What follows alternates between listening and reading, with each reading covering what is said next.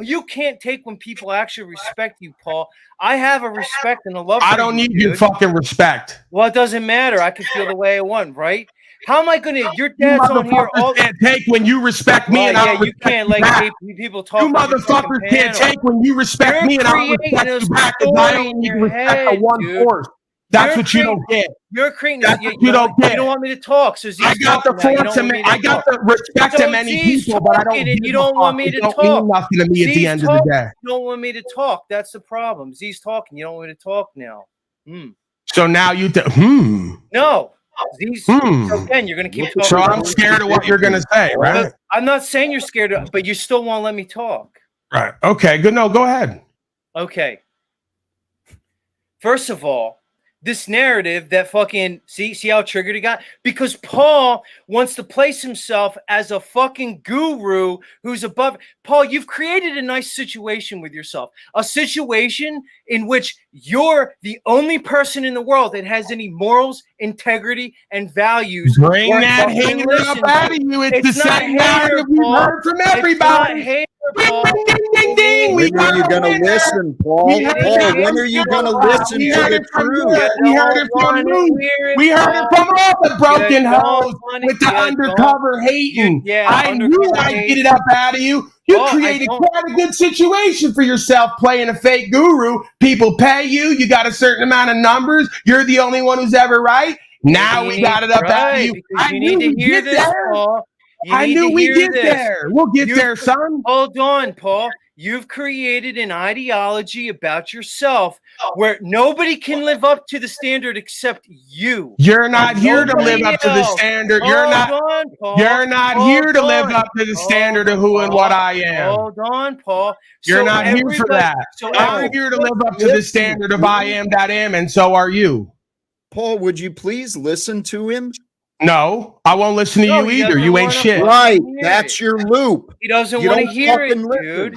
And you're here with me in my loop, and the only reason he won't come no more because he feels disempowered by it. You got nothing else to do. I don't come right here, Paul, because of the situation that you've created. Really, that's why. Right. And what situation have you created? 10 times more toxic. And now you get paid for it. It's laughable. I don't buy into your doctrine. So first it was. So this is my point. First it was all the other shit. Now we get down to the real shit, which I suspected all along. That you have an issue with this place in this broadcast. You have an issue with me in the way I address situations. I never once popped off on you. I defended you, yet you still were worried about what I might do. So you, instead of fighting like a lot do, you ran before it even happened because you're a coward. No, I'm not a coward. Yeah, you are. Most of you are cowards. Most of you men who come on here are fucking cowards. You wouldn't stand with me for 3 seconds in my world. You wouldn't stand with me for 3 seconds in my world. You created an impossible situation where nobody can love you is what you do. You create an impossible standard. That's the thing. That's the thing. That's the thing is that you can love me if you love truth. If you love truth, you'll love me. If you don't love that as much, we ain't going to get along. That's it, dude. If you love truth, you'll love me and what I do and what I'm about. If you don't, we ain't going to get along. Okay, then why do you keep wanting me over here over and over and over again? I already told you why. Why are you being the fucking broken? I already told Paul. I already told you. How could I be more humble and real about the fact that I said if you want to do your own thing, I'm not going to compete with you. But I find it odd that you left here, didn't come back, did a poor spinoff of what I do here and don't address any of the real shit anymore. I think it's fence riding. I think it's exactly what Talcott tries to do, which is why he's identifying with you. That's why I say all the time, Talcott is just an extreme example of what everyone does. All I've done is try to distance myself from you because of this shit, dude. So which one is it? So you watched me for a year. Now let's get the narrative now for the broken hoe. You came into this saying you've been sitting back watching. Don't talk over me now. You said you watched me for a year before you ever came in here, and you chose that move wisely, right? Then once you got into it here and with me, you ran and created distance without ever telling me really why. So who's the broken hoe and who's not? I ran because, Paul, you're extremely hard to have any type of relationship with. I don't need to have a relationship with you. That's just the point. I don't need a relationship with men and women who are supposed to be students, who are supposed to be students of life and God's people. If you're not one of those, don't fuck with me. It's that simple. You don't really get the opportunity to fuck with me is what you don't get. The only reason Jennifer is fucking with me and in my life is because she's on the same purpose and path. If she strays from that too much, she knows it ain't going to happen. So you could call that me having intimacy issues and whatever else. There might be some truth to that. I find value in for myself and others in this process, and they say they do too. So if they're lying to themselves and me, and I'm lying to myself, I don't know what to tell you. How about look at the facts and find out what is true? Look at the facts, because you're an arbiter of facts, right? You would know facts. Like your whole life hasn't been a conglomeration of your own opinions and feelings that's gotten you horrible results, just like this guy. All right, Paul. So listen, hold on, Jack. Hold on, I'll give you the floor. Paul, do you see how you're talking about both sides of your mouth? I'm horrible on this and that, but you want me here to be your fucking co-host. You didn't listen. You didn't listen. You didn't. You're right. I was a fool. I got caught up like I did with the moose creature again because I saw good conversation, good energy, entertainment, and all the rest of it, and numbers up like they are now. And I didn't trust myself enough to look past what I noticed, which is you got too many self issues to work with. Okay, just like so here's the thing. Go to your own areas, figure your own shit out. Maybe 3 to 5 years down the line, we could do the best fucking broadcast ever seen on this motherfucker in our own ego. Jack Talcott just ran because if he can't fight, he's a runner. Remember what I just said? Few will stand tall through this process all the way. Trust me, hashtag. I've been through the mill, bro. Paulie, listen, man. Listen. You could say whatever you want about me, dude. I'm gonna feel the way I'm gonna feel, dude. When I tell you that I respect you for who you are, I want to respect you as well. That's it. You don't have to like me. I don't have to like you. We just got to respect each other and know our purpose. Simple. Okay, dude. Well, here's the thing, dude. Here's the thing, bro. I disagree with your doctrine that basically places you at the center of truth. No, it doesn't, bro. It doesn't. I'm a student of life. I'm a student of whatever you call the Most High.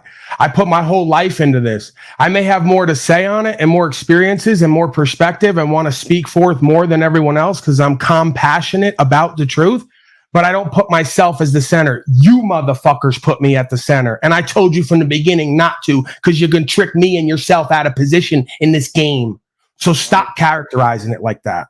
Okay, but that's just the way I see it, dude. All right. That's the way you and everyone else sees it. I ain't a fucking cult leader. I don't fuck with nobody on the ground. I'm in this for the truth. I stand tall and walk alone at the end of the day because I may have to die or go to a box. If that's my dysfunction, whatever. I feel that's needed right now and what the universe calls upon me to live at a root level. Everything else after that is entertainment, broadcasting, good conversation, growth, learning, and whatever the fuck else. I don't see it that way, dude. Because you don't know me, motherfucker. Way. That's why. Okay, none of you motherfuckers really know me the way you fucking think that you know me. That's your fucking problem. Paul, let me ask you, dude. Let me ask you. All right. So I distance myself from you. You act the way that you're acting, creating a narrative like I'm in confederation with Snafu against you. That's not it at all. And then I come here and then we generate this energy here, dude. Right, and the numbers are up better than ever, which you were just talking about numbers. I just did it again. God of all media. I know. We got to a real great conversation with real energy. We got the hater up out of you. We're going to resolve some conflict. We're probably going to be better than ever, and the numbers were up. I don't hate you. I did it again. I don't hate you, Paulie boy. I didn't say I hated you. I actually did your bit, the Clausen. I said, I'm just asking questions, and then I proceeded to go and ask a whole bunch of rhetorical questions that had only one answer. And then I filled in the blank. So I did what you did the other day. I just better at it. Sorry. It's maybe why you should be here next to me instead of over there wasting your fucking time. Paul, you keep calling it a waste of time. It's not a waste of time to me. It's a waste of time to you and to some people. To others, it's the most valuable thing in their life, dude.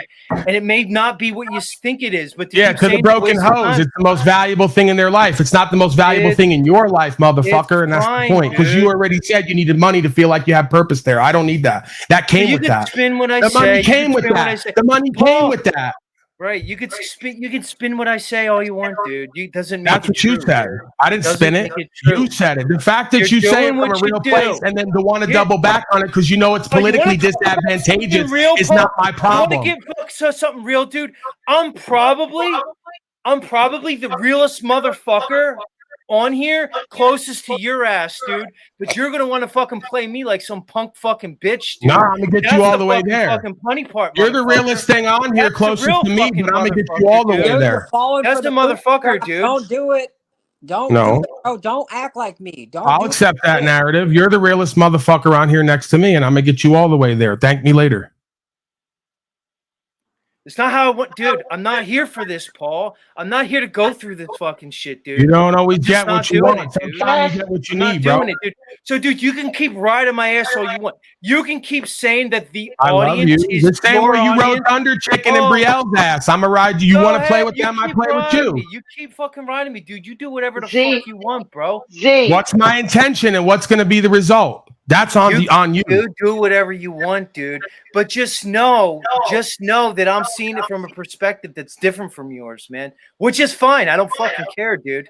But you turn down this street, Z. You're either gonna choose to be an adversary of mine from here on out, or we might be like the best fucking thing going. That's gonna be on you. Here's the thing, Paul. I never was your adversary. You made it like that, dude. You created. You had some shit up in you that you already let out that you keep forgetting about. The same shit everybody always lets up out of them about me. No, I just don't look at you as a fucking guru. I look at you as a respectable man. I didn't ask you for that. I didn't ask you for that. When they arrest me, I don't tell them I'm no guru. I never showed up here as a guru. If I would have marketed myself as a guru and did a Sadhguru routine, they tell me it's the best thing going. I could have just came on here with that sans accent, and I could have went far in this world if I'd have just played myself and everyone out of position, right? Let me ask you something. I didn't fucking build myself as a guru, bro. Every time they told me I was a guru, I said, I'm just a man. You should go check the record. Okay, fine. You can keep saying that. It's whatever. I just see it differently, all right? I know, because you think everybody has the same intentions as you, and we don't. Yeah, what's my intentions? You're going to keep assuming You've assumed my intentions this whole fucking conversation. You already revealed your intentions here today. You already revealed your intentions here today. Yeah, what are my intentions? I'd like to hear. You already revealed them. Go back and check the record. You might have forgot. Great. Keep insinuating things. Money, attention, your own name, your own shit, your own ego, your own. And you still don't understand what the people were telling you is the fire. The same thing you said you respected me is telling you, and you got your own fucking play. So prodigal son it, bro. But don't be mad at me for speaking on what the fuck I'm seeing and experiencing. That might get you right. Z, do you not think genuinely that Paul wants the best for you and out of you? He may, but I also think Paul's in his feelers because I think Paul realizes that I'm probably his biggest competition out here. That's probably what he realizes. Even though I'm not trying to compete with him. But shut the fuck up, Moose. Hold on. You got to listen to me now, bro. This is fucking crazy. He called you up to tell you, hey, come on back, brother. You are fucking amazing. You guys have to outshine me, right? I tell him, come back in the room to outshine me because I'm so worried about being competed with. I go, bring the competition. I love it. He goes, you're worried that I'm competition. That's your shit, bro. You need to handle that. No, it's your shit, Paul. You just won't admit it. I'm just honest enough to fucking admit it. You're your own. I like being in a room with my biggest competition in my realm. So you're mistaken the game. See, right? I'm not in competition with you, Paul. That's the thing. You just said you were. No, that's not. I said you realize when you look at this landscape that I'm your biggest competition. What makes you think that I need competition? You ain't gonna take away from anything that I do and change what I do. I never said I would. Right, I never said you're no threat to me. So I'm creating competition where there may not be. How is that? Your mouth, dude, and people who don't see it, that's their problem. Okay. I might see you as somebody who, when you're not next to me, you have still something to offer, but I don't see it as good. That might be my projection. But if you think that I'm coming at this because I'm worried about you overtaking me, that's nonsense.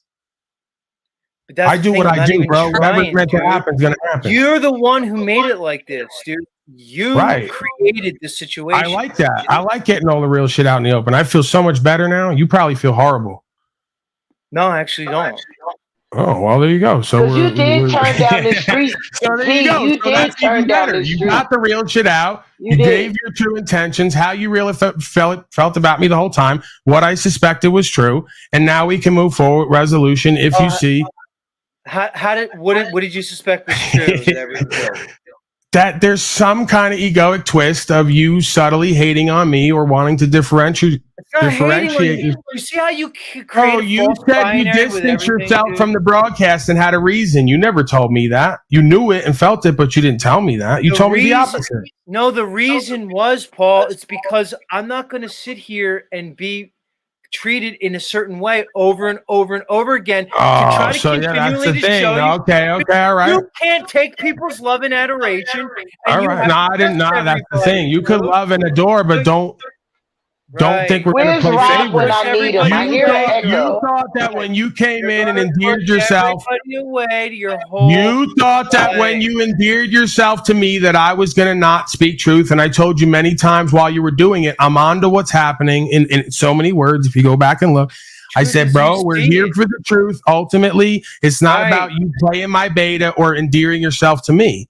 So you will catch shit from me at some point if I perceive that what you're living and doing and saying is incongruent. And that goes for everybody in my life. Your own congruencies, and if anybody I do, absolutely I do. Absolutely, I'm aware of them and point them out if necessary. Absolutely I do. I'm not even concerned about that because that's the point. If we're working on ourselves in the process and we're speaking authentically, completely, everything we think and feel, and we're living on that, then it's going to get worked out is what I have faith in. Is part of the process, right? So I can't play that game with myself or anybody else. I won't be allowed to. Look, I don't want to sit here and scream, all right? If we're going to be honest. I love you, brother. I don't know why any of this just happened, but I pretty much planned it all to go this way, and it went flawlessly. So you were just part of it, and you played a great part, and I want you to do this more with me. That's all I was asking for. If I have to get you to do it indirectly, I will. Right. See, I don't want to be controlling and I don't control people. I try to give everybody freedom to do what's true and what's right. When they won't, I facilitate them coming back to source. So God of all media connected to the God of creation. Right. And then there's the other thing, I guess.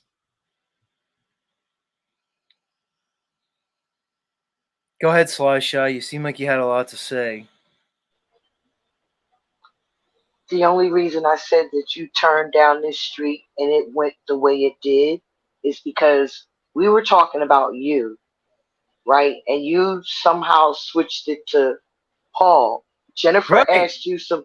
Let me finish. Because maybe that's what I'm here to switch it to Paul. Because maybe there's no other person on this fucking earth that can relate with this man like I do. Maybe that's why we're involved in this weird fucking thing. Maybe but we were talking about you. Here. But Jennifer asked you some questions about you. She didn't ask you no questions about Paul. Oh, what? Right? Who cares? What are you fucking talking about, Slash? I'm saying you was having a conversation with Jennifer. Jennifer asked you some questions. You deflected and put it on Paul. I already addressed all the Jennifer stuff. I owned up to my bullshit with all my bitter feelings towards my ex-wife and stuff. I know. Yeah. Slasha, I know I'm fucking pissed off. Slasha, when I tell you I woke up every day for almost 2 years thinking about murder, I ain't fucking joking. I'm being honest with you guys. How much? So how did it turn around on Paul? So how did all of this turn on what Paul went through in his lifetime? Because Paul won't shut the fuck up about me. It was a conversation that you and Jennifer was having. And that's the point, is that if I become aware of something that needs to be addressed and we all have this unspoken thing, I'm supposed to shut the fuck up and not talk about it. And if I do, I drive everyone away. I've been playing that game all my life. I'm not doing it no more. Right? So friends, family, lovers, be damned. I'm not going to keep the unspoken things nobody else wants to speak that they see in everybody and get feelings of that they don't get into. I'm going to get into it with myself. I'm going to get into it with everyone else around me. If you don't like that process, Don't be part of my life. I'm cool with that. See, and this is what happens when you're around YNW Smelly too much, is you get murder on your mind, Z.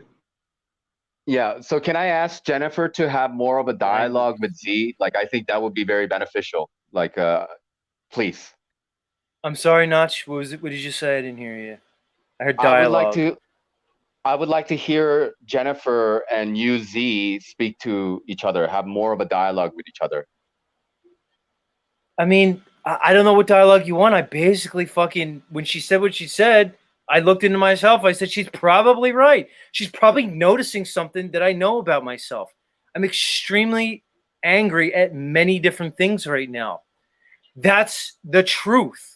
So why can't we talk about that? What am I going to say? She's fucking right, Notch. So why can't we talk about that, though? Why we got to deflect on to something else? Why can't we talk about some of the shit you're feeling and some of the shit you've been feeling for the past couple of months? You've been feeling some shit. Why can't we talk about that? Why drag other people and deflect on the other people the shit that you got going on with you? Because Paul's got this weird thing. He says two things. It's Z's basically doesn't offer much, but at the same time, Z needs to fucking be here because it's fire when he's here. That's two fucking things. I'm not comfortable in that space. Paul, hold on. Now I'm pissed. Paul and I need to resolve this, Slasheye, before he and I can move forward in our fucking lives. It ain't even really about you, Slasheye. It's about me and Paul. If Paul and I are going to... You guys know Paul and I have the potential to change the world? Don't you guys fucking know that? Don't you That's what he's asking for. That's what he's asking for. I hear an echo, but that's what the fuck he's asking for, Z. If you notice, what the fuck is your hesitation? Why deflect on what he has going on when he was a child? And this, that, and the other. Because he's afraid of success, just like I am. Shut the fuck up. No, you shut the fuck up. You guys don't know the walk that guys like Paul and I are walking. He knows who he is, and I know who I am, and we see it in each other. Nobody shut the fuck up. Now, here's the thing. You don't understand what me and Paul are, the path that we're fucking walking, guys. You guys see this as a pastime and fun and games, all right? But Paul and I know what this really is, dude. It's really hard trying to be a guru, man. It's hard work. Paul and I know we have the power, that we have voices that can change the fucking world, and we know the more we talk, the more that fucking makes us. You understand? You don't. So why create a beef with the bullshit? Why create a beef with the bullshit? You're talking about, oh, Paul won't listen. Paul won't listen. Oh, that's Paul's problem. He won't listen. Because Paul and I know this is about me and him and nobody else, all right? Paul and I are in a league that's not the same league that all you fucking plebes are in. And he knows it and I fucking know. This is between me and him, all right? All right? You can play the humble down the shit. Well, then say, Paul, me and you should talk. Then say, Paul, me and you should talk in private, and we shouldn't do this right now online. No, that's being a fucking responsible adult. It's better this way, okay? Paul knows that the more traction he gets and the more traction I get, we're just going to become more and more of basically what this fucking system is going to fucking reject. You're not getting. I hear an echo. Somebody got an echo. I don't want to scream over everybody. Just let him talk. Just somebody has an echo in the background. Sly, please. I'm just saying somebody has an echo in the background. I'm just saying, please. I'm just saying somebody has an echo in the background. That's all the fuck I'm saying. You're not the producer. If I become aware of something, I'll let people know. Thank you, Slasheye. Well, I can hear it. That's your all enthusiasm. I'm not hearing it. If I'm hearing it, I'll say something. Trust me. Hashtag trust me. I'm not shy, apparently. I'm very abusive and angry and constantly driving everyone away from me. We know that. I don't want to scream. I don't want to scream. Right. We don't need to scream. All right. Now listen. So continue. The reality is, as you all are listening to this conversation, you really don't know the inside of it all. Okay? You don't. You can all sit there and watch it and contribute, but you don't understand it on the level that I understand it, all right? You don't know what this really fucking is. Now, That being said, I'm just trying to point something out to you that when I look at Paul, there's things in him that I see that I relate to. Paul wants to approach me of a level where he's above me, and I don't want to create with him in that space, guys.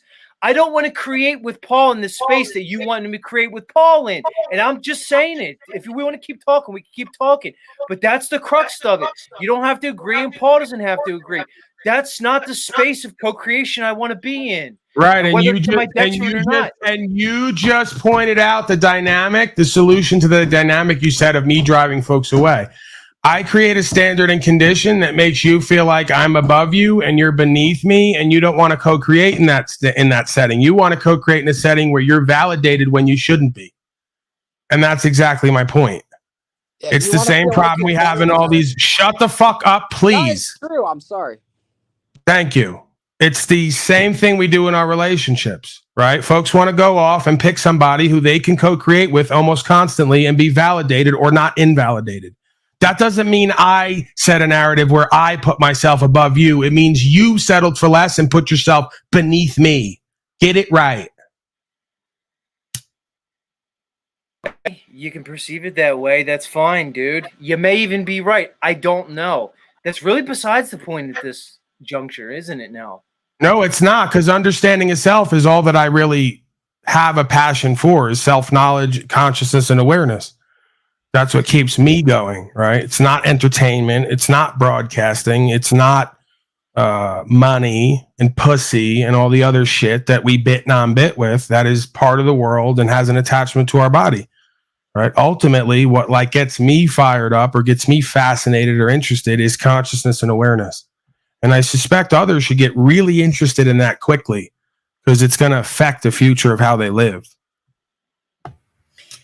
I think go ahead. You said that you understand Paul, and I think, out of all the people that have come on the panel, what I do notice about you is you do have an excellent read on people. I've noticed that from the beginning. You have a way of, intuitively picking up on people. But so with that said, do you honestly think that Paul wants to surround himself with men who are weaker than him? Or do you think Paul is trying to help raise up men? What he sees in them needs to be raised up, and he's going to help facilitate that so he can be around and surrounded with men who are the best versions of themselves.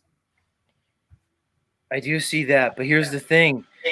Here, this is Paul's channel. This is his world. So, of course, he's going to be in that primary role. All right? I'm going to walk in my life. Bullshit. That's egoic bullshit. Every time you speak, you undo yourself. It's not true. It's bullshit. You've never seen me go into a room with another platform hosted with folks and 300 viewers, turn up and speak the truth and take people with me and then leave them with no energy asking questions. This is not my world. This world that I co-create is in the world, in the universe, subject to universal laws. So that's egoic bullshit. If you bring enough here, you will see how it works. Okay, you obviously don't, because you brought it here and then you didn't see how it worked. You saw the opposite, how you want it to work and not work. That's the problem. That's the Luciferian archetype. You're going to overthrow what's obvious and evident and creational for what you think and feel. It's obvious over and over again. It's still narrative, bro. It's not. It's a narrative. It's a narrative with cult members, with those who see the real recognize real and the truth. It's a narrative that conveniently suits you, and maybe you don't look at it that way. Okay.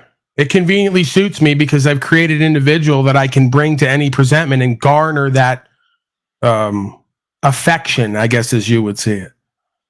That's the difference. Because of the standard, I hold myself and others too. Doesn't mean that I hit it. I'm aware of it, and I'm going to speak it and live on it, and I'm not going to accept less from myself and others with the bullshitting, with the hating, with the piled up resentments, with the egoic twist. Here's the thing, Paul, with the piled up resentments and the hating and all that stuff.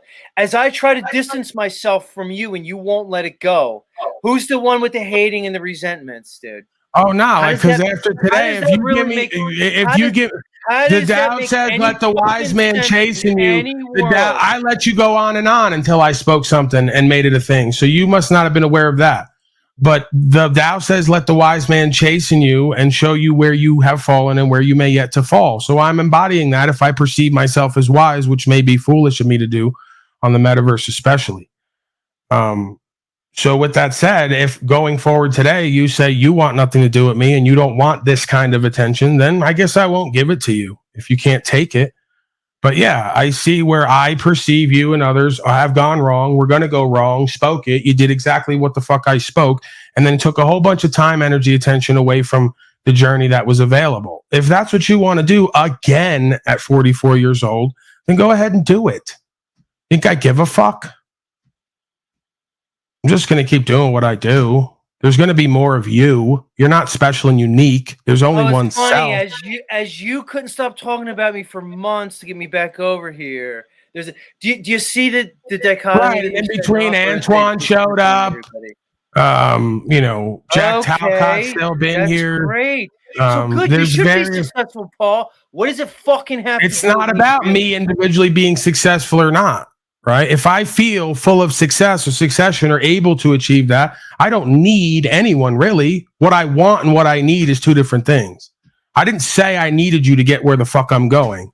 Right? I said that I wanted you here. That's even better than needing because I'm not codependent. I'm saying that I like you and I see potential and I think that you're an asset rather than a liability. That's a great place to be with someone like me who never has anything good to say and drives everyone away. I get your energy. I do. I really get your energy. But when you yoke with crazy ass people that want to take you down a dark hole. I ain't yoked with nobody. What do you mean yoked with it? Snafu's comes on my panel.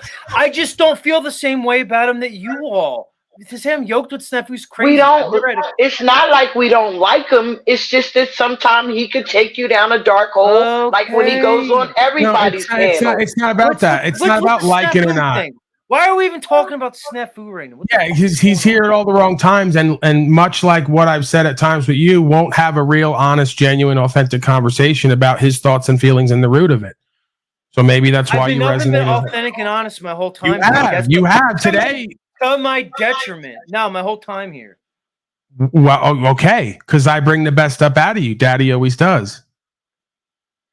You weren't that over on your broadcast. There was some weak ass half-ass shit. No, that's Z. You can just keep that's what the people want. You can't come here and bring Z and not bring the whole Z. We want all the aspects of Z. You can't have it all ways.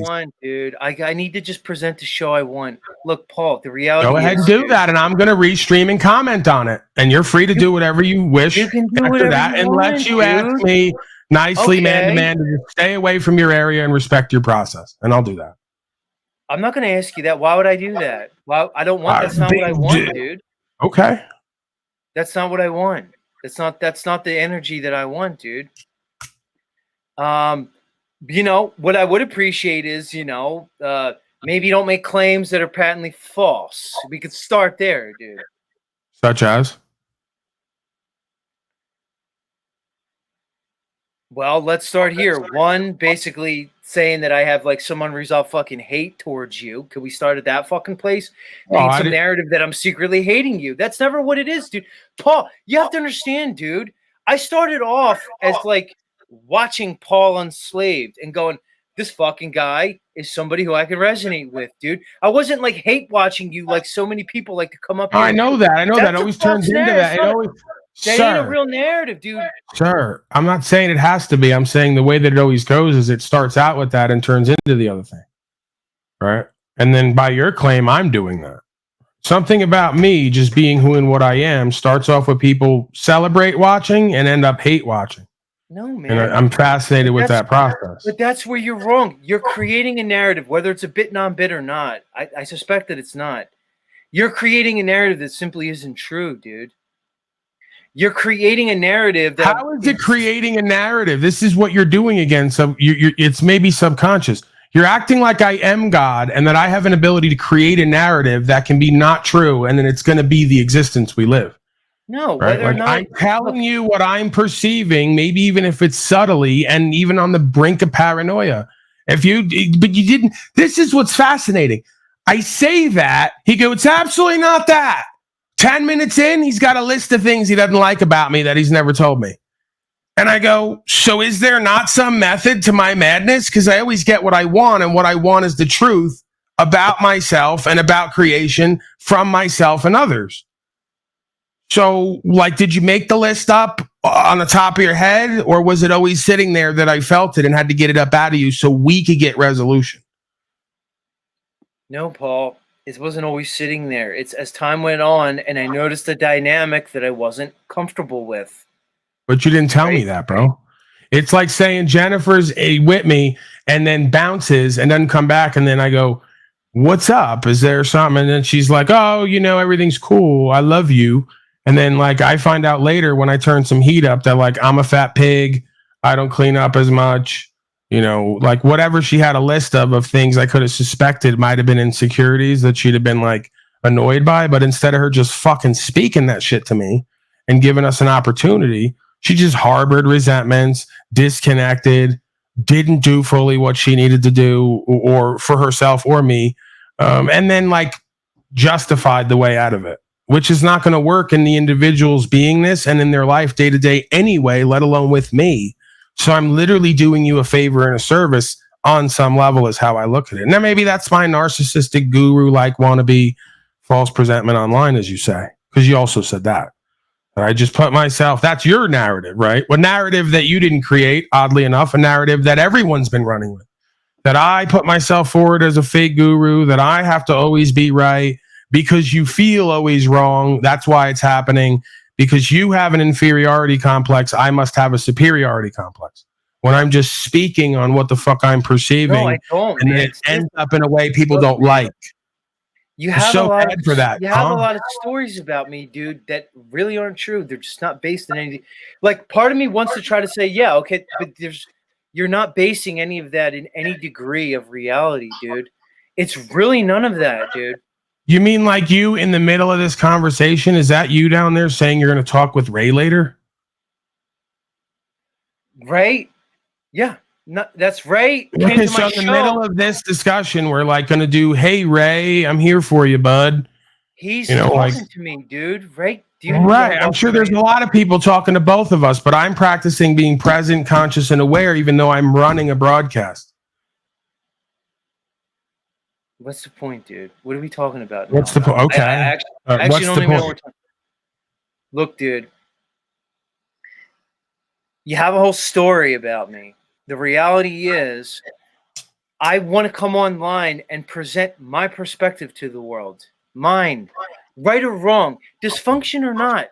Okay. That's what I want to present, dude. You're free to do that. And I'm free to comment on it and give my perspective of our experience and our relationship or lack of it, because I push everyone away, speaking on my perspective and living on it. We're all free to do whatever we wish. You may not get what you want, though. Surprising. You're not going to get what you want with me. That's why I push everyone away. They're used to living a life where they get what the fuck they want till they don't. If God and the system does it, great. They'll reconcile. If Paulie does it, big problem. So, bro, I'm playing a dangerous game, as you said, because I wind up alone. Don't you get that? Don't you get it? In this dangerous game that I'm playing that I see as truth, I wind up alone and probably harmed.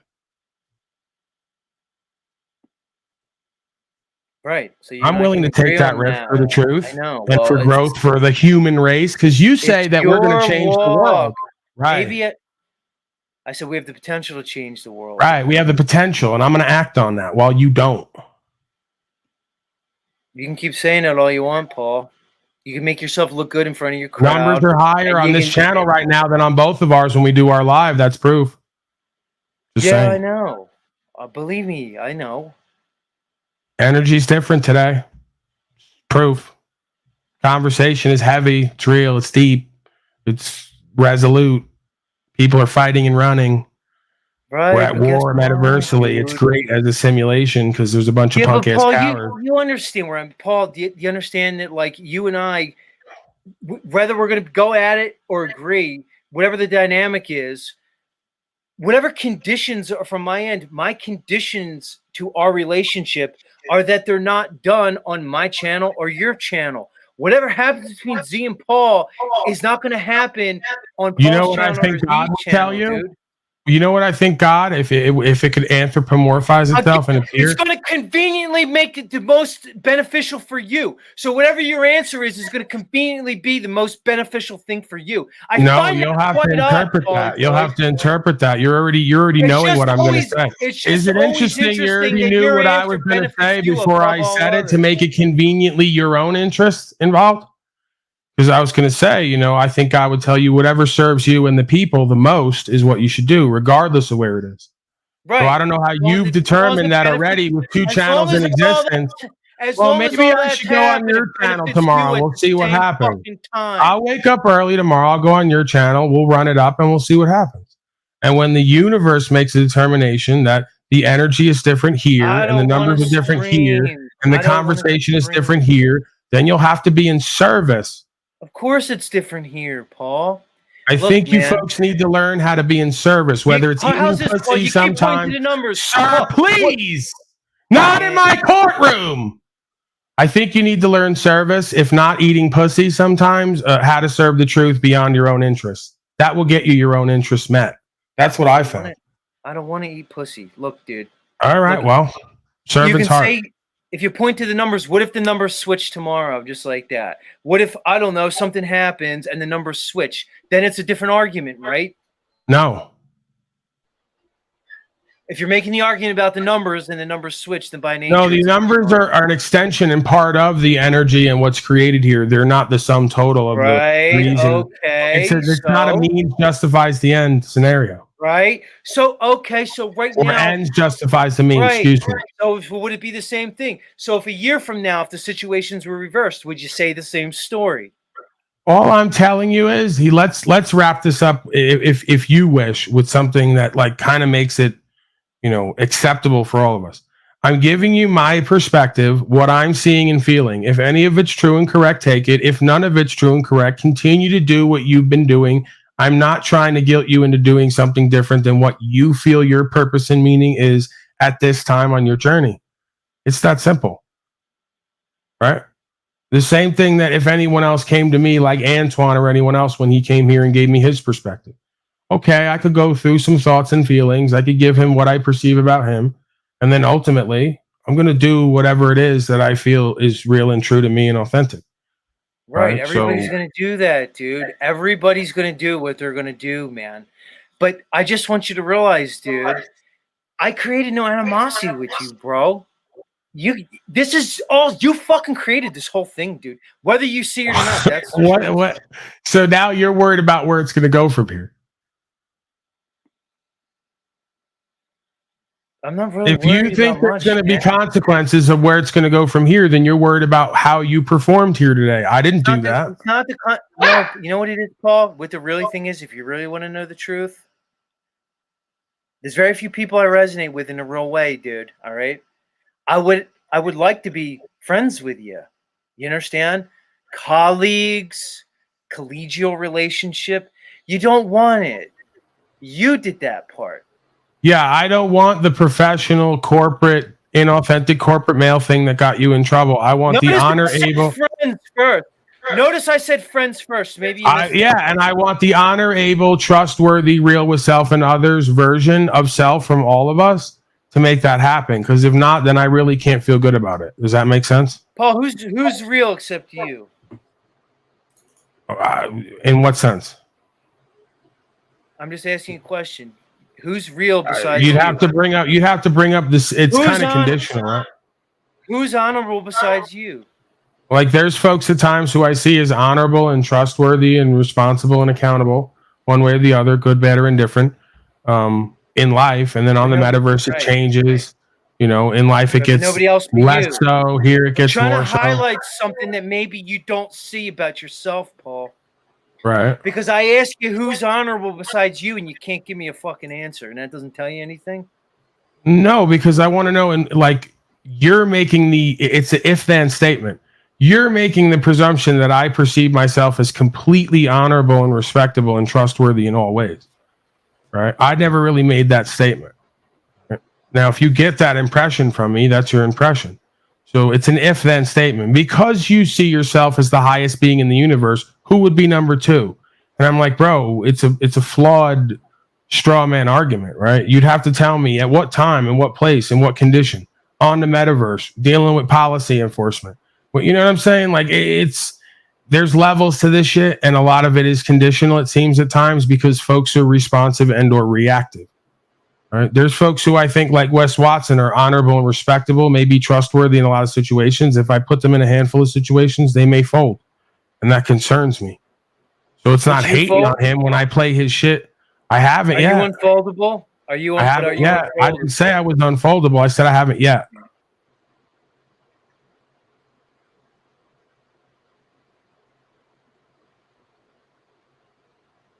Also doesn't mean that I haven't made mistakes along the way, obviously. Doesn't mean that there aren't things that I know why things happen that I would have rather not happen, that I probably created most of myself in certain ways. I may have the same experience about this experience upon reflection down the road. Z, but I don't live with regrets, right? Why do you think Paul thinks you hating on him? Why do you think that? What did you say? Slashay, why does Paul think I'm hating on him? Why do you think Paul thinks you're hating on him? Because he wants an audience of people surrounded by people like this who actually want to see him fail, and none of them really know it. You know, big up Z, fuck you, Paul. He just told you that I'm the only motherfucker he respects on here, and it means something when I say something to him. You think he gives a fuck about what No in the chat thinks or feels about him? You think he doesn't know that you're just a dick rider? He didn't feel shit for that, just like I wouldn't.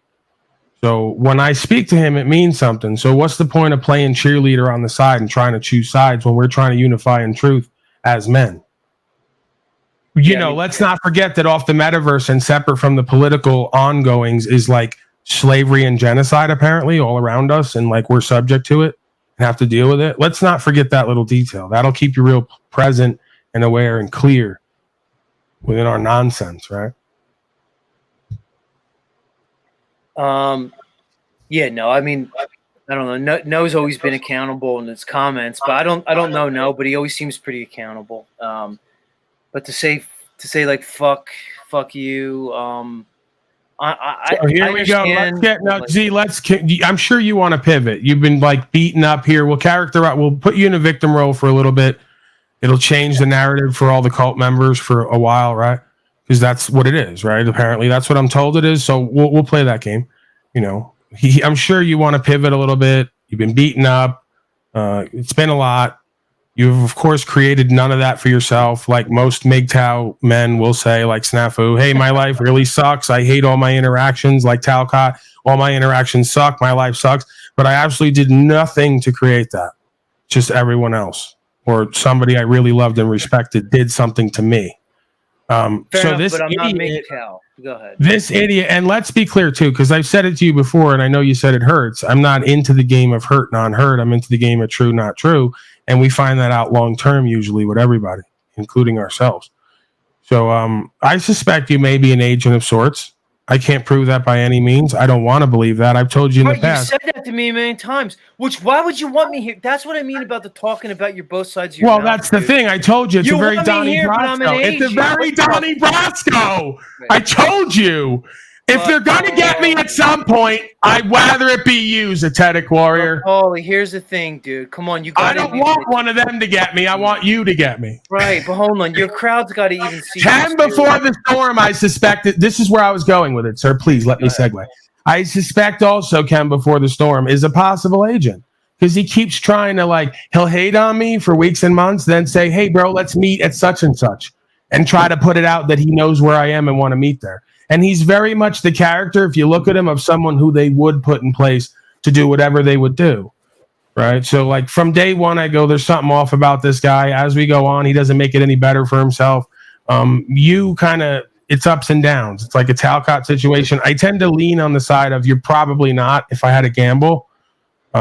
Which in a way, life is a gamble. I'd say probably not. But there's something there. I suspect it's possible. But I do that with people from time to time. Let me ask another one of my questions, Paul. If you even suspected, even the slightest, that I was an agent, I'd rather you get me than Ken before the storm. Want me next to you, dude? I'd rather you get me because it keeps me. It keeps me on my toes. It keeps me on my toes. It reminds me. Why would I want to be here being You're called playing that role, agent warrior, by you, sympathetic agent. Why would I want that in my life, bro? Why wouldn't I want that in my life? It keeps me on my toes. It reminds me of certain things. I know who I am, right?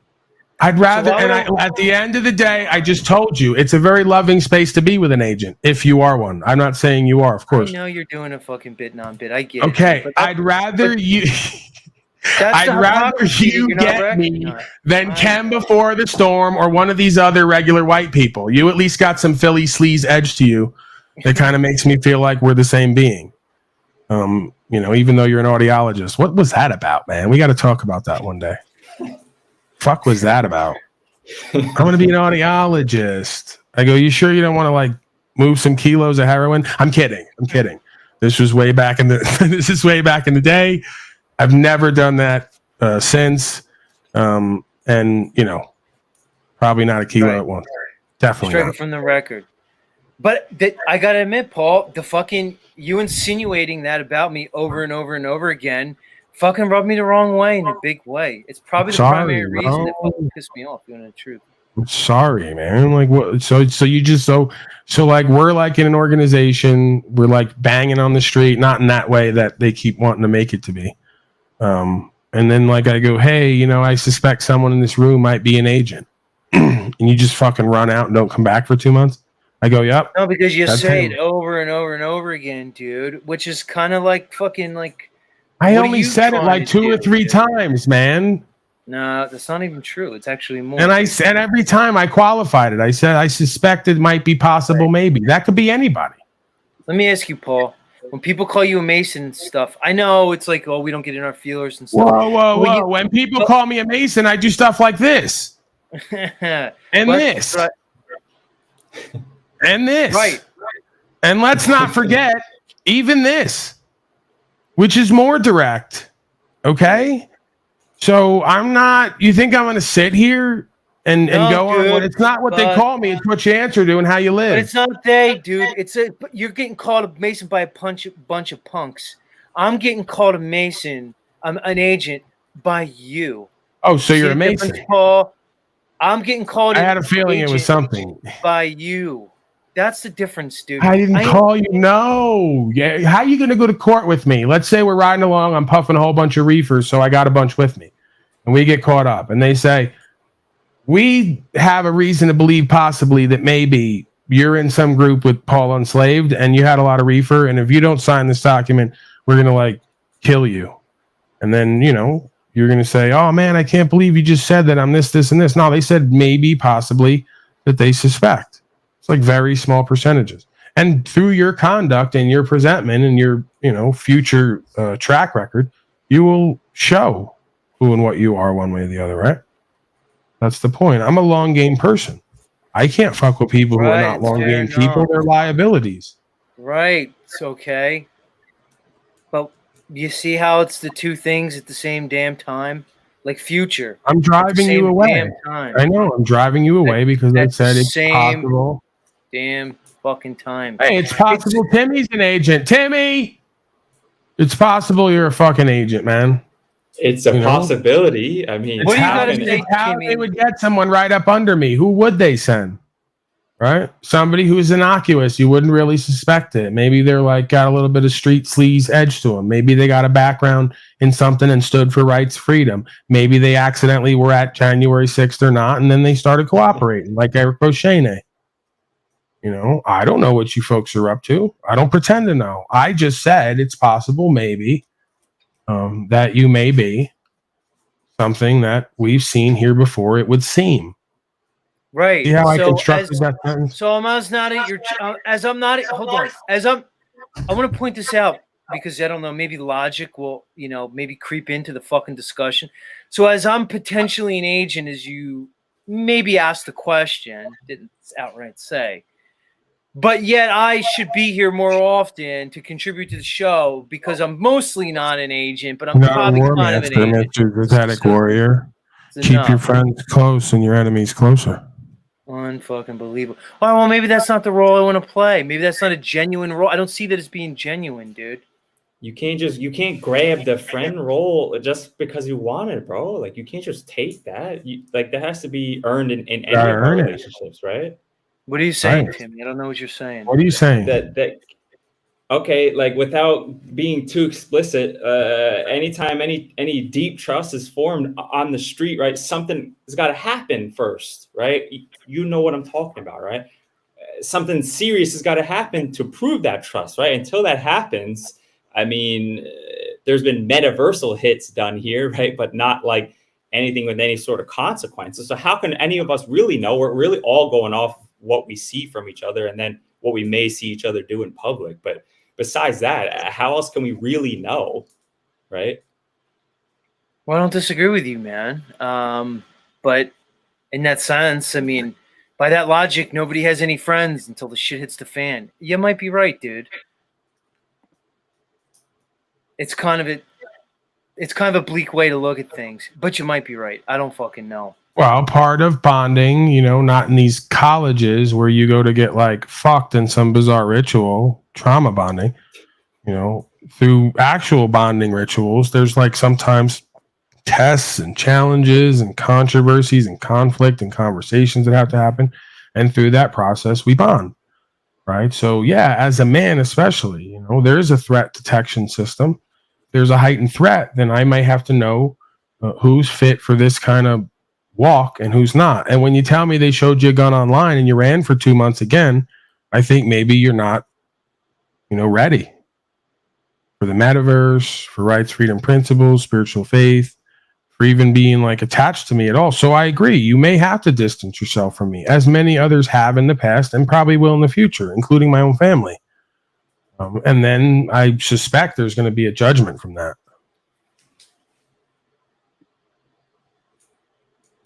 I mean, what is one to say to that, Paul? You to say something like I love you just brother. said. That's all you could say to that. I love you, brother. I don't know why any of this happens. Right, exactly. Well, I don't know. Maybe because you keep calling me an agent over and over and over again. Oh man, again with the agent thing. I didn't even call him that. Because you don't want to be called.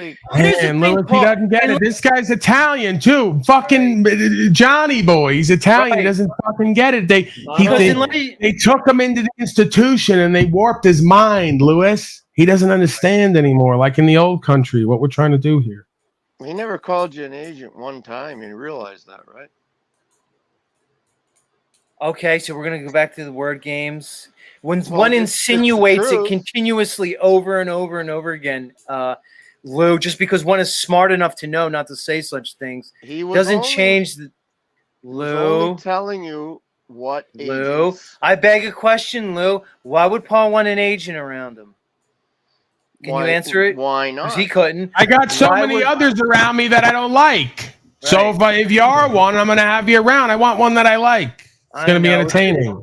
It's funny. What's the best way? It's like saying, why would you want John Mazzio to be your jail guard? I go, hey, John, you're over there. I'm over here. But either way, it'll be fun for both of us. You always want to know where the 6 is, right? And the closer the fastest way to figure it out would for you to be closer anyway, Z. Don't you agree with that? Right. Okay, but let me pose this to you, Timmy. Why would I want to engage in that? If Paul's coming from it with his perspective, what would motivate me to do it? Yo, I got you right once, right? Let's do it again. Dude, if what you're saying is true, right? That Paul's one of the realest motherfuckers, we're gonna like whatever you want to say that, right? Like on some level, you got to be ready for like that getting burned in the fire on some level, right? And going through that shit and dealing with his bullshit, like from time to time, right? And then also separating like the broadcast bullshit and the real shit, right? Because the broadcast bullshit, whatever. You're in Enslavia, you're in his jurisdiction, whatever. You go with the narrative sometimes. It's just, right? Like, don't you get that? Like, and again, yo, how many men are men out there anymore? What the fuck? Like, so, if your friends aren't doing like holding you fucking accountable and like testing you sometimes, like what the fuck? Like are they actually is that what this is? Is Paul my friend? Doesn't seem like it, Timmy. like get away from the word friend, dude. On some, all right, then what do you want? Do you want We Are Asleep TV and yeah, brother, like, and then you get blindsided when you like least false equivalency, and you know it. How is that a false equivalency? I'm saying friends because you're and presenting an either or situation, dude. You're presenting it's like, oh well. Right. But then I'm asking you to like define a man that like is everybody's always like pissed off like this chem retard like, oh, there's no like, oh, Wes is a asshole. I'm like, bro, there's not many men left. So like, can you please like deal with some of the negative qualities of a man that's presenting a lot of good qualities? So like, where are all these like Spartan, which the Spartans is bullshit anyway, but like these rich, rare, and standing on rights, freedoms, and like, where are all these people? Where are all these men? And like, they're so welcoming of bullshit when you present it to them. It's like, where's the middle ground? Like, when are we going to be able to say, look, when we're men, I want people to be like, yo, Timmy, you're being a fucking bitch right now, right? And then also, but I know he's doing it so that so that I can be better, so that we can be better. And when he fucks up, I'm going to do the same thing. And if he can't handle that, I know he's not a friend worth shit, right? So like, what else can we do, right? Look, dude, look. All right, you want to have discourse? Let's have discourse, all right?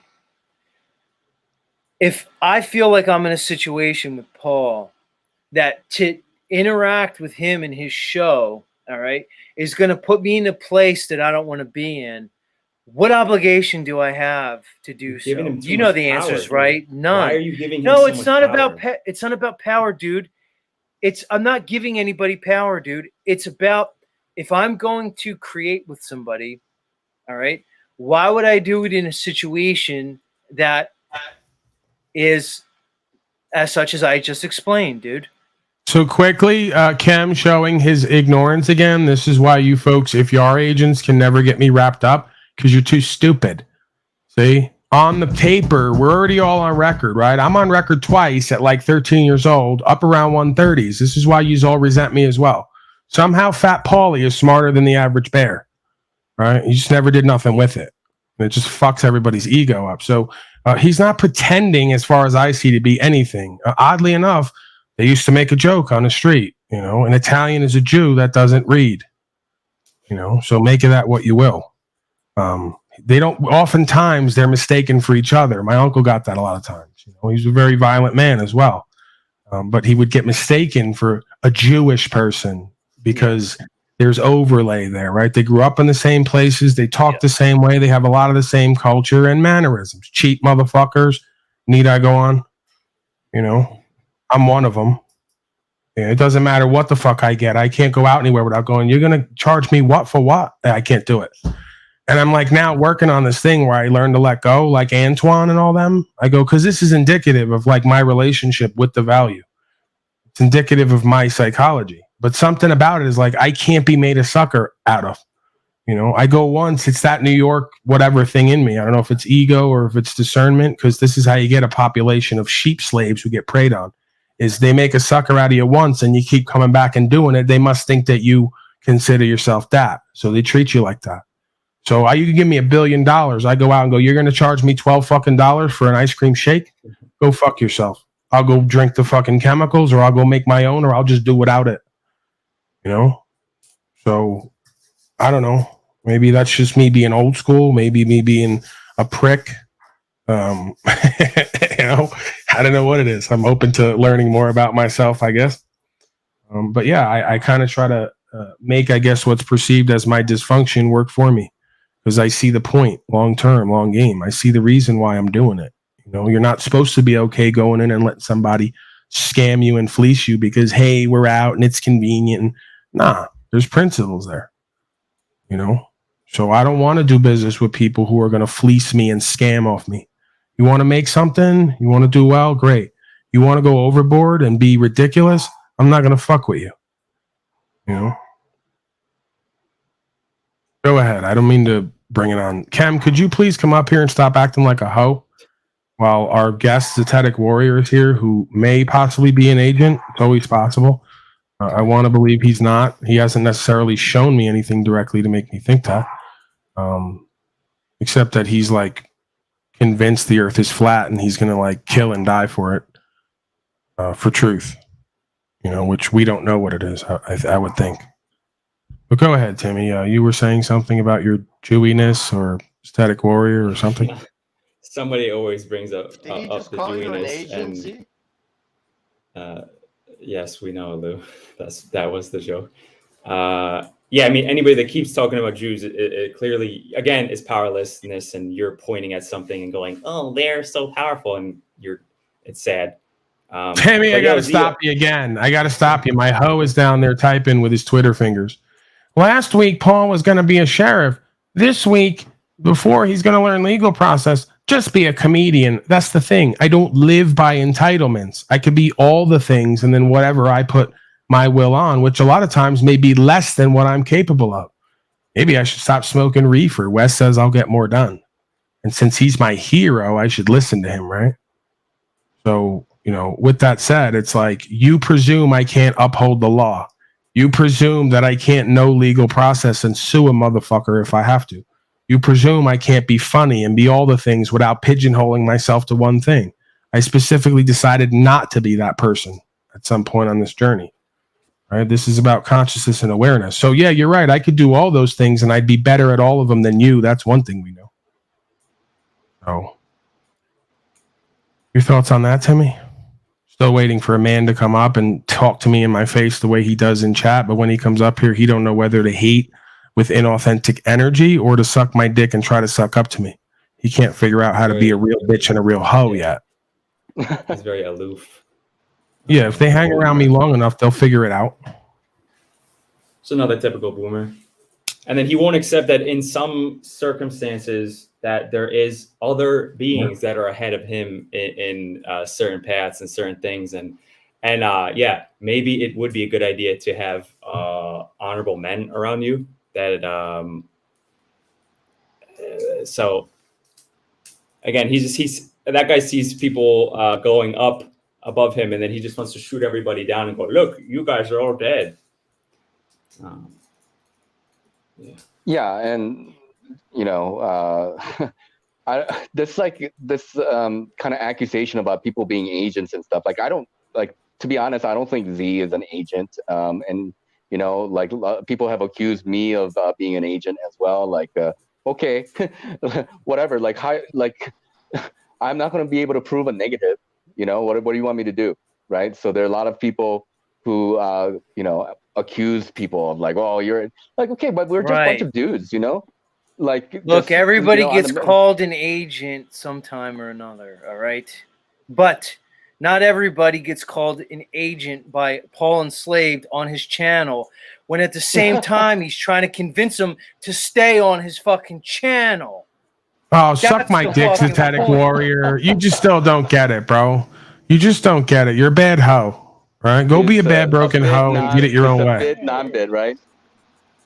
Oh, man, you need to stay on my channel and not ever do your own thing. No, I go your own thing sucks. If you don't believe that, keep doing it. Why the fuck don't you show up here for months? Saying it sucks, dude. Right. What if I just said your fucking show sucks over and over again? I don't give a fuck what you think about my broadcast. You came here. I didn't go there. Okay, you were just in my broadcast the other day, bro, and you put comments in my chat. Yeah, I had to. See, this is when you do your thing, Paul. You never fucking admit it, dude. Because you know the thing about it, an honorable man and would fucking admit when they fucking say something wrong, and you never fucking do I don't understand. I could think that Wizard is like one of the, if I have to go, okay, for whatever reason, there's a list of people who are memorable and or I want in my life in some capacity. I'm not even sure, broadcasting, just on the land, whatever. Means I won't go to his shit and say his shit sucks. I haven't really looked at it because maybe I don't want to say that. But I might go watch his broadcast and say you're not at my channel when you are. You think that Wizard won't come here at times and pretty much say the same thing indirectly? He goes, "Hey, you guys are sitting around gossiping, acting like a bunch of bitches." And pretty much he's saying the broadcast sucks. Right. And do you think that I'm our opinions and none of them really fucking You're imagining disagreements, man. The thing is that just like this commercial system, people whine and cry because it's abusing them and taking from them. Well, listen, folks, real simple.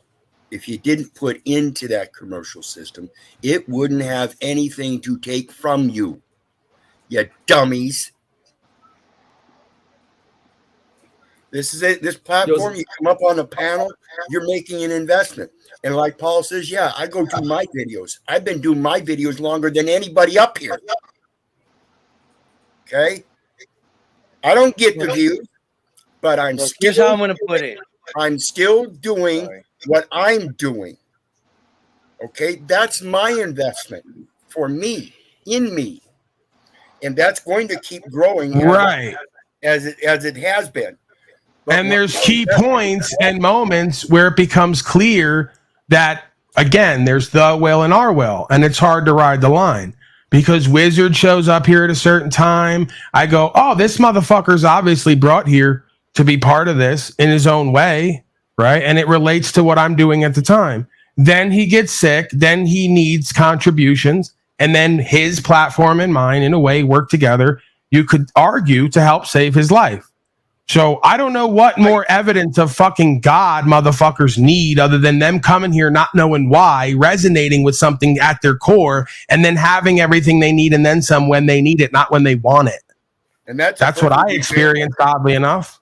And that's a perfect example because one day, one request, and it would have never happened if I hadn't showed up here. And there's parts of times where I've talked about that. I don't want to believe I'm talking about that from a jealous place. I'm sure there's part of that animal being that says, oh man, more for anyone is less for me. But I'm like, listen, this process has shown me over and over with faith, you get whatever you need and then some if you're acting out of the right intention and you're creating, where you need to be, with who you need to be with, I guess. And we don't always know why that is that way. Seems right. So again, Wizard like 2 weeks before maybe whatever happens, or 2 weeks after is very different. If you get Wizard 6 months before or 5 years before or 5 years after, it might be different again. The point is while it's happening, I'm going, oh yeah, this motherfucker was brought here to do whatever, so I let it ride. Then some shit happens. He learns something, people learn something. Maybe I get a piece of something from my puzzle through me and him talking. Then whatever happens with him. Again, I don't need to take credit for that. It's not about that. I know that this audience is like that. That's why I'm protective over them in a way. I don't think they're stupid, all of them per se. Well, let me ask you, you keep saying they're your audience. Aren't they just the audience, dude? I don't. It's a weird thing. It's the audience, but when I'm here especially, and when it's folks who I see day to day who are the same names over and over again, it starts to become like an hour experience. But dude, right? So then I go, these folks, because you all want to do the game. Like I said, we didn't come on here for friends and family and community while that's actually happening on some level. So then I had to circle back and go, while we didn't say we didn't come here for that, is it coincidental we're creating that on some level or that experience? So yeah, when I see the same 20 or 30 people, when I see the same numbers overall, when I see the same dynamics everywhere I go, this is one self, one simulation, one system. And I look at this as people who are in varying ranges on their journey. So yeah, at times I'm careful with what I do and don't do. Again, it's why I said I don't push fucking products here being given offers, because I may want to get the fiat, but I don't want just anybody buying something, because they're listening to me. So that's in a way why I say I'm protective over my audience or the audience. It's understandable. But when your audience is over at my channel and you're still just calling them your audience over and over and over again. No, you didn't listen to me. You didn't listen to me. You didn't listen to me. It's like I come out of a hole. I come out of a hole out of nowhere, and through me communicating, you could argue ministering, there becomes a flock, right, of followers of varying ranges of degrees of purpose and meaning and all the rest of it. So yeah, when you're on the thing of truth and you see how you're going to be perceived and all the rest of it, and you even surrender that, you're going to start to conduct yourself differently. You could call it egoic, but I'm protective in a sense of saying, I'm going to correct the record. I'm going to speak what I see and feel. I'm going to give everybody informed consent to follow, to subscribe, to invest in, to buy from, the same way I expect motherfuckers to do for me. And you know what the problem is? They got nothing on me. I hear what you're saying. And that's why it doesn't bother me. But here's the thing that people in the chat say, do a poll to see whose audience it is. So you want Paul to do a poll on his show to see whose audience it is. That doesn't. No. He's just doing that to prove you right because they think they're going to prove a point that it's not my audience. I'm not saying it in the sense that these are not free people. I'm saying when I come out of nowhere and develop an audience and I see folks come here consistently, then leave to start their own shit, and all the people go over with them, you don't think that I know on some level that there's a game within a game there? And we're playing. Yeah. I'm me, you're you. That's all there is. Yeah, and I just see that as like you being like, you're taking some responsibility, like so the dude Nacho Keto, the dude just last night said, if Paul Snafu's over there with this idiot, now I'm gonna insult you a little bit. Resonating and saying Paul's got an ultimate responsibility to his audience.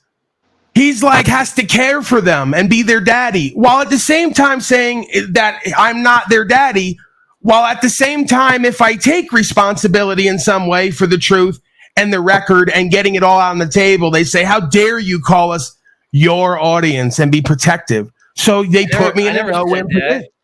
I'm just saying, like, that's why I categorize it that way. Said something. So Snafu said it, and that means I said it. You don't correct it. You seem to think I am doing a cult. You just said it earlier when it got hot. I'm a guru wannabe. I got a cult of people, and I'm characterizing as my people and my audience. No, I'm watching how you all come here, essentially create a relationship with the audience, indirectly or directly, then leave and don't come back, only to start and do your own purposes. Snafu did it. You mean they like you do to everybody else's channel, bro? It's funny how it works. It's fine when you fucking do it in your little narrative. So based on your narrative, I come into a room, insert myself for weeks and months, endear myself to the host, and then leave and don't come back? No, I bust into the room. I make an enemy out of myself. I speak ultimate truth, light it on fire, and I storm out with all the energy. So that's not what happens. It's not the same narrative. Right. One of them is very seemingly manipulative. Right. One of them is very seemingly manipulative and out of your own will to do something for yourself versus doing something for the truth, knowing what's going to happen from that is going to be better for everyone anyway. Because I got folks like Shively and others who say, thank God you stormed in, broke the door down, and put some new perspective forth because I got the fuck up out of there. If you're not worried about that dynamic, then we don't have a problem. But don't create a narrative as if you're above it. First of all, it's a false narrative. It's not about that. And then don't create a narrative that you're fucking. You said here today you haven't been back because of what I suspected, so I was right. God's people, God's narrative, God's audience. Why don't you get to that point? Don't forget you waited a year. See, you waited a year, quietly watched, waited, and then came on, planned and ready to go. Fuck that narrative. Right, that's what it was. It was planned. Yeah, that's what it was. So you're saying what I did was I had a master plan. Okay. So here's the thing. So you're saying my master plan was to come in here and steal. That's the narrative that's being created. Hold on, guys. Hold on. Where's your audience that you left behind? I don't even understand why. I don't even understand why my proclivity to the people who show up here every day with me has anything to do with the fact that you said it's not my community, and you're going to talk about all these people who obviously come from here that you know are from here, right, on some level. So then I have the freedom to do the same. So why is it when I do it with you, the same way everyone does about me, making false narratives, when I give you what I actually perceive and feel in the environment you were doing it with Thunder Chicken and Brielle in a dysfunctional, inauthentic way, why is it worse? Like, why is it like even the same or worse, if not better? So, dude, like, I don't have a problem. You can say whatever you want, dude. Yeah, I care about people. I don't like people a lot of time, but I care about them, and I'm going to give an informed consent. And if I see something that's right, I stream at 6 o'clock in the morning, which is diametrically opposed anytime you stream. And the narrative, I basically came in to sweep your audience away. Does that make any fucking sense to anybody? No, I didn't necessarily say that was the intention from the beginning. I said people come here drawn here by some purpose they may not be aware of. After they interact here for a while, they get a bright idea. I should go do something like this at a different time so that I can get the audience from here at a different time and generate something that from would make sense, Paul. Except if you go, you can hold on, I'm talking. Anybody can see the first time I was on Paul's show. Then anybody can go to my channel and see the shows where I was doing before I was even introduced to your audience and the numbers that I was pulling. The narrative falls apart, dude. Okay, it's just not real. I can go right now to my first month of shows before I ever fucking showed up here and show everybody what the numbers are. To say I came here to siphon off fucking numbers is just patently false. I'm not necessarily. You keep making an extreme characterization. I'm not saying you came here specifically.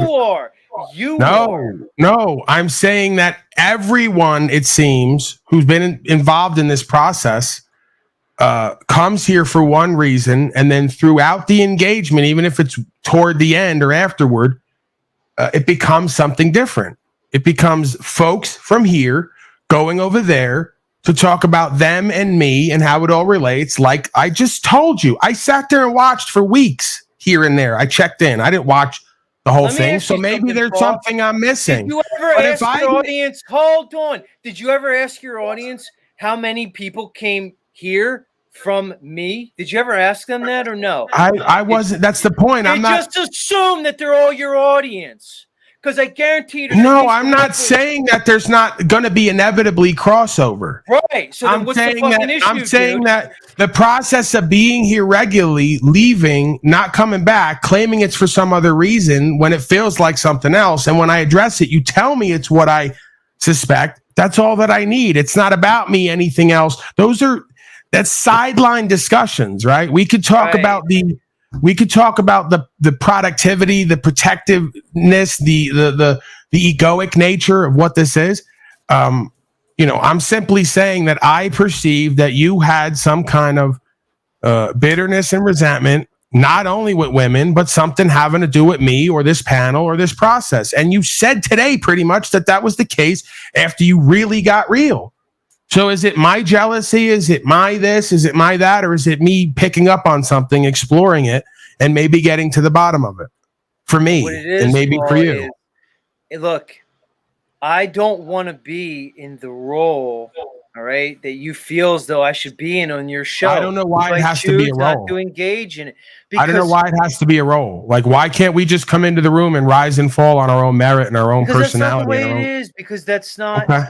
That's not reality, dude. The reality is it's your show. So when I go over to your, I'm pretty sure I've been over to your broadcast at some point when you did it at a different time. I'm pretty sure you moved it earlier. My broadcast the other morning when you woke up early. You were at my broadcast.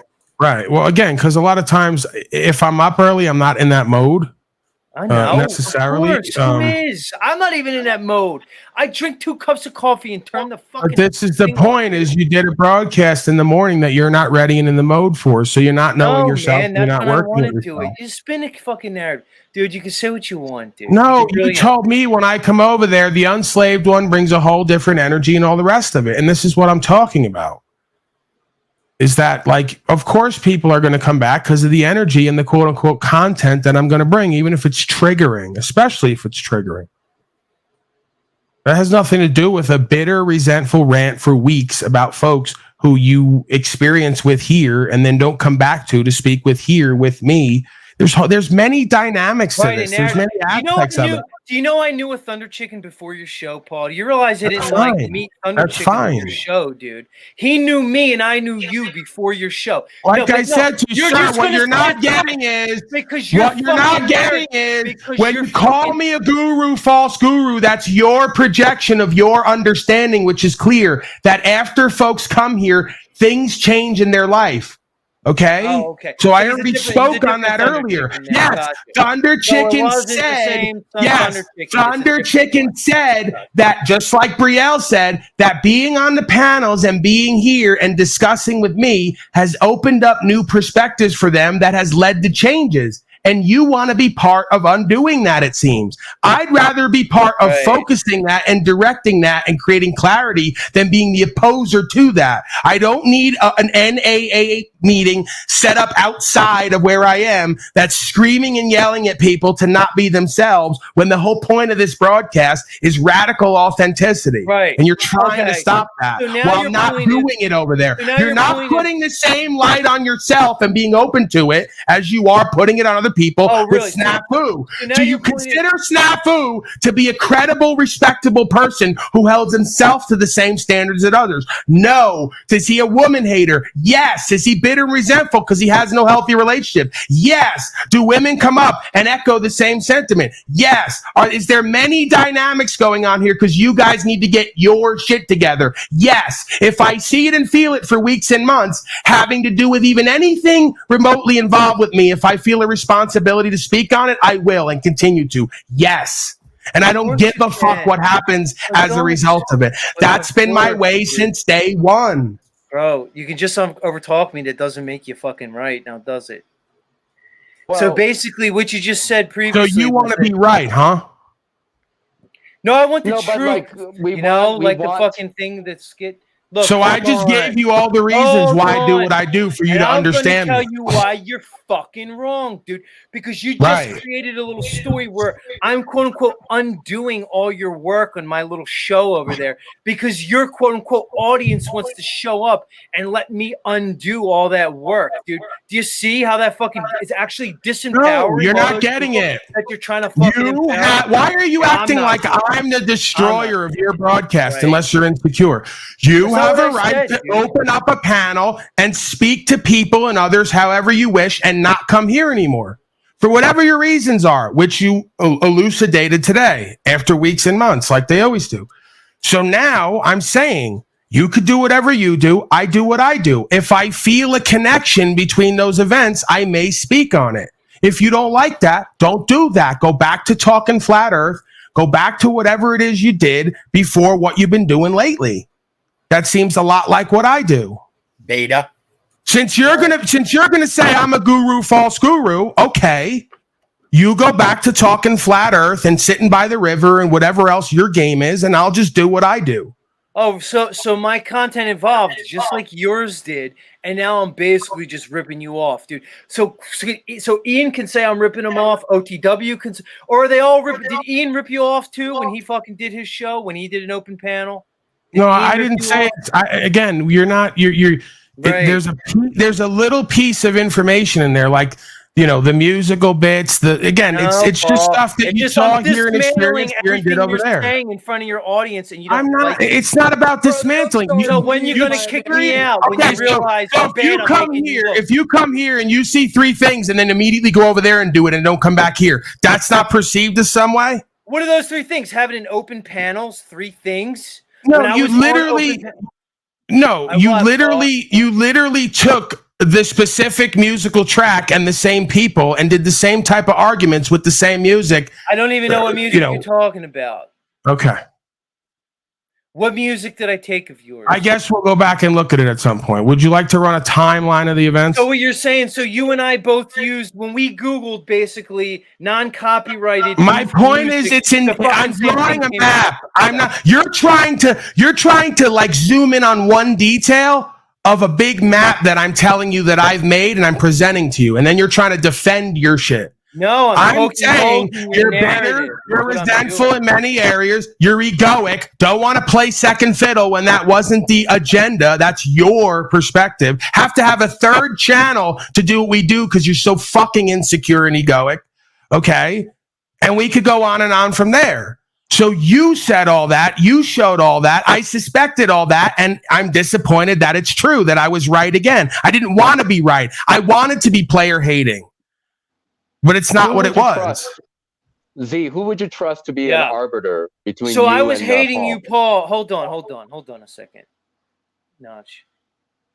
So basically, in front of his audience. He just basically wants to say, why do you keep, you just said, hold on. How could you say in front of his audience, then say the audience? Because so are they my audience now, or are they the audience? Because when it's at your channel, it's your audience. Yeah, because when it's good for you, it's good for you. When it's not, it's not. Right? No, that's not it. So you just admitted subconsciously that this is my audience, and you see it the same way when these people go over there. You're at your channel. It's your audience, dude.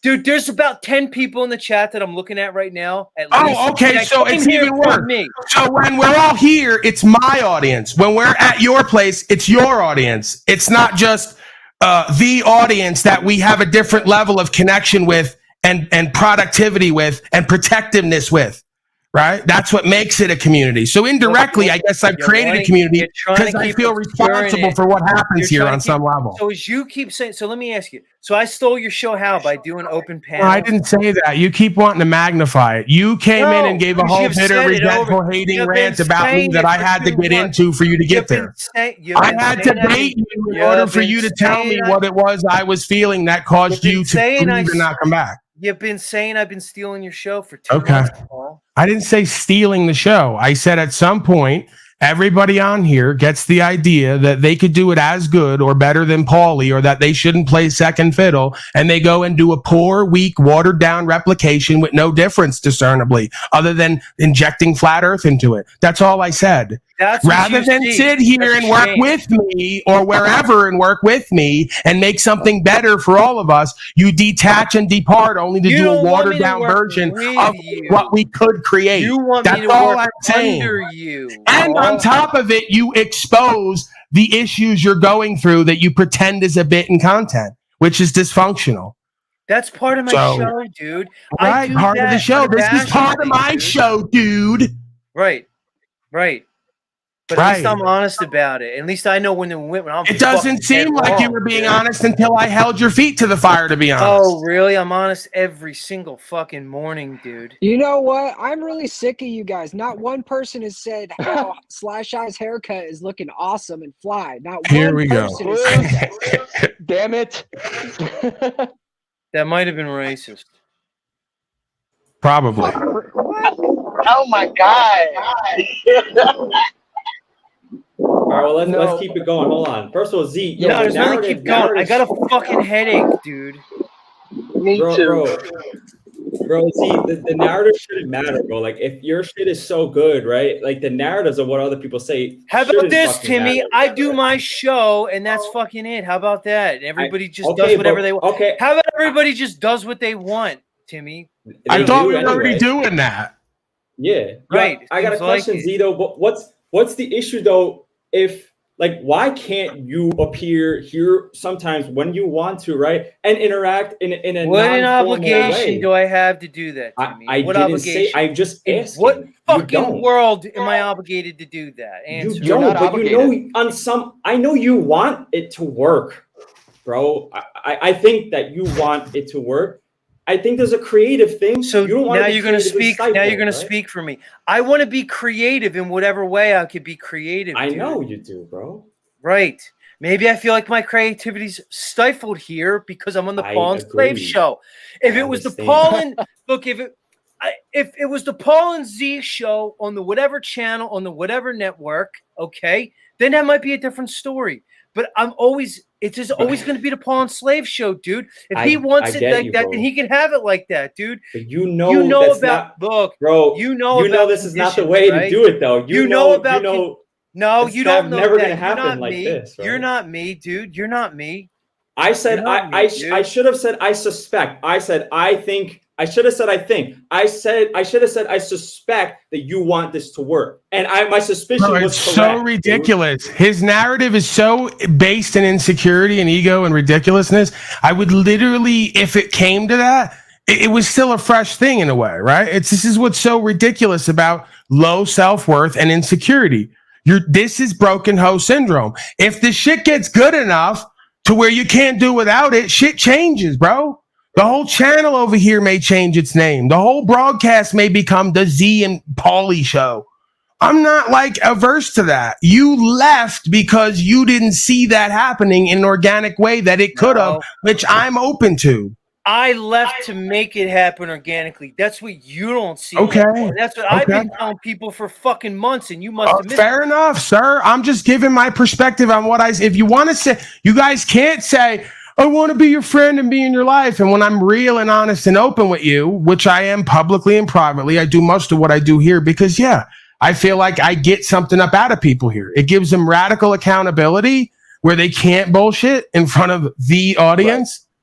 Right. And it's good content. I don't bullshit about that. Yeah. You know? So, and you know, I just see, I'm sorry, go ahead. And it's the same context that I tell people all the time. You do not want to be my friend. Not because I'm an asshole, but because you, out of my experience, are too lazy to do the research so that you know exactly what I'm telling you. You won't take what I tell you and research it and find out that it's fact. You would rather believe me, and I don't want that either. I'm telling you, if you want to be my friend, you have to do the same work that I do. But the point is, Wizard, he comes here going, Paulie's the real deal. He's the thing. He's got it. He's the only one. If it may be like N Moose Creature at one point, which again isn't going to say much to him in his mind. He's going to go, wait, that's the other person in the scenario. But, I don't really typically reach out to people. So if he has my number, I have his number, and we've touched base here and there, even at all, it's like me saying, hey, I see a lot in this. Keep coming through, and I think it's going to go somewhere. He even said that when he shows up here. So why go the opposite way on that because of all these perceived thoughts of what may or may not happen? That's all I was trying to bring awareness to. And sure enough, I was correct on some level that there is more there, and that's okay. It doesn't have to be any way that I fucking listen to. Maybe it's more that you should take some time to fucking listen to what I fucking said to you, dude. But I don't think you fucking will. As a matter of fact, I know you won't, Paul. I think you're mistaken there because let me use the point that Paul just used, the exchange of phone numbers and stuff. We've exchanged information, but yet we haven't communicated beyond this platform. We are more alike than most anybody else around here. Yet even at that point, we don't communicate because we're both so much alike that we're going to sit back and watch what the other one's doing to make sure, absolutely sure, that when we interact, it's not going to interfere with either one of us.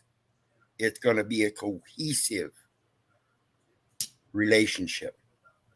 That's what this is here now. We're building that cohesive relationship, and it does take one step at a time. And we're very timid about our steps, even though we're very bold. We're at the 11th hour at this moment. Everybody knows it. There's a lot of shit that's happening. Okay, so all this stuff we have to process it. Let it out.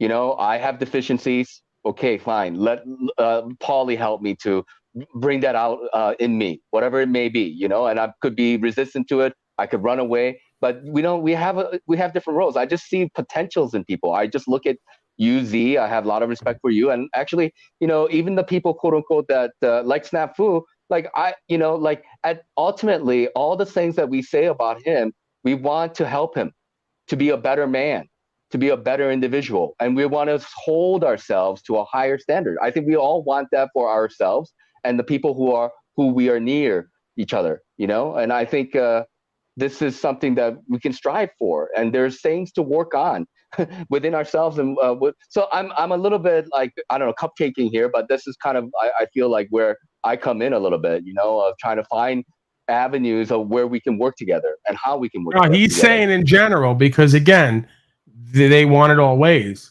Oh, it's nothing but fighting and arguing over there. When you try to show love and care and you try to be all the way real.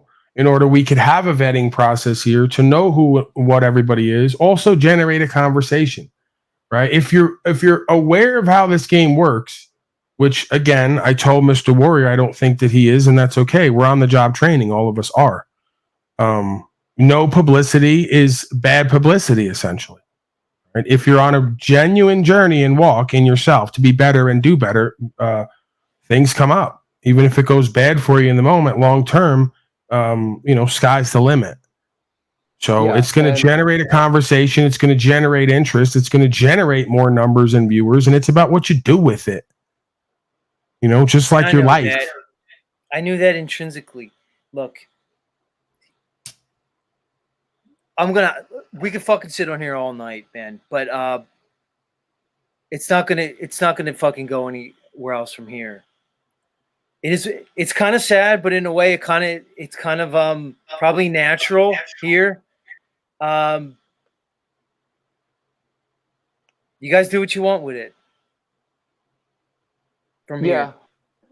Okay, but it's gonna be what it is. But in a lot of ways, this is probably a natural order. Look, the reason I came to Paul's channel is because all right, you want to talk about ego? Fine, Z has an ego. When I came online, when I looked around, and I look at all these people online, I felt like I was in a league of my own. Okay, except for one person. And that's Paul, all right? So I look at me on a level, and I look at Paul on a fucking level. That's why I gravitated towards Paul. It wasn't to fucking siphon off of him. It wasn't to do this. I looked at him as a level of respect, okay? Because I have that much respect for my own abilities. That's what resonated me to Paul, was to look at him and saying, oh, this is another guy, a guy who fucking gets it. And that's what's the fucked up part about this whole thing and everything that fucking's going down today. Because I didn't fucking want it to be like this. I tried everything to avoid. I broadcast at 6 o'clock in the morning for it not to be like this. That's subconscious, bro. This is what I'm telling you. This is what I'm telling you is the subconscious is generating a lot of our results, it seems. And we can't always make sense of how it comes about, what's happening, and then even after the fact. I believe, I can't prove that if we get to the root of this engineering that we can undo this process.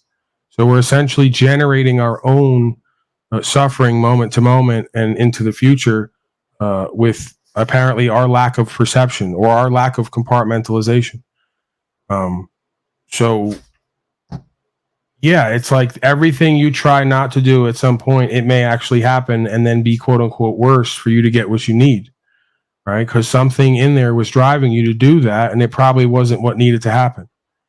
But again, if I'm inadvertently setting this up to where I'm trying to dissuade you from do what you do and just be over here on my channel, and maybe I'm doing that and I'm not aware of it. But I didn't. That wasn't the place that I came from, right? I told you that here, you know, and privately, and other folks said the same thing. It was good energy here. It was a good conversation. When you went over there, it kind of changed up, and I think your focus changed up, and it's just a natural kind of process, I guess.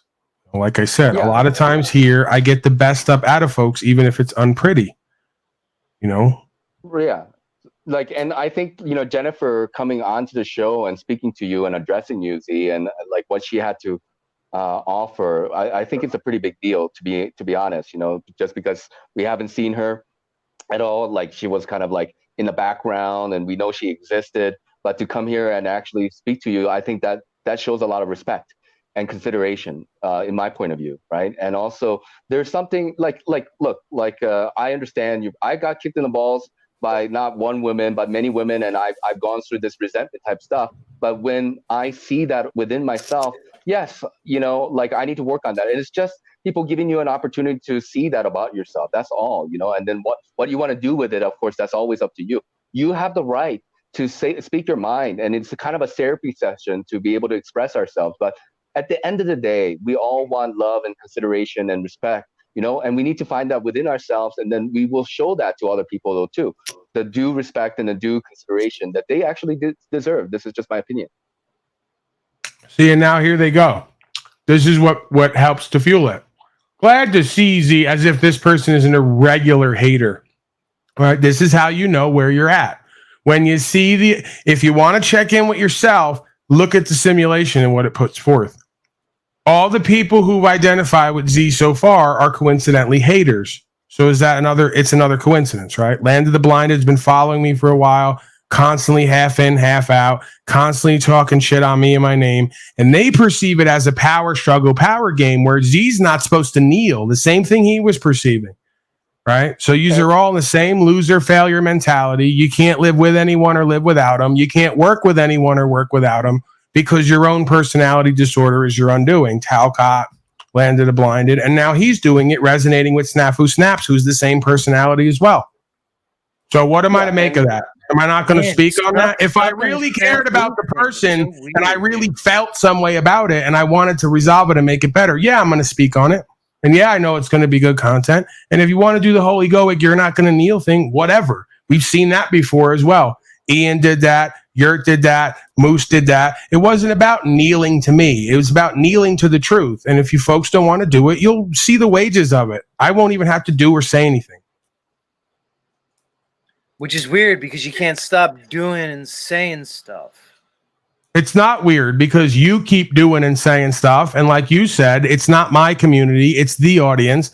And they come here, so it relates to me. And you're talking about me. So I'm going to speak further on it. And if you don't like that process, stop doing it. We're now back to you sitting next to me telling Ian the same shit you're now doing, ironically enough. Right, yeah, because it's the same thing. Exactly. Yeah, if you keep using me as an example and thinking about me and having me on the brain, you're either in love with me or you're hating on me. I don't want either. I don't want you in love with me because the other side is hating on me. I want you in love with the truth. And if you want to hate on that, that's on you. Yeah, Jack's down there hating again himself. Once you bring any female up. Any woman up and what she wants to do with me, and she has to just admit it. Whatever, you're dirty macking, you're violating, right? So you brought me into the discussion. Now you're back to the narrative. So now I really want Bree. That's what your narrative is. No, what I'm saying to you is that I don't know what your ultimate goal is. I think it's to get my attention. I don't think it's about Bree. I think it's about you and your issues, and it transfers onto me. And she just happens to be a connection to me in your mind. So that's my point. When I see that indirect shit and I hear you bringing my name up in the middle of yelling and being all bitter and resentful, I'm like, this guy's either in love with me or hating right now because he's in love with me, and that's the other side of it. Or in the middle of it, I thought it would be interesting to point out a certain dynamic. You know, it could be that. Right. So then speak about it objectively. If you're smart enough to speak about it objectively. I'm the one with your name in my mouth when you're fucking constantly. No. You made it about me and her. You didn't make it about an archetypal man. You didn't make it about an archetypal man. You made it about me and her. You're the one who for months you were hating. Hold on, you're the one who for months has been. I know you're into Paul and not into me or anyone else here. Just admit you want to suck his dick. And you're fucking with Thunder Chicken. You made it about me. You brought my name into it. You should have made it objective. Thunder Chicken told me that she said that to him, dude. That's where you're wrong. He said it. Right, and you're so deep in another man's ass and business and what he's doing with another bitch that you spoke on it and brought me into it. So you should have kept it to yourself. That was a conversation between you two that he let you into, and you wanted to keep running with the narrative and using my name. So how does that work? You do it for weeks. You're constantly talking about me. I don't talk about you at all. And then, really? Now, really? Your audience. What is the percentage of me talking and thinking about you or anything connected to you on this broadcast? You're obviously not connected with your own. Other than here's what happened. People started flooding in here using your name and your symbol. And then I started doing it too because it became a bit non-bit. Right, exactly. The bit. So my non-audience was so not my audience that they've been watching you for weeks every morning and started to transfer it back over to this broadcast and make it a thing because they're watching your dysfunction regularly. Right. So I said it's the audience then. Isn't it really the audience then? It's fucking YouTube. Okay. It's YouTube. We're looping. Yo, no, we're not looping. Here's the thing, dude. Paul hasn't shut up about me for months on end and has the balls to say I can't get his name out of my mouth. If you guys can't see the irony in that, it's fucking laughable. And anybody with two brain cells can fucking see it. Anytime that I brought you up, it was almost in an affectionate way. This is how bizarre your insecurity is. Anytime I brought you up, it's to point out that like I kind of like you. I do kind of respect you. I think you're there's something there which we've gotten to. But, it wasn't in a way of, hey, I don't like this guy. I want him shut up. It's like, again. Okay, well, I'm not doing that to you either, dude. No, you're like screaming and yelling about like about somebody who happens to be on your channel. I don't know the level of your relationship with Thunder Chicken and Brielle. I don't know the level of your relationship with Snafu, Paul. Yeah, but the point is that regardless of my relationship to any of them, your relationship to them is bizarre and dysfunctional, and it relates to me, so I'm going to speak about it. And I was just going to say, you evidently have a thought that you belong in their relationship. Otherwise, you wouldn't have allowed Snafu to bring it up on your channel, and that's why I came up and made that point. It is nobody's business. Nobody's business. They bring it up here, but it is none of your business, and you have no control. For weeks, though, like for weeks, it wasn't even like like from time to time we'll talk about some shit here and keep it moving, but it was a non-event. They didn't really come up. They didn't do it. Jeffrey and Annie and O'Shea. So it's like, at what point do you move on and stop doing a campaign? And then injecting me into it and what she wants to do with me. Like, if I did that with you, that wouldn't be bizarre and uncomfortable and awkward and sort of not manly thing to do in a way. You don't see what I'm saying? Oh, you've said everything that could possibly ever be said. So you want to bring a woman up in public, as you put it, and then make her like at some kind of threat in a sense. Like you want to like force emotionally her to break down and admit for you and Snafu's twisted ego that I'm a better man than all of you, and probably a lot of the women here are lusting or loving with me or after me. That's what you want, right? And it became a bizarre, dirty Mackin situation where I go, I don't know what you're in this for or what your deal is, but for weeks to go on about it and keep talking about me and saying I'm the man and you love me, but then I'm like, we got to get away from this shit for you. For them, for all of us, I guess, because I really don't care one way or the other. It's always an interesting conversation for me. It's always going to trigger. It's always going to lead to more attention, apparently, and then more information. So it's like a win-win-win for me. Because Brielle doesn't have agency, because Thunder Chicken doesn't have agency. They're your sheep. I didn't say that. I said that I'm just curious what your role is. Like Wizard just said, what was your root thought and feeling and emotion about yourself and how you relate to all of it? Like what, just incessantly. Obviously, there's something more there than just we're going to comment for content on what we see. Look, if you don't like the content, you don't like the content, all right? You can paint it any way you fucking want. This is an intervention, Zetetic Warrior, is what it is. It's not about liking or not liking the content. It's an intervention. Insane is what it is. Z, what do you think his root intention is? Like in his heart, like, do you really think like he wants to destroy you or not? Who said that, dude?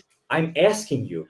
I said what I think it is before. I think Paul pushes people away when they get close to them and then blames them for leaving them so he could have the same fucking narrative over and over again that he's playing out from his childhood. I said it before and I'll say it fucking again.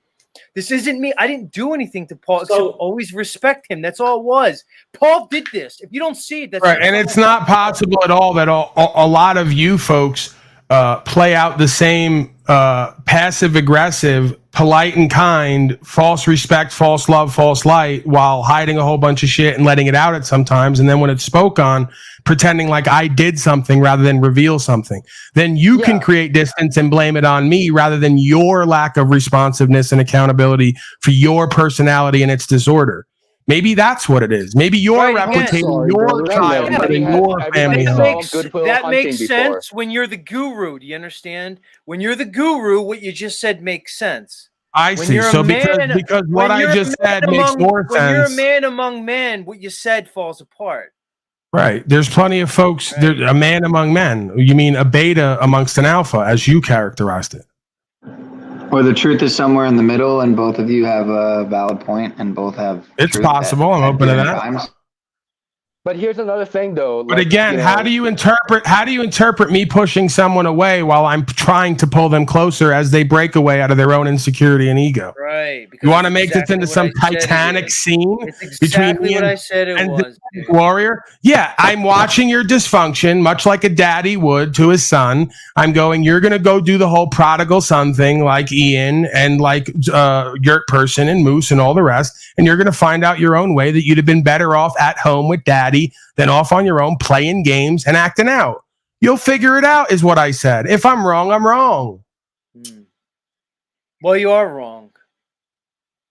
Apparently not, because I've been a guru, false guru in your mind, and you've never told me that. So I needed to know that. I'm glad I know that now. I got what I wanted. But here's another thing, Z. Like, anybody with 2 brain cells can understand like what Snafu is about. So you allowing Snafu to speak in his mind and quote unquote resonating with him, like it's actually, like and not really helping him. Like we don't want to use Snafu in that way. Like this is just my opinion, is what I see. Like this optics of, he wants to use Snafu to resonate over their bitterness and resentment, and then use the audience to make content to pretend to masquerade as a hero for men. And all it is a complete show of dysfunction for weeks on end. And then I'm not supposed to speak on it. And when I do, I'm pushing you away. But the thing is, like, when you say like you resonate with that, and that, like I'm not saying that he doesn't have some optics or valid points, and neither do you. But it's like, where's it's like William Blake, he said that truth told with bad intent beats all the lies you can invent, right? So it's kind of like that to me.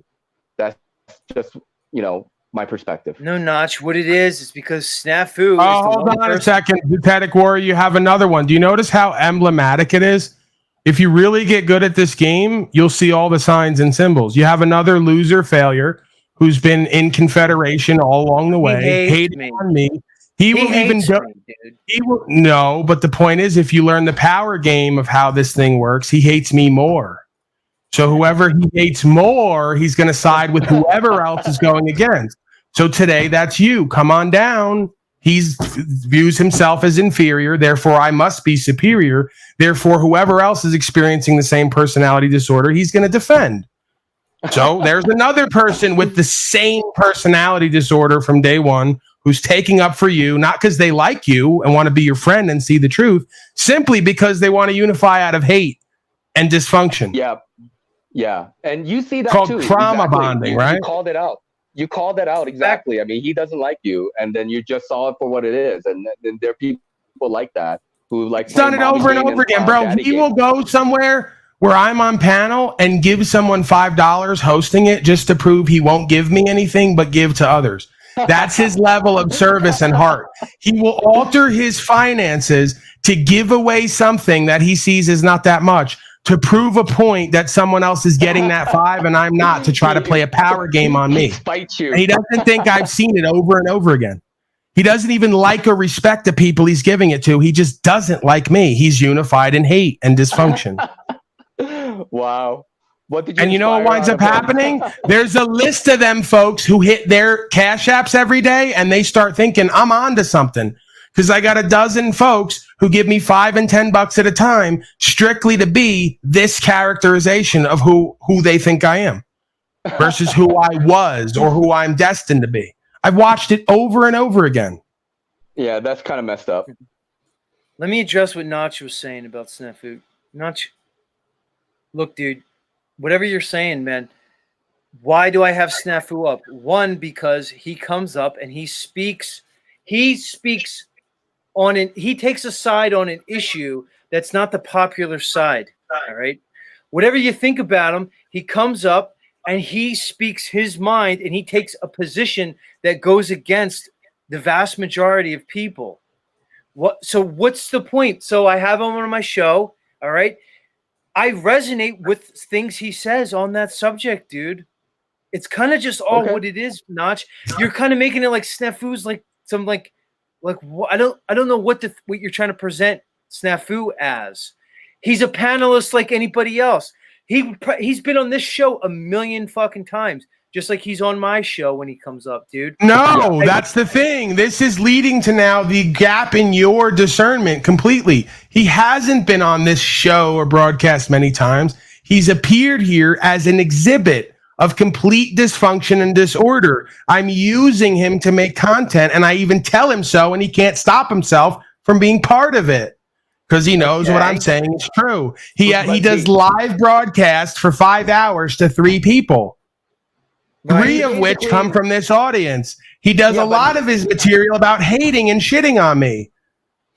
He only comes here to call me a pogo and a pedo, and you sit next to him and resonate with him and don't see how that creates This is why you guys get yourself in so much trouble in Here's life. what's funny, Paul. No, because you don't want to address the times that he's called you a pedo and a pogo, and I've either kicked him off my show or corrected the fucking record. But because he and I why would you sit there day after day with someone and resonate with why would you sit there day after it's been at least multiple appearances over the past weeks. It's been like 5 or 10 at least. I don't know. Right? Because so you sit there and you go down the list of facts and you resonate with him, and he's an insane person. Full of hate. And you don't see that problem? As you say, you wake up thinking of murder and are bitter and resentful. You don't see a problem with this as a person. That's him just being honest. That was him just being honest. I get that. So I'm saying you have this past in history. Snafu's obviously somewhere in the same league of emotional personality disorder. He's shown that, nothing but that from the beginning to the end. Yet you want to sit around and be chummy with him and resonate with him and his personality disorder. There's your problem. Yeah. The same way the others are resonating with him, Talcott being one of them. This is why I say we could sit around and talk about Talcott. He's just an extreme example of a personality disorder that a lot of people, if not everyone, is experiencing from time to time. On some level, you're resonating with shit you should be appalled by and concerned by. And you want to stand on it and defend it. And I'm telling you, it's going to leave your undoing. Because it's not. We don't really disagree on it. You have horrible results. You're not going to pull a Talcott on me. You don't have good results. I guarantee it. Hit me with the results thing. Yeah, I'm going to hit you with the results. I guarantee you, folks don't have good results with women. So at what point in my life? So at what point in my life will the results be good enough? When you change yourself. When you're good enough for yourself. When you find value in yourself and your broadcast, because you said earlier, if they don't pay you, well, what are you there for? I don't know. What are you there for? Oh, really funny, really funny. So you come do it for free. I want you to get rid of all your Cash App. Did you miss me for? Did you miss me? Did you miss me for the first 6 to 8 months doing what I do with passion for truth and generating everything that I did? So it's funny. So I put up a Cash App for the first day. You're not doing that. You're not doing that. You're fucking losing it, bro. Okay. You're fucking losing it. You just told me that I'm a guru, false guru. You can't do a broadcast with me without. You already said I'm like I suspected. I'm a guru, false guru. You love me so much, but can't do a broadcast with me without having a third place to do it. Your ego is so big, but you're going to play my beta. It's constantly conflicting messages. You have a conflicted inner space. Yeah. You have a conflicted inner space, and it leads to a conflicted outer space. Simple. Right. I think it comes from an inflated ego from you, Z. You came in here and you said you were better than other people, and that right there is a problem. No, it's not what I said, Moose. I said I'm doing something that many of you people probably can't resonate with, dude. No, you said you and Paul. No, yeah, he did say that he views everyone else as inferior, but me as the only superior. I was talking about our skill level and our ability to do this.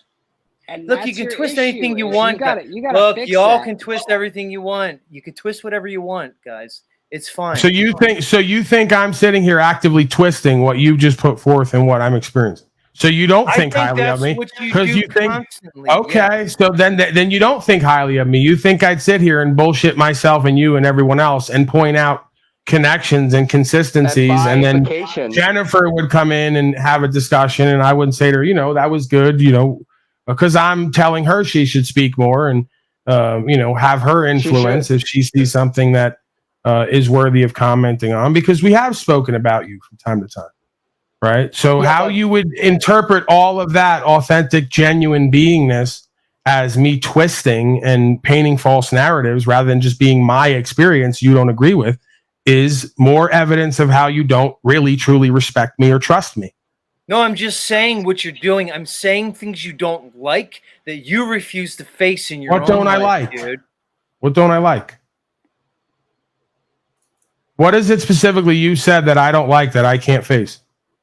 What did you think? You're so inflated in your ego. You think you've dropped bombs on me here I haven't heard before over and over again.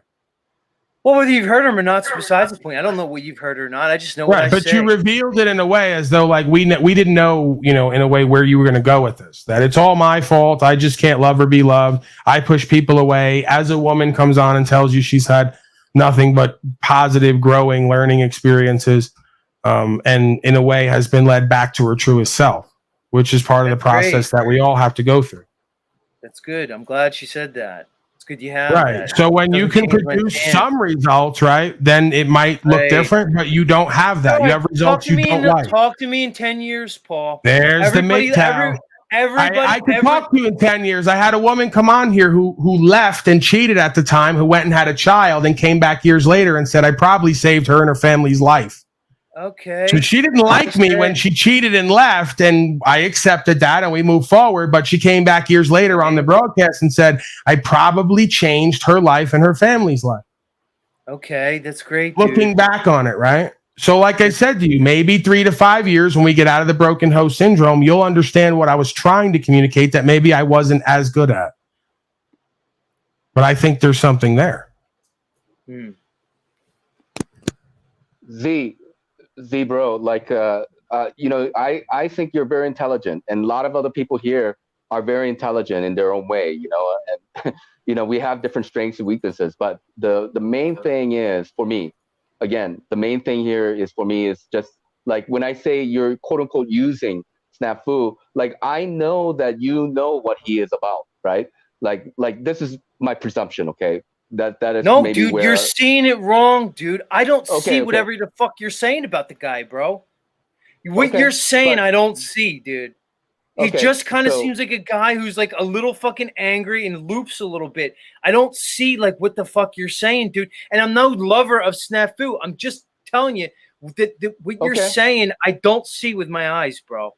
That's fine. And so like that's cool. Just from my perspective of what I have experienced on different panels with Snafu, and God bless him, Snafu, I hope, we can have a conversation if you're listening, and then I hope you come to the realization of blah, blah, blah. But hey, look, the thing of it is that he has called people pedals like Paul, and Pogo and all that. And these are kind of like, to me, very serious allegations. And this motherfucker hasn't produced a single piece of evidence ever. And he always does this. I've told him that multiple times. And so I've told him that multiple times. That means, so I'm supposed to exclude so he's Snafu not credible. From my panel I'm saying he's not credible. So his opinions on other things may not also be credible, though, too. There's a lot of people on my panel that aren't credible, just like there's a lot of people on the panel here that aren't fucking credible, dude. I do an open panel, Notch. I've never turned anybody. No, that has nothing to do with it. Yet. You weren't being an impartial observer. You just said you were resonating, and it was obvious you were. So you're a little bit personality disorder and angry as well. Hold on, Paul. Are you going to make me go through all my stuff and pull every time I told Snafu? There's no evidence of what you're saying about Paul or anybody else. You just said you don't see any real personality disorder with him. He's just a little angry and confused sometimes. He's a complete triggered, brother. Miscreant. He has a one-track mind. He's full of bitterness and resentment and anger and hate. He doesn't use his time, energy, attention to do anything other than go around and project that onto people. He does a broadcast with another insane asylum case to 3 people from this audience about me. And you don't see anything concerning about any of that when you respect me so much? All right, first of all, you act as though I know any of what the fuck you're talking about. I've never been to his channel one time. He comes to my panel, dude. The reality is, you and Snafu only went south like probably a month or 2 ago, dude. No, that's not true. You missed the move. That's what I'm telling you. Guys miss the move all the time. Okay, whatever. But the point is, 3 from months day one, I pretty much ascertained that he's an incompetent, miscreant, malcontent, insane person, in so many words. And that I want little to nothing to do with him. Is insane, right? No, not everyone. Folks who constantly produce themselves as an angry, malcontent, miscreant hater with no productivity and no results. That's the point. Okay, it's a regular process that goes on. There's a lot of this hating, jealous, envious, lack of management of time, energy, attention. And folks only realize, I guess, a year in, they've been doing it for free as well. All right, here's the thing. All right. let's assume everything you're saying is correct about him. That he's an insane person, that he's a miscreant and a ne'er-do-well. Let's just say that's all true. Which, how could you even classify that? You know, like having Tommy right in right after, who's another person who has the same exact MO and personality disorder, who then tells you he's been gone for weeks because he was working with the police to stage in his home. And you wouldn't see how that would look and feel. I'm not supposed to have Tommy on. That's weird. No, you're not getting it. When you bring him on, you have to almost see. I didn't make it clear enough for folks like you that I wasn't aligned with them at all. They're basically an exhibit of mine. The whole time. They're crazy people. Oh, I know that more than anybody. I know the concept of the whack pack more than everybody. I'm probably the first person to say whack pack. I thought you got it. I was like, doesn't he get it? Because I do get it, but don't assume what I'm doing with Tommy and Snafu is I'm in some weird confederation with them, okay? No, I'm saying you're resonating with insane people lately.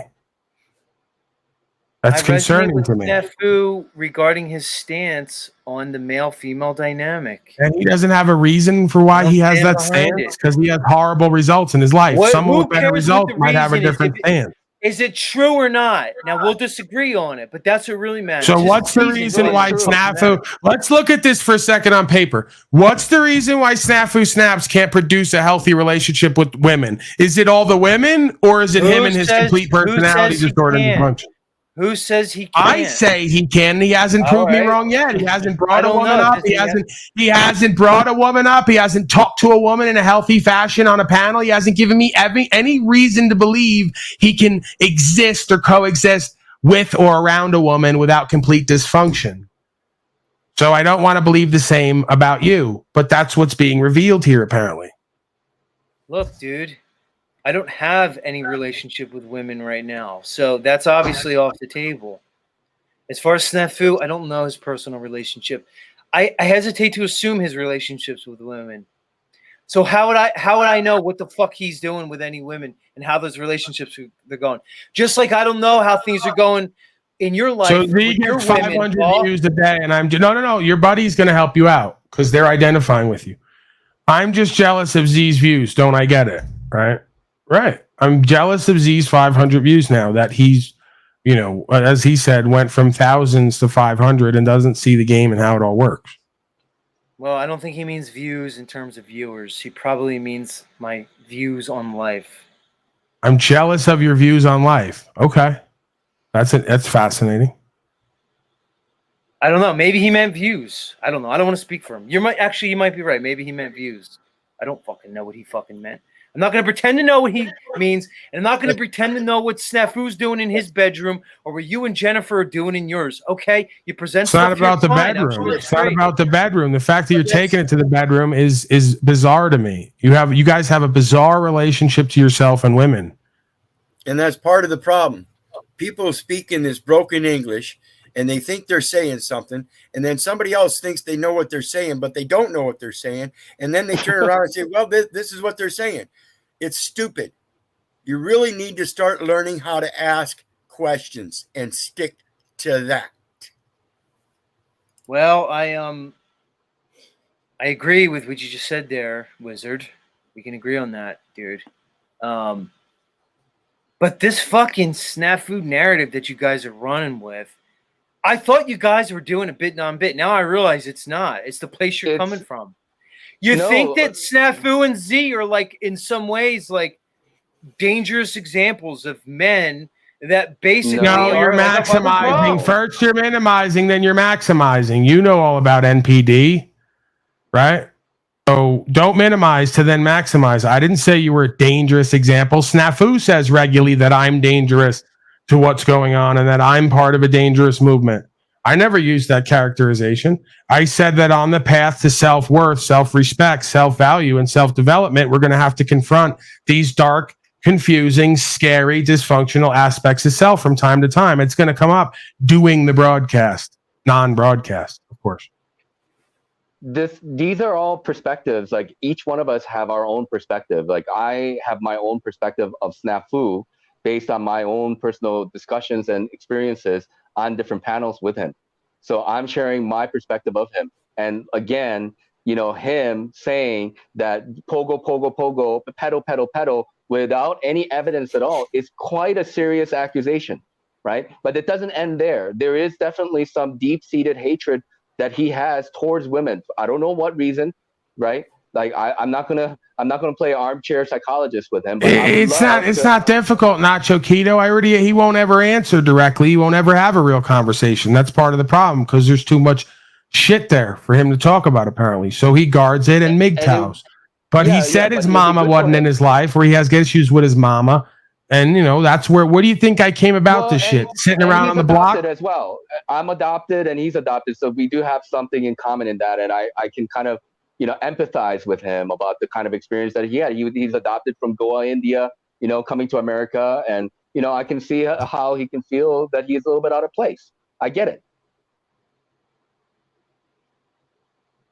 Yo, there should be humility at the end of the day, Z, bro. If you're gonna say, yo, I'm not good with women right now, like, to be honest, man, like, you really shouldn't be giving your opinion about what, like, just be honest, like, go all the way and with the humility and be like, yo, I don't really know. I don't know if he's got it or not. Like, that's out of my range right now. Like, when I was fucked with women back in the day, I wouldn't like comment and say I know what's going on or not. It's just like, I wouldn't know either way. Like, I would just stay neutral. There's areas of life that I don't know what the fuck's going on with certain things, and I just stay neutral because why would I speak on that, right? So you're telling me I shouldn't present my opinion on I'm not a subject. saying that. Right. I'm not saying that, but I'm saying like you should also qualify it with like. But at the end of the day, like you're wrong, Timmy, because I believe I'm bringing something value to certain people that need to hear what I have to say about women and men. You just disagree with it. That's all, dude. But there's people who don't, and there's people who need it and want to hear what the fuck I have to say about it, dude. It's just a difference of opinion. Don't. So what's the resolution from a place without the results? You're speaking on all the stuff that's wrong as you see it.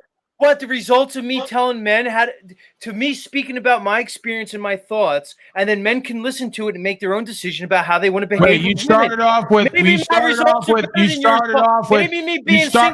might want to be a little bit more honest. You started off with telling men how to, and then quickly rearranged the statement into just giving your experiences. No, you guys were on a rant of how all men should be, because of how you all are, because of the shitty results you generate that you don't understand, but pretend to understand and want to act like you're going to be a bridge for others who don't. That's the false self. Here's what I'm saying, dude. We want to help now. Hold on. And just let him speak. Just let him speak. If I'm going to put him back and bring him back out, just let him go, man. Notch, you're running with a fucking narrative, dude, that I already told you is not true, man. Okay. I don't feel as though I'm enabling him. I just happen to agree with him on that subject. You just don't think I do, but I actually do. All right? Okay. Now, you want to keep talking? That's not me, whoever's writing that. No, that's the better version of you. That's the truest form of you that takes accountability and is responsive, but we'll work on getting there. Is it also going to be the one that says when you apologize too? Right. No. That's the thing. It's okay, Paul. I'm sorry. I held back my true emotions and feelings. I made a whole mess out of my life and the broadcast that I do. And I accept your non-apology because I'm not sorry for anything. Why would I be sorry about speaking what I'm perceiving that he's verified indirectly, directly, after me putting heat to him because he wouldn't tell it to me? Tell everybody the truth that you see me as a threat and a competitor to you. And now after today, you made one. You don't know what I do. You don't. After today, you made one. You don't know what I do. Excuse me. You don't know what I know. You don't do what I do. You don't live the way that I live. You don't apply the information. You don't get the same results. What exactly it is that I see you as a competition for? Maybe to take some of the broken bitches off of my hands, as you say, the pussy shrapnel. If we get on the land, you can have them. Why would I be competitive with you and see you as a threat to me in my position? If anything, you're a great revealer. See it. No, dude, because I saw you and I as co-creators. You fucking see me as a competitor. You're fucking coming at it from that fucking angle. Well, I'm willing to compete. I'm willing to compete with anybody if it can make a point across, but I don't necessarily see my position or status, quote unquote, threatened by you and your existence. I don't see that. No, not your status. I'm willing to bet that if you guys compete with each other, you will fail, Z. And that's just my perspective on this, and it's not because you're going to fail because you're a failure. It's just because if you go up against him, you're going to divide this community even more, and they're going to have to pick sides, and I don't think you're the strong one. No, Moose, you're wrong, dude. Paul did it. If I lose 90% of my viewers, I lose 90% of my viewers, dude. If they are truly Paul's, then they're truly Paul's. That's fine. Moose, you think that I care about that? I didn't say that. Don't play that game. There's a subtle manipulation. Yeah, but it's a subtle manipulation on the audience. I never said they were my people, and I have no jurisdiction or control over them. I wouldn't take it if I was given it. That's not what this is about. The reality is I stream in the morning to literally do what's best for everybody. One, it's the best time for me to stream, okay? Two, it gives the audience a show to watch before they can move on to fucking this show, okay? There's no issue. But you still fucking couldn't leave well enough alone, Paul, because you're that fucking caught up in it. Because you know I got juice. You see it in me, and you're fucking shaking in your boots. Right, that's one narrative. Right, I don't exactly. It's weird because you would think Paul. That's what it really is, dude. You're shaking it in your fucking boots is what it really fucking is. You would think that if I was shaking in my boots over a flat earther getting 500 views, that I'd be shaking in my boots going to do. You would think that I would be shaking in my boots about. I'm just getting warmed up, Paul. I'm sure you are. You just gave me the fuel that I need. You just gave me the. Is this what you tell yourself? Is this what you tell yourself, that I see you as such a threat that I'm shaking in my boots? That's why you had to disconnect from me and outcompete me, and it's not going to happen. And he just told you it's not going to happen, so you're going to keep writing the narrative, right? I'm not like shaking in my boots over other folks who have 10x the viewership, culted the fuck out like they really are over some cultural societal bullshit. You know, I'm not shaking in my boots competing with them who come to my room and I go to their room. But you're going to overtake me and everyone because you got it. So, like, you know, by implication, in the same logic, I guess you would be shaking in your boots with Anton as an example, because Anton's got a lot more followers and a lot more quote unquote viewership. No, but Anton's not the real deal, and I am, and Paul fucking knows it, and that's the fucking difference. In what sense? In every fucking sense. Okay. Well, I'm pretty sure Antoine might have had a gun shown to him in Cleveland once or twice, and he's still doing what he does. You left for 2 months, someone threatening you on the internet. All right, keep running with the narrative. Keep running with the net. It's all right, Paul. I'm sure people threatened Antoine. Snafu was one of them who threatened Antoine. Funny enough, you did it, dude. Now you got what you wanted, dude. I know. I figured it might go this way. Right, it's me. Right. I hurt your ego. I bruised your ego again, like Rob did, and everyone else in front of the public. You come before every day, a lot of which come from here. And now you feel bad about that, so you're going to make me an enemy, and you're going to like go your own way and play more power games. That's what it is. Yeah, I'm the one. Well, why did you call yourself Paul's Beta from the beginning of this broadcast? You already made your mind up when you were passive aggressive in your renaming of yourself. Like, I want you to call yourself my Beta. You did that honestly. Because you said it 5 times before I logged on just today. That's okay. So is it a bit, not bit? Are we entertaining? Are we like hating? What are we doing? Because you'll do the bit non-bit in order to get traction and generate it. And then at some point you might believe it like Moose and the rest of them and actually hate me. And I wouldn't like that. No, Paul, I don't hate you because I know that your worst fucking fear is for people to hate you. I don't hate you, Paul. It's the complete opposite, dude. You just created a situation that we're in now. And that's all it is. All right. It's a different kind of situation now. No, it's a whole different situation now. What situation is that? It's a situation where he's destroyed any possibility we have a chance of fucking co-creating. Because is that what you told that woman? Is that what you told that woman before she packed her shit and bounced? In your false ego, false self, sitting there whining and crying about it. I packed my shit, dude. It's easy to say that shit if you really feel that. Is that really what you want? What shit? You know, see, you're doing it. You're creating the same household shit you probably grew up in. Let's create a reason someone spoke something, I felt something, and we can never make it right now. Like I just did a fucking hit on you or your family. It's beef now, right? It's thy will, dude. You've been beefing with me for months, dude. I just showed up. Why? Because I called you the fucking prosthetic warrior?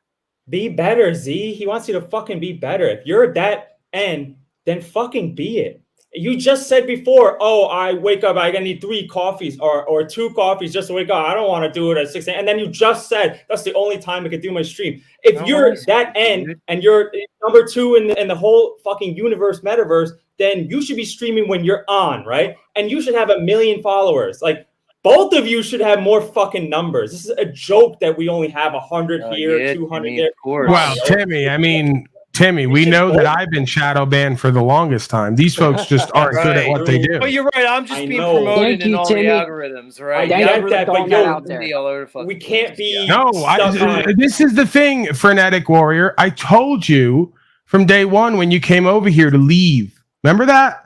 Remember when Daddy said, joking, half joking, just leave and don't come back? Because I already see where it's going to go. When you attach yourself to me, you might not get promoted in the algorithm now. So anybody who wants to do a morning show, don't come here. Because they will take a 22,000 subscriber channel and put 10 people on the live. Right? So if that's what you want, don't come here because it ain't about that here. We already went through that experience. We live that. It's old shit already. Right. Again, you're the only one. It's you. Everybody else is being promoted except you. You're the one that's not being promoted. No, it's not about promoted. It's about detracted from and disempowered in certain venues as much as they can muster, but they can't get it done completely. Right. You're right. So like you believe, right, that I have a 22,000 subscriber channel that at some point went down to 10 live viewers. I could open it up for 2 hours at this point. So there's just nobody. So all 22,000 are being shown, but not checking in or even seeing if I'm dead or being arrested or, like if I'm going to die on the broadcast of a heart attack, smoking reefer and eating cheese. I'm not buying it, bro. So, and I've seen the statistics. If you look at my studio, you'll see what I'm talking about. They take 50 people a day. They not only don't show to anybody, they take 50 subscribers a day. So whatever you get to, if you just wait long enough, they're going to undo it. Unless you break out. I realize about myself, I've not done what I need to do to break out of the algorithm. I'm okay with that. I don't need to put on that much to be something I'm not and get somewhere I'm not meant to go organically. I don't really need that. All right, dude. What does that have to do with anything between me and you? Nothing. Right? I'm just saying, you got a corner of the metaverse. You can own it with me, or you can fucking play this game like they all do, and in some hopes of like being the next fucking. You played this game, home slice. This is your little game, dude. No, this is my game. You stepped into my world and you played my game, and I responded. If you're okay with it, I'm okay with it. I stepped into your world. There's about 5 of them who said. There's about 5 of them. I'm sure they're really doing well in life. Who said, I fucked up here. They're totally riding with you. This is going to be my undoing. I'll never recover. I'm okay with what happened here today. I got what I wanted and needed. I wanted to know what you really thought and felt about me, and you gave that to me. It just took me getting a certain way and speaking certain things that I saw to hear it and feel it. Because you already knew what I saw. You can't say it was passive aggressive both ways. I keep it all the way real. Motherfuckers keep it halfway real, and then this shit happens. What you do with it is going to be on you. I'm going to wake up tomorrow like this shit never happened and go on with my life. Probably going to go on with the rest of my day the same way. And tomorrow, with that said, though, I see more potential and opportunity on the metaverse than with broadcasting with you. I don't know where that goes in real life. I can't get that far.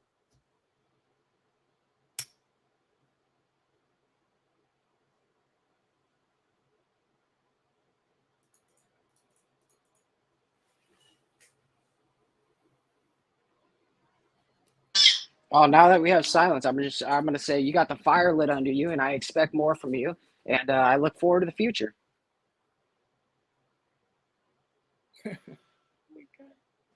You laugh, man, but listen to this. This guy's been aligning with you too. Now watch the logic. It takes about 100 hours of listening to you just to get past the annoying voice and mannerisms, but something compelled you to listen to me for 100 hours or more. That's all I need. Wow. Don't you get it? Oh, it only takes me 1,000 hours of like being forced by something to come listen and watch you before I get over your personality defects. Great. I still got you here and kept you here. So why are they here? What do they want? to do. They just it want to doesn't let matter. That's the point. He's already admitted indirectly he has hundreds of hours invested in me just showing up and being me. Isn't that the point? Amazing. And I didn't have to sacrifice any of my beingness or my principles to do that and be that. And I didn't have to play favorites, and I didn't have to be liked, and I didn't have to. You know, I'm going to listen to you for 100 hours. I'm a guru, non-guru, bro. That's the thing. I've perfected the role of guru, non-guru, like Satanic Warrior says.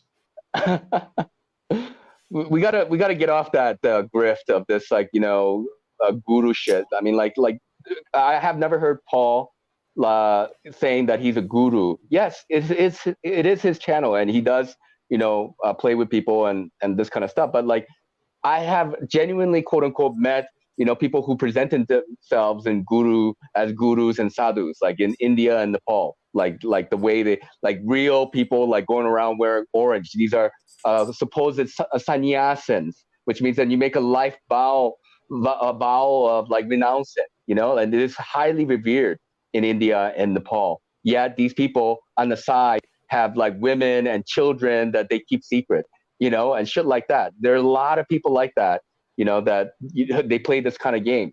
And, you know, so, I mean, this is reality. This is part of the reality that we have found ourselves in, right? This metaverse, you know, where people lie, right? But everything gets pulled out from each one of us. You come up to the panel and you start to speak your mind, everything's going to be revealed about you and myself. You know, we're all, nobody's exempt, including Paul.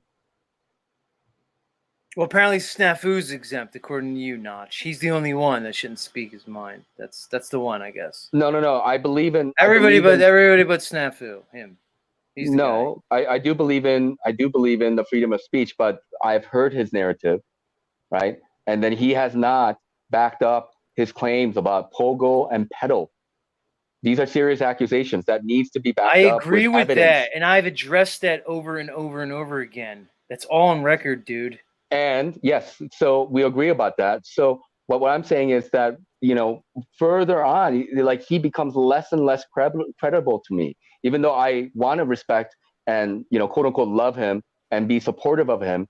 I cannot continue to support his narrative of this, you know, this way of thinking. You and I can agree on that, dude. That's all I'm saying.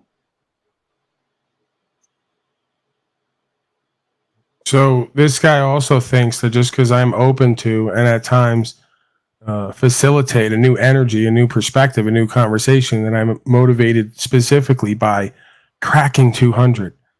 We've gotten over 200 live viewers before, okay? And I don't know if you've noticed, go check out the live stream, and then we'll end soon because the Tedic Warrior's head's popping, and I literally was going to come on here to do an hour, and as always, we're now into hour 6 somehow. So this is going to be the broadcast for the day. I'm not even going to do another one. I was planning to do a second one. What was I saying? Oh, yeah, that's right. You go on the live viewer list. All the stuff with 500, 800, 1,000 or more live viewers is pure nonsense.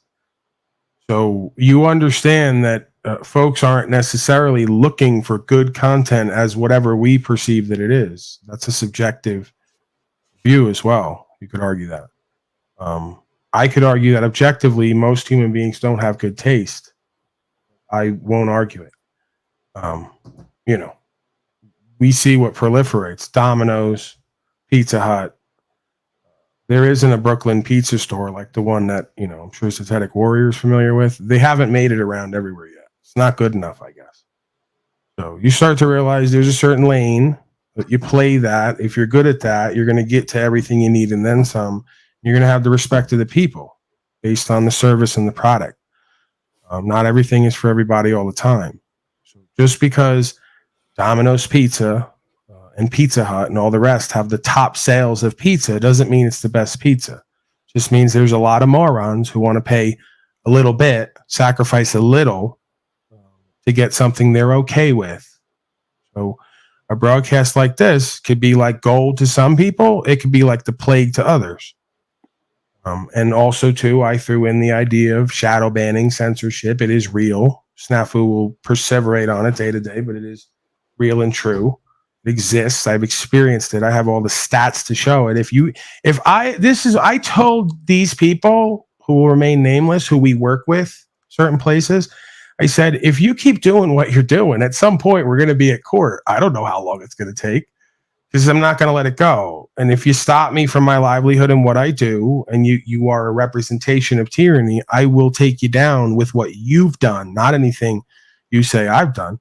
I'm going to show a pattern of behavior of all of my stats nosediving right after there's insane growth.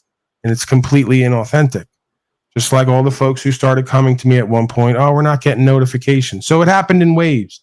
First, they stop getting notifications. You stop getting promoted. You start to get a little disgruntled. Then you make a decision.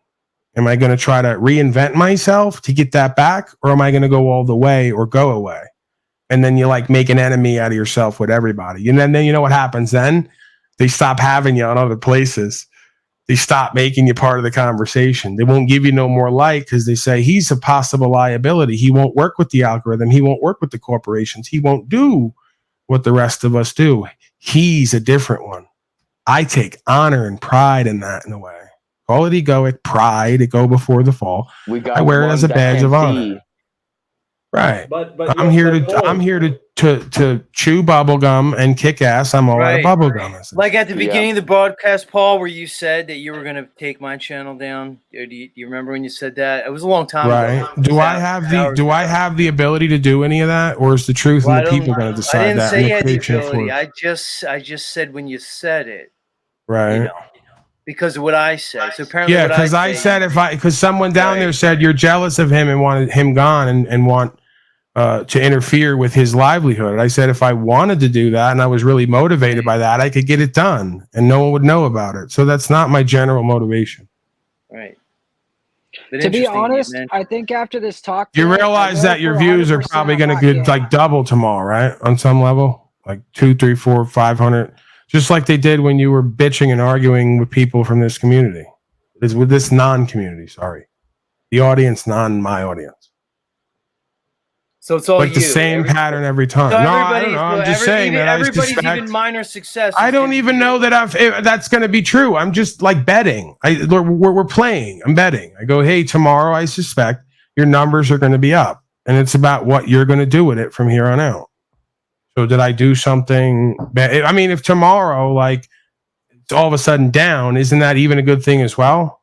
No, Paul, here's what you don't understand, dude. Maybe it doesn't change at all. It's about me and you, not the numbers.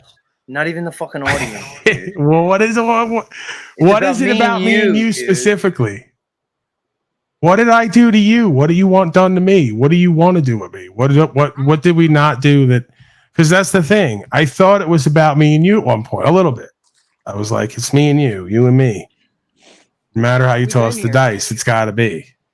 So and then something happened. Yeah, we were happy together. And then you fucking bounced and didn't come back. And I said, I'm feeling some subtle undercover hating, jealousy, envious shit. You came here, spilled it all after I baited you, and then tried to say it was me doing it. You projected it. So all I did, as I always do, is facilitate and reveal. Fair enough, dude. Fair enough. I see progress. It is what it is. I really do. It is what it is. It doesn't feel good, but you're gonna wake up tomorrow and you're gonna fucking kick ass, brother. I guarantee it. You're gonna wake up and do a better show than you've done in the last 2 weeks, and that's. And I want you to insult me completely. I want you to give all of your thoughts and feelings about me. I want you to really go for the gold, if necessary. Man, because I don't have those fucked up feelings towards you. That's the difference, dude. I just don't agree with your approach and your doctrine. I don't have a doctrine necessarily. So let me ask about Witness and Thunder Chicken. Did you have fucked up thoughts about them? Is that why you made them? I don't know where you're trying to go with this, Wizard. I don't know where So let me ask you. So if you didn't know Wizard, if you didn't know Thunder Chicken and Brielle, hey, you got another hater. 1 second, your hater's identifying with you. Just trying to take credit again, same way you shut down streams with your keys. Now you're running some Batman Joker. He didn't know what I'm doing, Satanic Warrior. All right, no one knows what I'm doing completely. I don't know what that What's means. puzzling them is the nature of my game. Am I working with the God of creation or am I Lucifer incarnate? Is there somebody underneath that desk that he's sitting at, or is there not? Hold on. Dwayne contributed. Thank you, Dwayne. My African American, I suspect. I can't prove that, but D.E. Wayne, I think, is an African American name, and I want to meet you, sir, one day. But Wizard, I wanted Preferably to on the pose this panel question. because I don't want to get close to anybody. No offense. Go ahead. Sorry. I wanted to pose this question, Wizard. Would you be so passionate about Brielle and Thunder Chicken if you didn't know who the fuck they were? I'm talking about you, Z. No, I'm talking about you. No, You're so worried about Brielle. You're so worried about Brielle and Thunder I'm talking Chicken. about you. If you want your panel to go in a positive way, then you speak positively about people. Otherwise, speaking negatively about the people in your chat that have nothing to do with the show is going to drive them away from you. Thunder Chicken's been on my show about fucking 7 times. He has nothing to do with my show. What the fuck are you talking about, Wizard? He wasn't on your show that day. And he didn't want to be on your show. And you kept making it a drama. Thunder Chicken could speak for himself. You were playing the drama card, and that was it. I'm doing my show the way I want to do it. You could fucking interpret it the way you want. Paul, you made things the way they are, dude. I didn't. You fucking did it. Oh, no. Of course that's what you were going to do. Of course. Come on, Z. Of course, that's the way it was going to go down. It doesn't have to be this way forever. We can have a disagreement. We can move forward. We can change the perspective. You're not going to move anywhere, dude, because you're intractable. Right. You're in fucking tractable, dude. And you've been talking about both sides of your mouth when it comes to me. And if your or whoever's fucking audience this is doesn't see it, then they're fucking blind. So if I keep talking about you or restreaming you, is that going to be me being jealous? Of course you're going to. Yes, it's you. That's because I just want to know what the reason is if I decide to do it. Is it me being jealous and worried about you being the threat to overtake me? I fully expect you to do it. All right.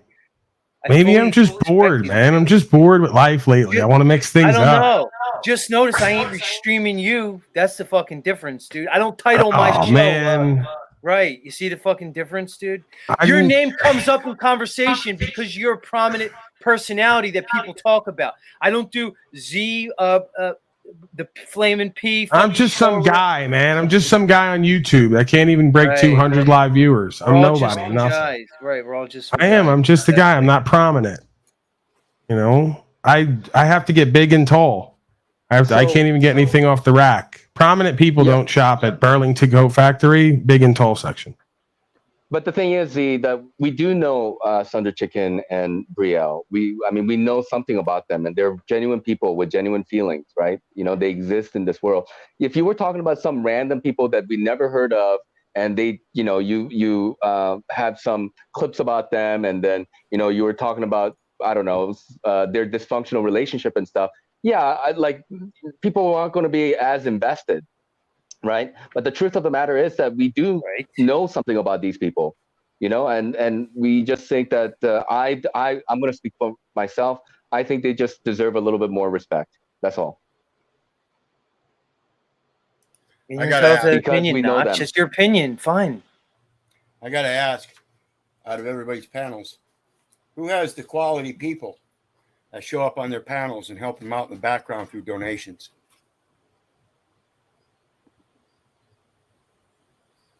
See, if you want quality people, you have to put on a quality program. It means you have to have quality conversations. Okay, good. You don't fucking agree with the content, Wizard. That's fine. What does that have to do with me? In all honesty. It was your show.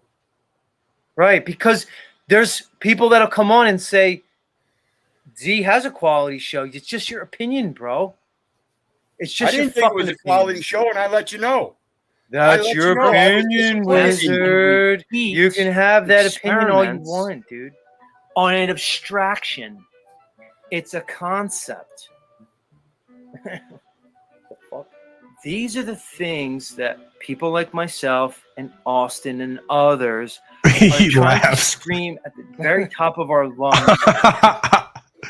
I want to get some of this quality. Man or woman that will listen is that the very foundational, I'm talking about logic, physics presented by #science through this co-opted academia and this quote-unquote Rockefeller-funded education system is founded on one of these primary logical fallacies. It's not real because it can't be proven to be real. And a theory will always be a theory until it's proven. And a law will always be a law till it's disproven. These are facts. Don't you get it? Just because when I drop something, it falls to the ground, it doesn't mean that it was being pulled there by the bending and warping of space-time. And to think anything different to me is incredible. All right, I'm going to jump off my high horse. The air gets a little thin on this fucking high horse. Tired of it.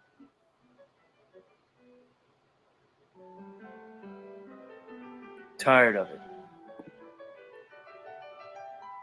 Let's get back down to earth. I'm going to help you down. Not by gravity. He asked for it, right? He said, I'm tired on my high horse. I need some I got help some now. people in the back. I'll let you guys fill in the backstage at your leisure. Let's see what the chat has to say. Then I'll bring up some of my Who's back there, Snafu? I see you back there. Hold on. Some of you guys have the patience of a fucking... Let me get to the Snafu segment. Ooh. Never heard the damn... It was 6 hours in. Never heard the damn segment. This is why I am not... Well, I'm obviously the god of all media, but I could get better. Can a guy get better? Get a better shot of my face. That is some Well, you're working with what you got, and we applaud that. And what's with you like pretending to not know how to do a Cash App so that she could pretend to talk you through it, and then you let her talk over you for the rest of the segment? You can't be that polite. So I truly was figuring out the Cash App live and in time, and I almost popped on her a couple times, but she's zany, so I just let her fucking interrupt me because she's goofy. Yeah, you can't. We can't allow that. The Kingdom of Unslavia. That's part of my audience, by the way. Those two right there, yeah, my audience. Yeah. You're gonna have to, because this is the thing, right? If you let these, goofy broads go around town and you enable them, then when they come back up under me, I got to do more work. So like we're running under pimp rules here. You know, you got to bring the same game pretty much, so that when they interact, because I don't want to have to do more work here. And if you just keep letting her talk over you and destroying the broadcast, she'll think that's okay here. It's not acceptable. I agree. Because I was thinking, So we're bonding again. What are you talking about? Talcott, man. And What? it could help. Yeah, Wait, hold on. What's your? No, I don't even want to get into it because I want it to be a big thing. Okay, it's just. Well, it's I've not helped him out with content. You help out Talcott? Like, what do you like? With certain just making the YouTube outros, a couple things. I put presentations together for him and stuff like that. Moose, do you have now she's Talcott's grifting off Special K now. There's not a person that these people won't get to that they recognize as vulnerable or weak and then try to exploit them. And I desperately don't want to see you go down that path. I've had to check myself and my ego, non-ego, because it gets crazy. So why would you look, they're now making dead faces. Why would you be working for? How does Talcott get everyone? I know how, by love bombing and then manipulating. But why do you folks continue to fall into this? Moose falls into this, right? Then Moose flips the script on him, goes, "Oh, I see where this is going. Yeah, $1,000, buddy, for the next week or two, for non-producing." It's fucking amazing the power games and using games everybody's playing. About working with Talcott, you seem to have experience with that. No, But I it's mean, like she did never a better enough, job man. than I did. He So. wants to life coach me, dude. So wait a second, Special K. What? So you just wanted to help Jack Moose. We're gonna have to go into this. Dude, no. We just have to. Hey, So you wanted. Z. So hold on. So you were Z. trying to help Jack. Hold on, Snafu. You were trying to help Jack with content. Then all of a Snafu's sudden here to now attack he had me, to as become always. like your life coach. Pretty much. I mean. So where's and your? then he got mad when I didn't show up for the 90-minute presentation that he wanted to do with me, and it's like, dude. Why do I have to be? Why? I know my life's fucked up, all right? Like all right? But why? Like, let's talk about you. So I tried calling his son. I called his wife. I fucking tried shit for him because he said no one else would do it. He's paying people $5,000. Yeah, this is the thing. Dude, I tried. Talcott's rap for the last 5 years. Sir, please. Talcott's rap for the last 5 years is to each person. Nobody will help me or do anything for me. And then whatever sucker buys into that, starts doing all the shit he says no one else will do out of some misplaced guilt and care. We've all tried to contact the damn son. We did it for free. We all tried to bring resolution. He doesn't want it. Okay, when are you guys going to pick up on this? How many more people is he going to use and grift on and get to do his work and be accountable for his results? Then he turns around and says, you guys did nothing for me and offered me nothing. Let's get with it here at some point. It's really sick. This is what turned these broadcasts, is realizing how sick. I don't know if this is all the human condition over the past 2 or 3 years. I suspect it might be. Something revealed that to me. But this is what changed it. This is what changed the tone and the energy and the narrative, is realizing how deep personality disorder goes and how ubiquitous it is, right? And dangerous. It's extremely deleterious. That's a good word, Timmy. To the average human being in their lifestyle, they're constantly push, pull, drawn in, spit out, and there's no clarity, there's no continuity, and there's no positive results. So Talcott's just an extreme example of what I suspect we're all dealing with on some level. There's a scary narrative. Right, man. I did try to reach out for him. And did you get in touch with any of them? No, dude. And I left a message for his wife on like the day after her birthday. Moose, why is Jack reaching out to anybody? He's reaching out to Special K, a random person on the. He's just desperately reaching out to anybody to contact his family, dude. This is crazy. No, we like. Well, he's lonely, dude. Like He's the. And how do you know he didn't do something atrocious to his family, Special K? And you're just calling them up and they have like trauma. Well, hey, no, I want to say something real quick, Z, and then I'm out. Fucking all you little fucktards that think you're SWAT motherfuckers like Paul, Unslaved. Let's just remind everyone, this is the guy Z resonates with. Okay. Just a reminder. I don't see what's wrong with anything about Snafu. He just constantly goes everywhere to anyone that'll hand him a microphone, even to 3 people, and yells out my name like he's climaxing out of hate. And you can't see why this might cause even a bit of like friction between us as well, among other things. All right. Well, maybe let it play out and see. Right. You know what? Yeah. I'll run it back because I don't want to interrupt. You don't have to run it back. It's all I know my life's fucked up, all right? Like, I admit that shit, all right? But why? SWAT motherfuckers like Paul, Unslaved, doubling down on that shit and making jokes. If you are a content creator, you should have a responsibility for people. And that motherfucker clowning about people's safety, clowning like he's saving SWAT motherfucker. Hold on, Special K. Polly boy. It was a wrong move to make, motherfucker. That's all I gotta say. Snafu, I just want to say one thing, Snafu. In my heart of hearts, I do not think he did that. I do not feel in my heart. I don't care what he said. He says a lot of stuff to trigger you guys. Okay, in my fucking heart, in my discernment, I do not see Paul doing that to anybody. If Paul was going to do that to somebody, he would have done it to me 6 months ago. Okay, and I'm telling you, out of my discernment, if I'm wrong, and I'll admit it. But guess what? Some of you guys don't have discernment, and I'm not saying you, Special K. I'm just saying some of y'all don't have discernment and can't pick a bit from fucking reality. Dude, and that's the problem you have. I don't take nothing serious, bro. Nothing. Hold on. From 10 miles away, bro. Hold I on. didn't know what SWAT it even was, bro. Special K, hold on. I know you're fired up, but hold on. It's fucking unbelievable. Hold on. He kind of took us off the Jack subject too. We got there's a million subjects going on right now, but let's address the snafus thing. I just wanted to help you with that Cash App thing, bro. So what is it? Because I went on it and I could see 2 people did donate to me. I can see it. So you see the name there. Wow. You press like love, it just shows you the name and basically like. Did he just rub his hands? See, go all the way to the right. I mean, so, right. 2 people just donated. I'm looking forward to more. Maybe I can stop cleaning these pools, right? See, don't look. I see him in the backstage. I'm bringing you. He's drinking water like Joe Biden after they asked him about the sniffing incident. The bottom. Sorry. See the money sign in the middle. On the Say that again.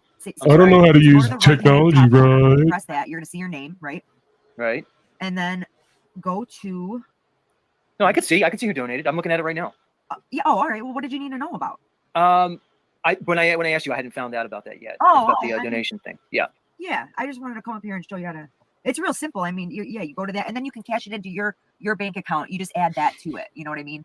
Right. You just add your bank account. Exactly. To the app. And then it does take, I think, some like maybe like 50 cents or something out of it. I'll just go and pick it up for you if you want. I know, Uncle Rick. I get it. Yeah. All right. So here's the thing, Special K. I want to talk about the snafu thing. Look, snafu got swatted. He claims he got swatted. But what I'm missing, Moose, is did Paul claim responsibility for the SWAT? He said it on. Yes, he claimed it. Here we go. Hold on. Let me talk to my listeners real quick. I know I'm in a million places. Guys, if you're backstage and I don't let you up in 3 seconds, you don't have to rage quit. Just sit back there. I'll probably let you up, or I won't.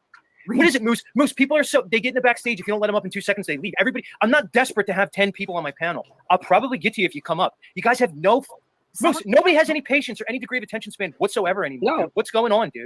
Everybody thinks they're top shelf. They think, I come into the room and you got to stop everything and drop what you're doing and you got to listen to me because I'm so freaking special. By the way, this was like Moose, apparently. Moose comes in before he goes, man, I went over there and shut Z down. Shut everyone down. I'm like, Moose, I fucking watched at least a few minutes of it. You didn't do any of that. Here he is in salesman mode. He's like co-host producer mode. It's right there. Wow. It's amazing the perspective, the interpretations you'll get from people if you ask them what they did. Right? Like, and then, he's like, we're in public. I go, you realize Z's probably going to hear this and everyone's going to hear this and we're going to watch you. And it's going to be the opposite of what you said you did. This is why I'm saying, you wonder why I have like trust issues? I mean, come on. Every one of these people gets in my face and go, I just went over there and shut them down. I go to review the tape. They're like right there producing. Like part of creating it. I mean, he did say that he doesn't think in his heart that I sent the SWAT team for snafu snaps. But the Synthetic Warrior can't see why I'd be concerned about him resonating with a person who thinks I'm sending SWAT teams to their house.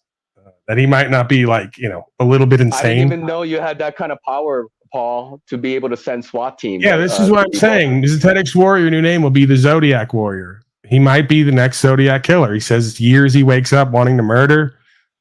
He's like Ted Bundy. The women say he's great looking and charming. But behind the veil, he's a very disturbed and sick man. Resonating with snafu snaps. Well, this is what concerned me. I awoke in a cold sweat. And I had to address this. I said, I can't have this. I saw the man as a winner. There's potential here. He could be successful. But he's not going this way. Oh, let it play. Let it play. All right. It's on record, dude. The whole interaction's on record. It's a level of entitlement. It's a level of entitlement. It's a level of entitlement that I don't even know. I rarely ever go on panels. It's disrespectful.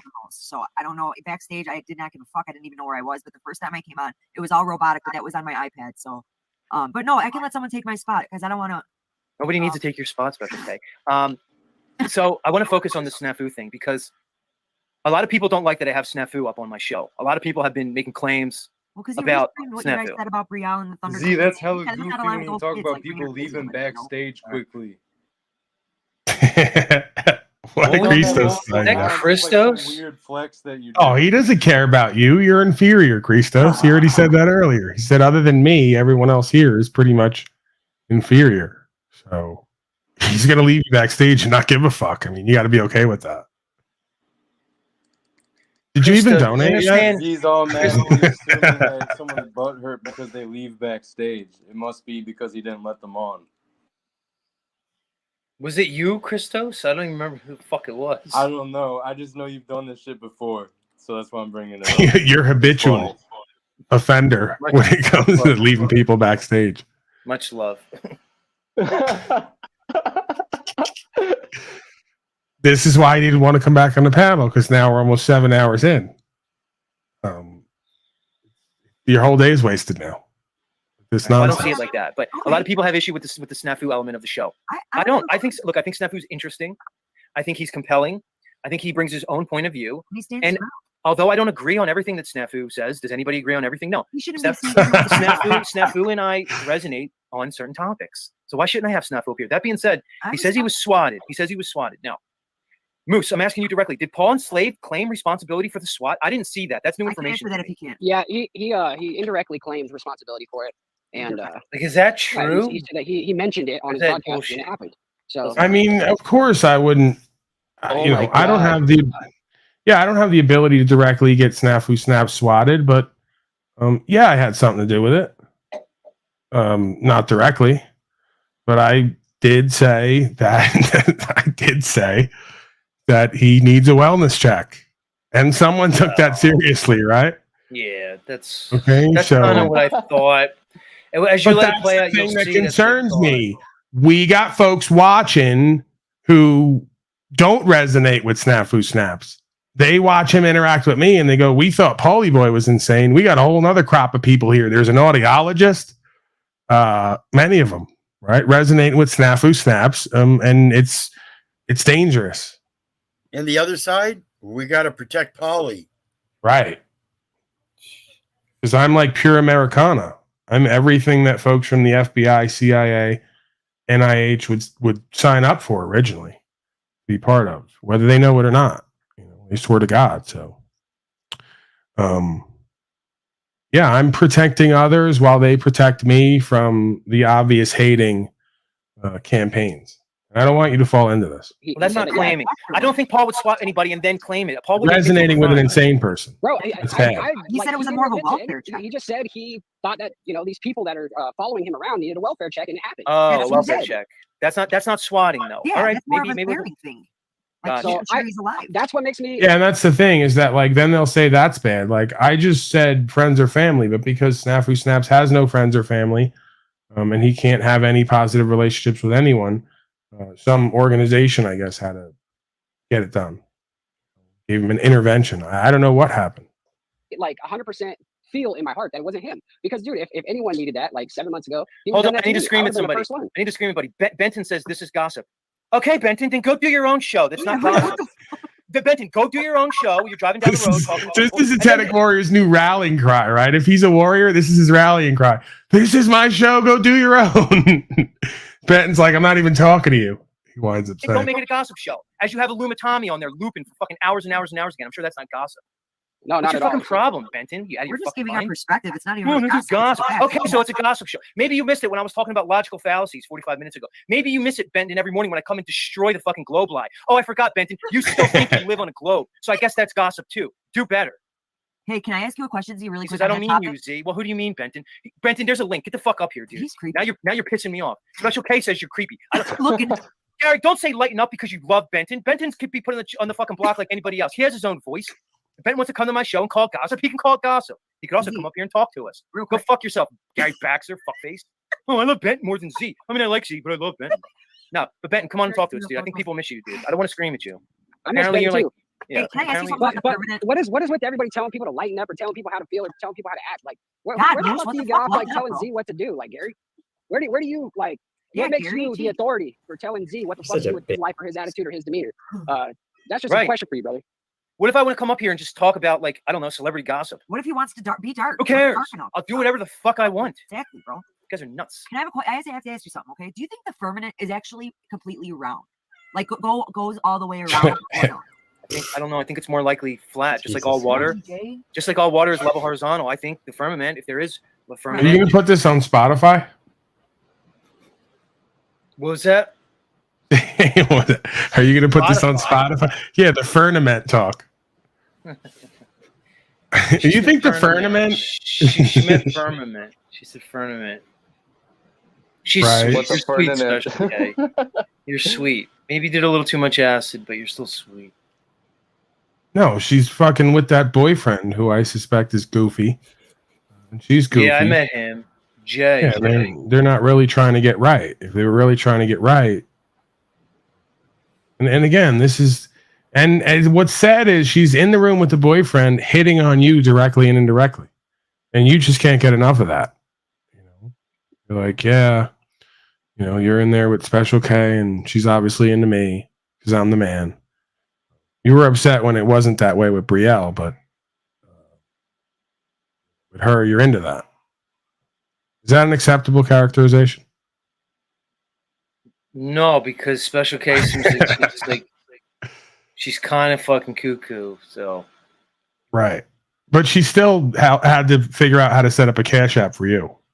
You resonated with her on that. He's like, Teddy Gore's like, you know, I have a lot of talent and ability, so I'm going to hang out around with cuckoo people and resonate with them. Much love, Special K.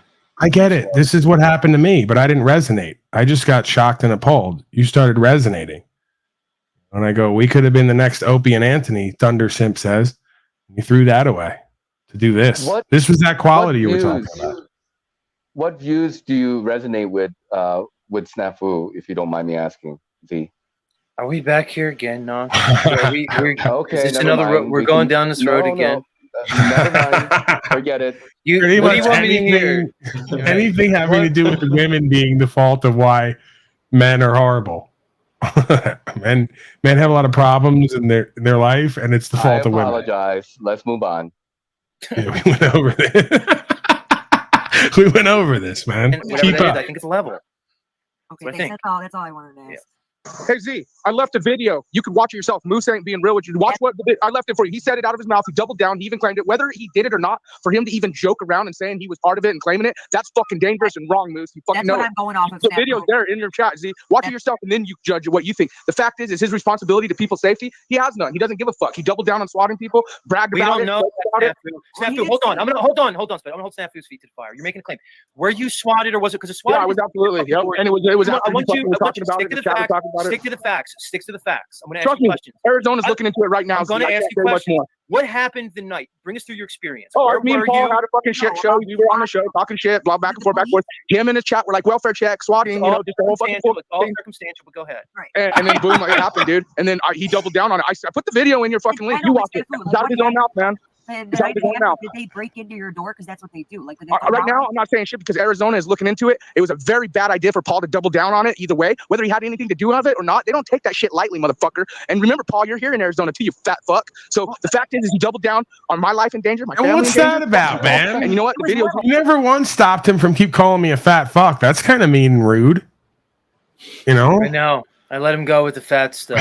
What's up with that? Why has that become an acceptable narrative? Paul's just a fat fuck.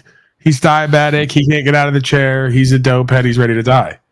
And you're just like, hey, I'm fair and impartial. This is who I resonate with, though, sometimes. I was more concerned with him stating the facts, which we really It's upsetting. It's disappointing, man. You said I was being mean. I think you're being mean. Right, you know? right. I didn't let the cosmetic warrior up here. Right. Till a certain point. I've heard like 1,000 horrible things about me in the last couple months. Like what? You're gay? All kinds of people. Whoa, so we said you were gay. What's the big deal? So he said you're fat, and you all said I'm gay over and over and over and over again. So well, that's the thing. One of them you could do something about. The other one you can't. You're like insulting me and my character. You're like, hey, you're also saying I'm kind of lazy. Point. And not you can't do something about being gay. Anybody can drop yeah, but you can stop screaming at women and pretending that it's ultra masculine. Just own the gayness, right? You want to be the pretty woman. You don't want to have her. It's okay. It's okay that Brielle's getting more attention than you. I'm here now. Yeah, I'm giving you attention. I love you. You can cure homosexuality. It's called vagina. He knows, like, I did it. That's debatable. Your fucking thing, bro. You listen to it, Z. I'd love to hear what you think, because there is a responsibility as someone who screams to people, and this motherfucker's clowning and joking about swatting motherfuckers. Fuck him. He even claimed it, dude. Fuck Paul. Fuck that fat grifting fuck. All he is a fucking cult leader that grifts. A fat fuck that grifts, dude. Like Z said, he ain't trying to guru your guys' ass. He's here to talk to you guys and be a community. No, that motherfucker Paul's. All right, so now we have the next claim. Do you resonate with this, that I'm a fat grifting fuck? Because if I'm grifting, what exactly are you doing now? Because this is what's going to come for you. Just so you know, Snafu will whip around on you at some point and say you're a skinny, pale, grifting fuck with a hat on in a dark room. I expect all that. But, Paul, I could put the same on you. It's easy. If I just said everybody that comes in your panel and spoke their mind and put that on you, I could make the same argument, dude. I can't control it. So let me ask you guys. You were resonating, man. Your vagina was tingling when he was talking at certain points. Yeah, but like, only reason this is kind of funny at all is that Snafu is serious. He's dead serious. He's been dead serious for like weeks now about this pogo stuff and pedal stuff, But the thing is, in actuality, it's quite sad. That's the thing. I missed when you were a pigo podo instead of a fat grifting fuck. What? Can we go back to pigo podo? Well, that's the thing. I'm all of it. Look, you guys win. Snafu, I won't let him have him up anymore. That's what you guys want me to say. That works. No, yeah, that'll work. Why didn't you just do that from the beginning, man? You totally exposed yourself and ruined your career. Everything. Why did you what? Totally expose yourself and ruin your career in broadcasting? Why did you do that? You could have just said from the beginning you won't have Snafu up no more. I told you guys months ago, I don't want any quarter for these people. I don't want anywhere that they can go and continue to play their games. It's bad for them and everyone else. Bad for business, Athetic Warrior, and you made this guy your consigliere. Horrible move. It's a funny narrative you guys all have. You'll never take sides against the family again. Ever. The reality is, I don't know what you and fucking Snafu have going on. I'm really just third disinterested party, if you want to know the fucking Snafu truth. wants me dead. Taking out all orders to have me dealt with. He just can't get it done because I'm Teflon Daddy. But how dare you sit next to him and claim to resonate with him when he's insane, and now you're insane. You're viewed as insane. You did that. I didn't do that. I'm trying to stop you. I'm calling for a reformation, a resurrection of Snafu.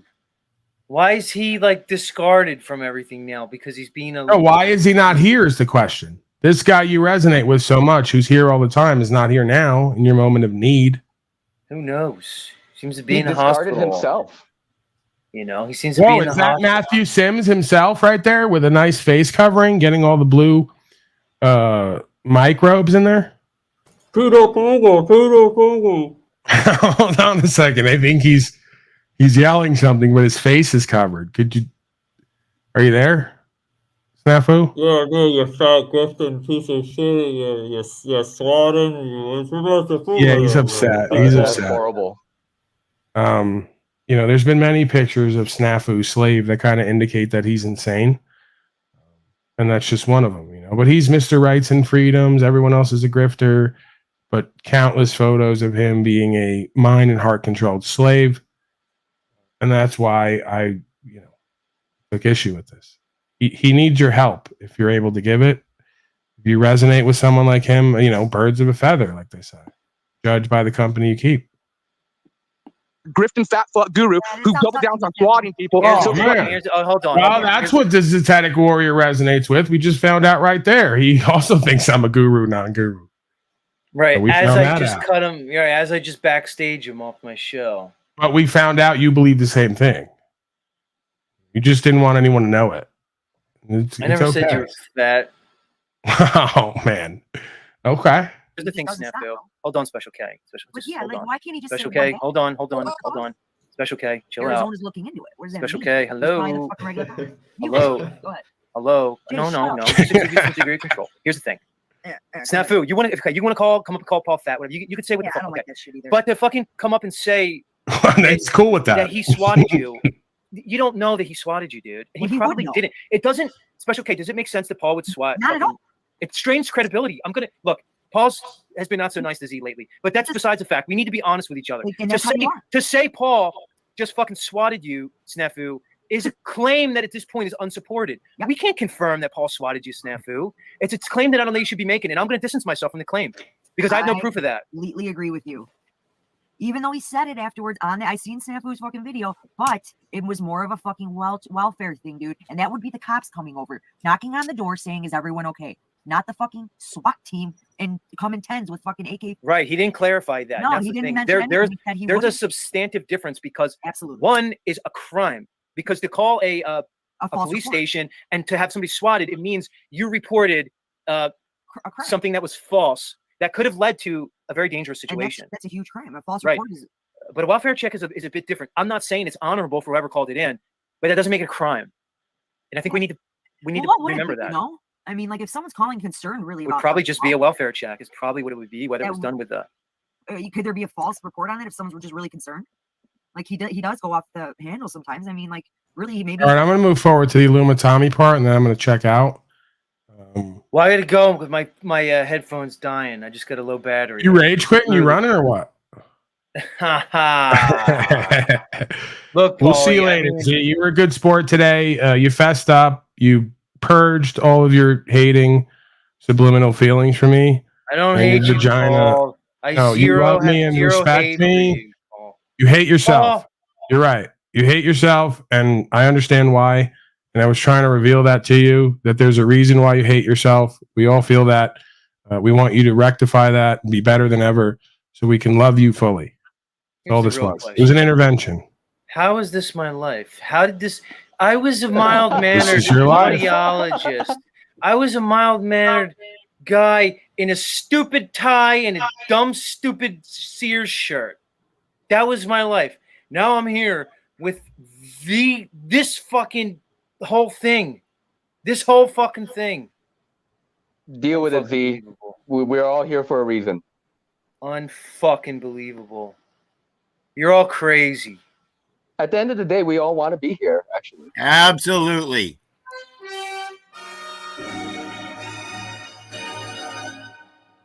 And would you trade your Thai days for something else? I mean, like, come on, like you made your choices.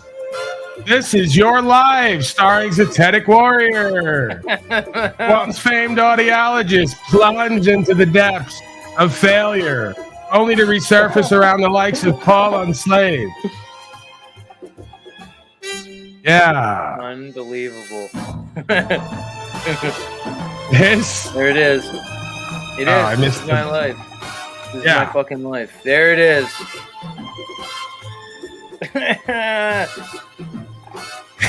That's it. That's you on the way to work. The funny part is you had it fucking in the queue, right? Yeah, what the fuck? Quick. No, I pulled it up. I work on the fly. You know better than that. That's Look, the guys, mastery of a producer. I just want to say much love to everybody, despite what anybody thinks. I love each and every one of you guys, even the fucking ones that hate me. I'm stealing your thing, Wizard. And Paul, you're literally one of a kind. They broke the mold when they made your fucking ass. There ain't no fucking doubt about it. Another subliminal fat joke, but I'll accept the sentiment.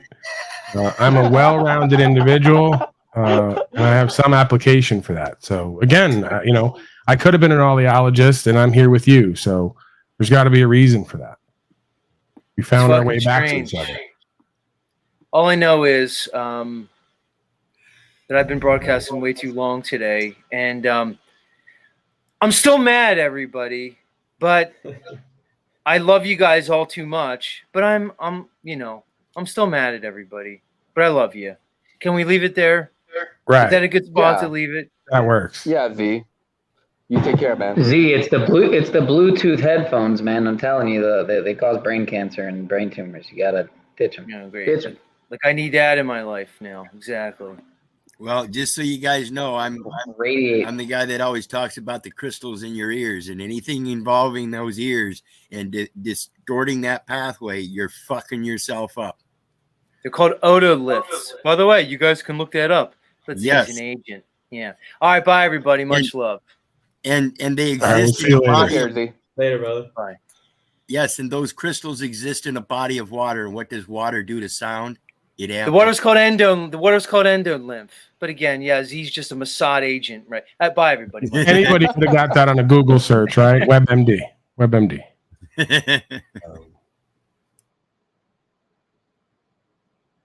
The irony of like him not realizing he's part of the whack pack. He's my audiologist who can't listen properly.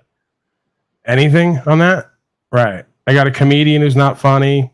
I got a lawyer who can't pass the bar. Should I go on? Right. I have an audiologist who's not the best. Exactly. You see how it goes, right? You see the game we're playing. A pimp that can't pimp. Well, I mean, sir, it's proper instruction motivates people. We're not here. Ironically, the best game is no game. I'm pimping now more than ever, and I'm not even fucking. So the women are loving me. They're resonating with who and what I am. I am the value. I am the realist. I am their daddy. They're culted up right where I need them to be, as they all keep saying. I'm not even fucking. You guru, non-guru. Right. A mobster that's a one-man mob. Right. Is that Cage or I'm definitely not a mobster. That's Lou. I feel like there's some catharsis that's like happening with they're people. Italian. Like people going through the process, and faster we go through all this, the better off we're going to be. Rip that Band-Aid off, like we all have issues that we need to deal with, and that's fair. And that's fair. Yeah, most of the time, a lot of people stay in their bullshit because they don't do that, right? They don't face that themselves. So bring it here.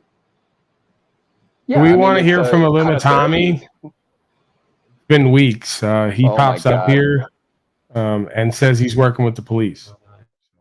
That's the only part I missed for the most part from Let's see here.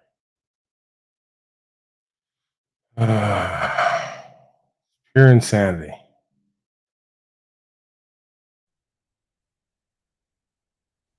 He read it. I mean, we have. Me and Paul got good wishes for these people, but much love, special K. All right, Tommy. A lot of people have been wondering where the fuck is Illumitami.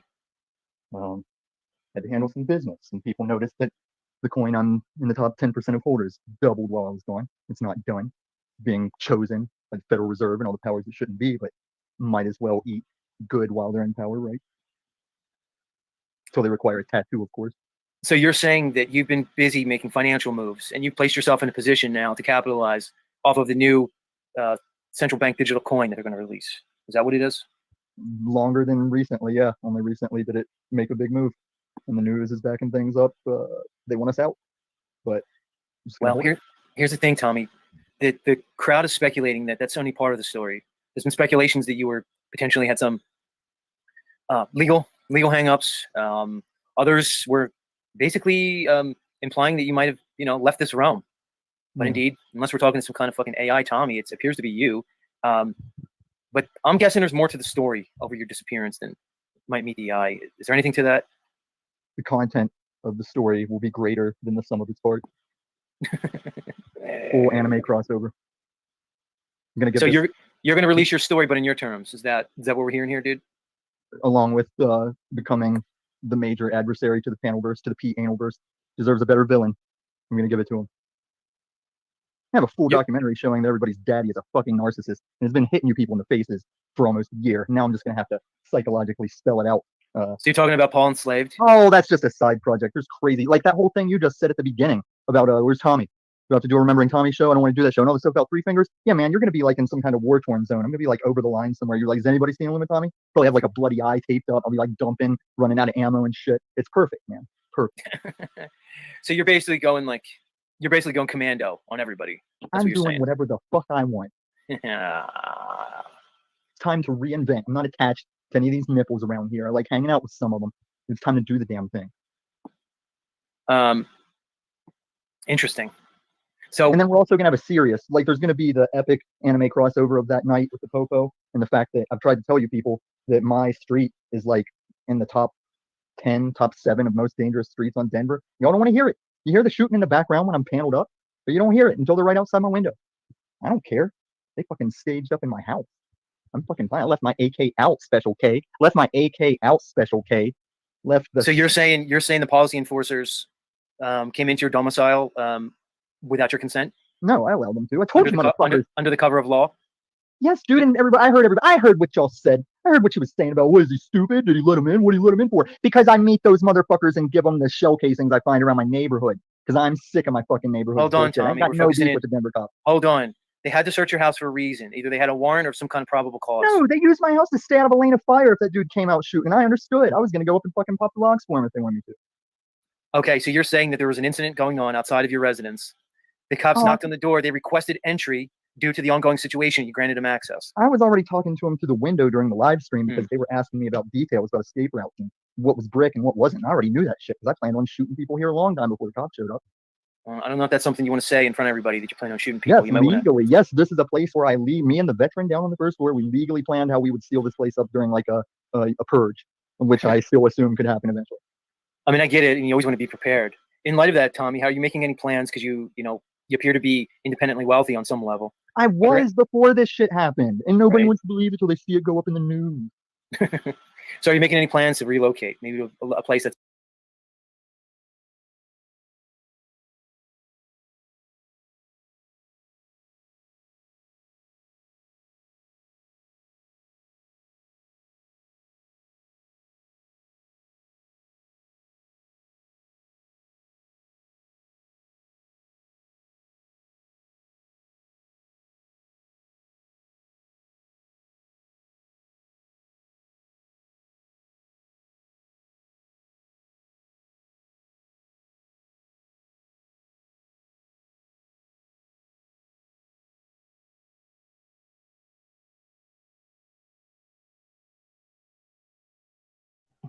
Hello? Yeah, I was just about to say, hello? Oh, yeah, I thought I was being heard there. That was my mistake. So, yeah, I don't know. I guess you didn't hear any of it. I don't even know where to begin here. So, yeah, Jack's hating, apparently. Given the word. Tommy gave you what we needed to hear, I guess. He's not dead. I had a feeling he wasn't dead. He's apparently working with the police to have them stage in his house to raid people for who knows why. This is why I say I'm careful with who I deal with on here, because they could stack up on my house for some nonsense. Who knows? In today's day and age, I wouldn't want to believe that the honorable servants would do such a thing. But, Tommy might be there to pop the locks and to let them stage and work with them, regardless of what the claim is, apparently. Because he regularly goes around working with them and giving them shell casings. He's such a great guy. But he's also the guy inviting people down to his cross streets to do whatever with him, presumably so he could turn around and get you indicted. That's why I say, don't play with these people on here, because they're going to incite you, try to get you in an interaction, and then have the police deal with you. Numbers are dropping insanely. No one wants to watch Talcott, I guess. That usually happens, but I'm on the way out anyway. We're working on 8 hours at this point, 7 hours and 5 minutes at least, which is insane. I really wanted to do an hour, but we got into it. We got into the loop. We got into Aesthetic Warriors feelers. We got over the past few weeks and months of hating, non-hating, which didn't exist, but did. What happened? I thought you and Jack were cool with each other. Every time that I say something about somebody who constantly talk about me or deal with me, they get in their feelers and then they think something has to change or go different, rather than them just do what they do and get better at what they do and be successful, and or just work with me and come up with ideas, bits, things that we can work and do. No, just let's sit around, yell at the fucking chat, yell at the people from chat about me, talk about me, not to me. It's bizarre. It's bizarre behavior for men to engage in over and over. And the more that I see it on here, the more I keep turning up to expose it and just keep fucking with them and laughing at them. Because apparently they don't want to be better and do better. They want to just do what they've always done, get what they've always got, and make fucking excuses. I'm over it. So let's hear from Jack. Well, and real quick here, I just wanted to mention, I forgot to tell you the other day that I saw that Jeff and Allie were back together on a video at least. And then when it comes to Jack, Jack is in a bipolar depressive state is what I think. Despite his tendency to laugh and smile, it's always in a depressive state. It's a part of his bipolarism. Right, and Wizard, it's a good chance that as codependent as those two seem to be. Who am I? I'm just a trailer gorilla. Yeah, as codependent as those two seem to be, I doubt they ever completely broke up to begin with, because they have their whole life tied in together. They probably can't live with or without each other. And they're probably so emotionally bonded to each other from all the trauma that they put themselves and each other through in the relationship. They couldn't separate if they wanted to, for one or more of them, in the situation. So, that's meaningless to me. The testament to a relationship is not necessarily getting together or not being together. It's about the quality of the inner space in the relationship and the communication dynamic and the understanding of self and the role that you're going to play, so to speak, till you're not, I guess. Yep, I agree. All right, let's hear. I'm going to go get something to eat. I haven't eaten yet today. I'm very obese, yet I haven't eaten yet today. So I had an apple before. I'm going to grab something to eat and let Jack play out. I'm sure he's going to go on a rage-filled rant about me. I suspect. You never know.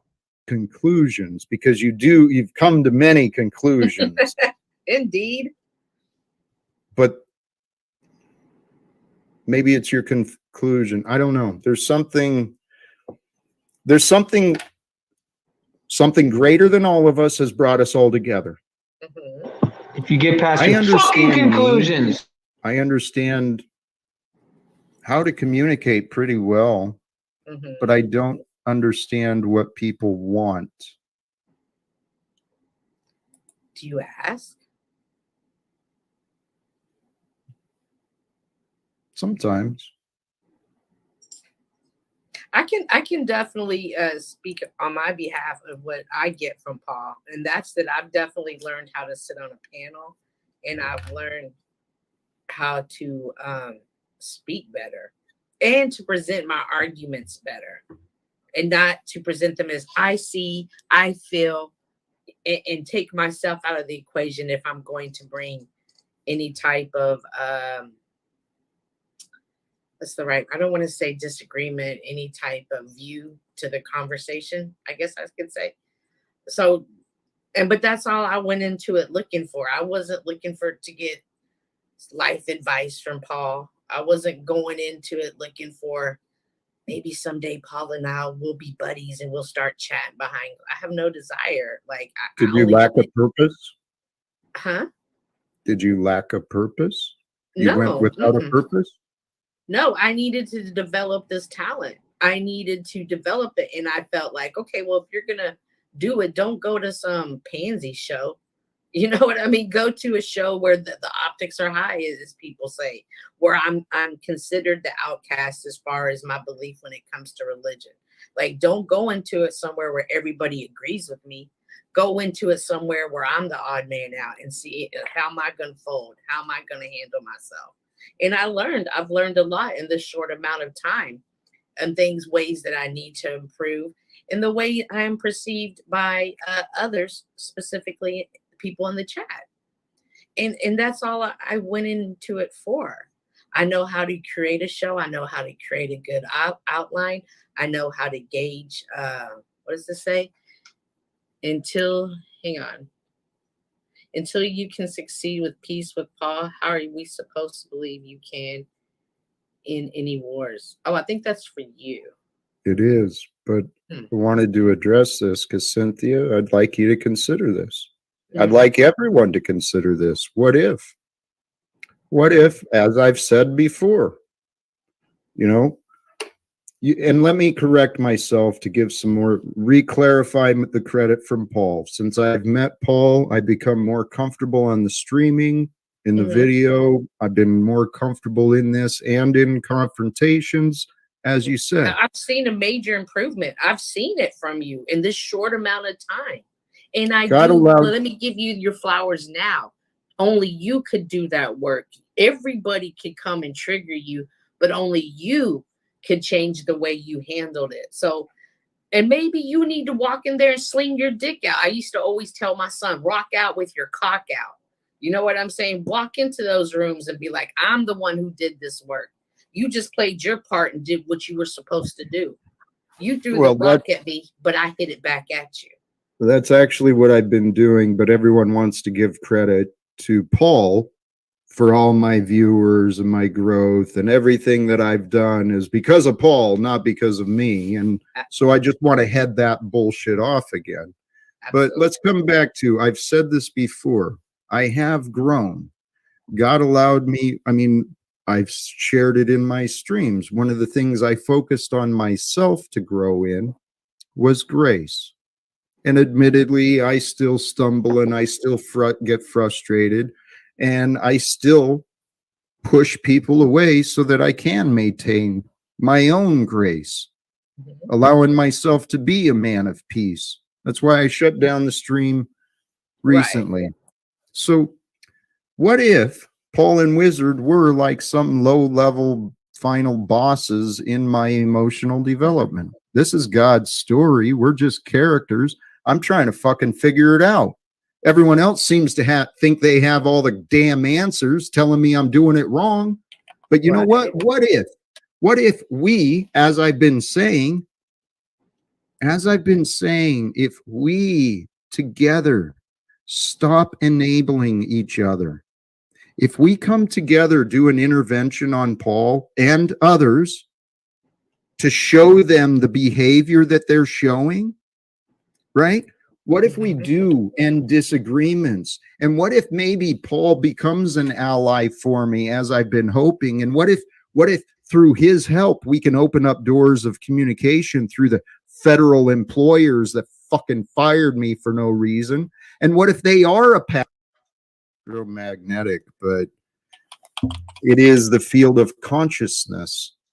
It's the spark of intelligence and intelligence and desire. Mr. Talcott, I heard that there was an intervention in order. Well, I suggested an intervention, and I was quite blunt and even rude, insulting towards you today. Well, what else is new? I mean, why change that pattern? Am I right? So did you see me like fucking completely expose the cosmetic warrior and all of his false self undoings online, like many other metaversal miscreants? Paul, why are you so obsessed? How come everyone's so, not just you, how come everyone, including me, I fall into this sometimes? Well, yeah, you're a bunch of bitches and hoes that never been nowhere and done nothing. That's why. It's always the same fucking thing. How come we don't talk about like ideas or some sort of way to exit this fucking nonsense, or use it to our advantage, or get somewhere, or do something productive? It's always the same fucking shit. We're all fucking playing. All right, there's no way you do that on your own in your life on the ground, and then there's online metaverse, and you like either bring your life to that or people in their real life. Some people, right? But you can't affect yourself and people around you in your real life, but you want to do it online. It's bizarre logic. Hey, Paul, there is on Cage. Hold on, online or offline, the same principles apply. Small minds gossip, right? Small minds talk about people. You got a greater mind than that. I saw Z trying to reason with you. I showed up for a little bit to offer what I thought was helpful, because I feel that is kind of something I am skilled at, but wasn't welcomed. And then you chose to go ahead and insult me more afterwards. How did I insult you specifically? Oh, I don't remember. Must have been really insulting. Well, here's the thing, Paul. I don't need to remember the specifics. I remember the actions. You remember how you felt. You remember how you felt. Yep. I'm not here to persecute. And you're not barred from actions just because you're online either. Remember that. All right. You keep having feelings about me online and not having the same amount of feelings for what you need to do in your own life. That's the problem.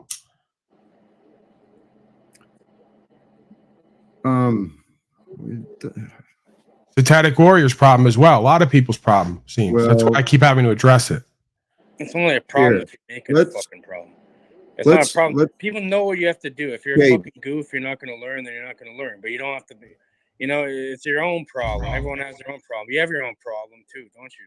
Well, here, Cage, the best way to resolve problems, disagreements, is your own communication. Yourself. You're your own worst fucking enemy. Cage, if you can't, fuck, oh dear, go practice self-control. And then when you've established a little more, let me know, okay? We can discuss anything. It's very simple. We just got to listen to each other, accept that those are the words that are being revealed. Those are the truthful facts being shared. Consider what is said, and then we can respond. Okay, we don't have to have these constant disagreements and conflicts, Paul. They're not healthy. What do you mean, me? I'm not even conflicted. I'm not even like, why are you saying I'm doing that? I'm not doing that right now. Well, I experienced and witnessed attempts to resolve. Oh, that's in the past. We're in the now. We're here right now.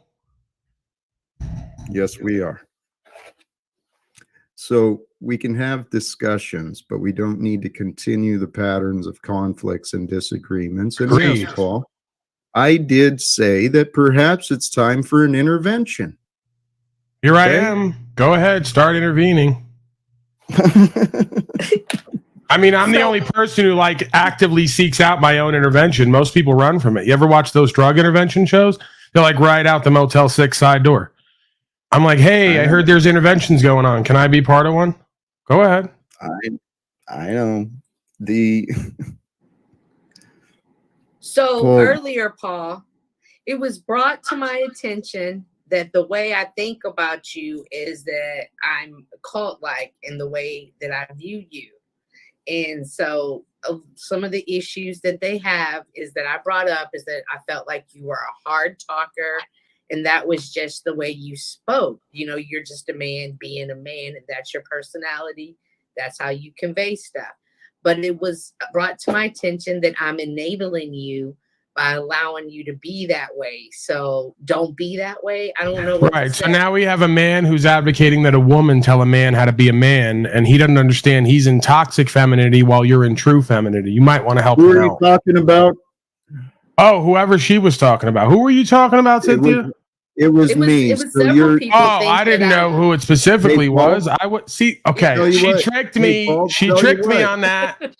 Well, regardless, here's no one person. Here's what the truth is. Yeah. The truth is, I'm not alone in what I've seen.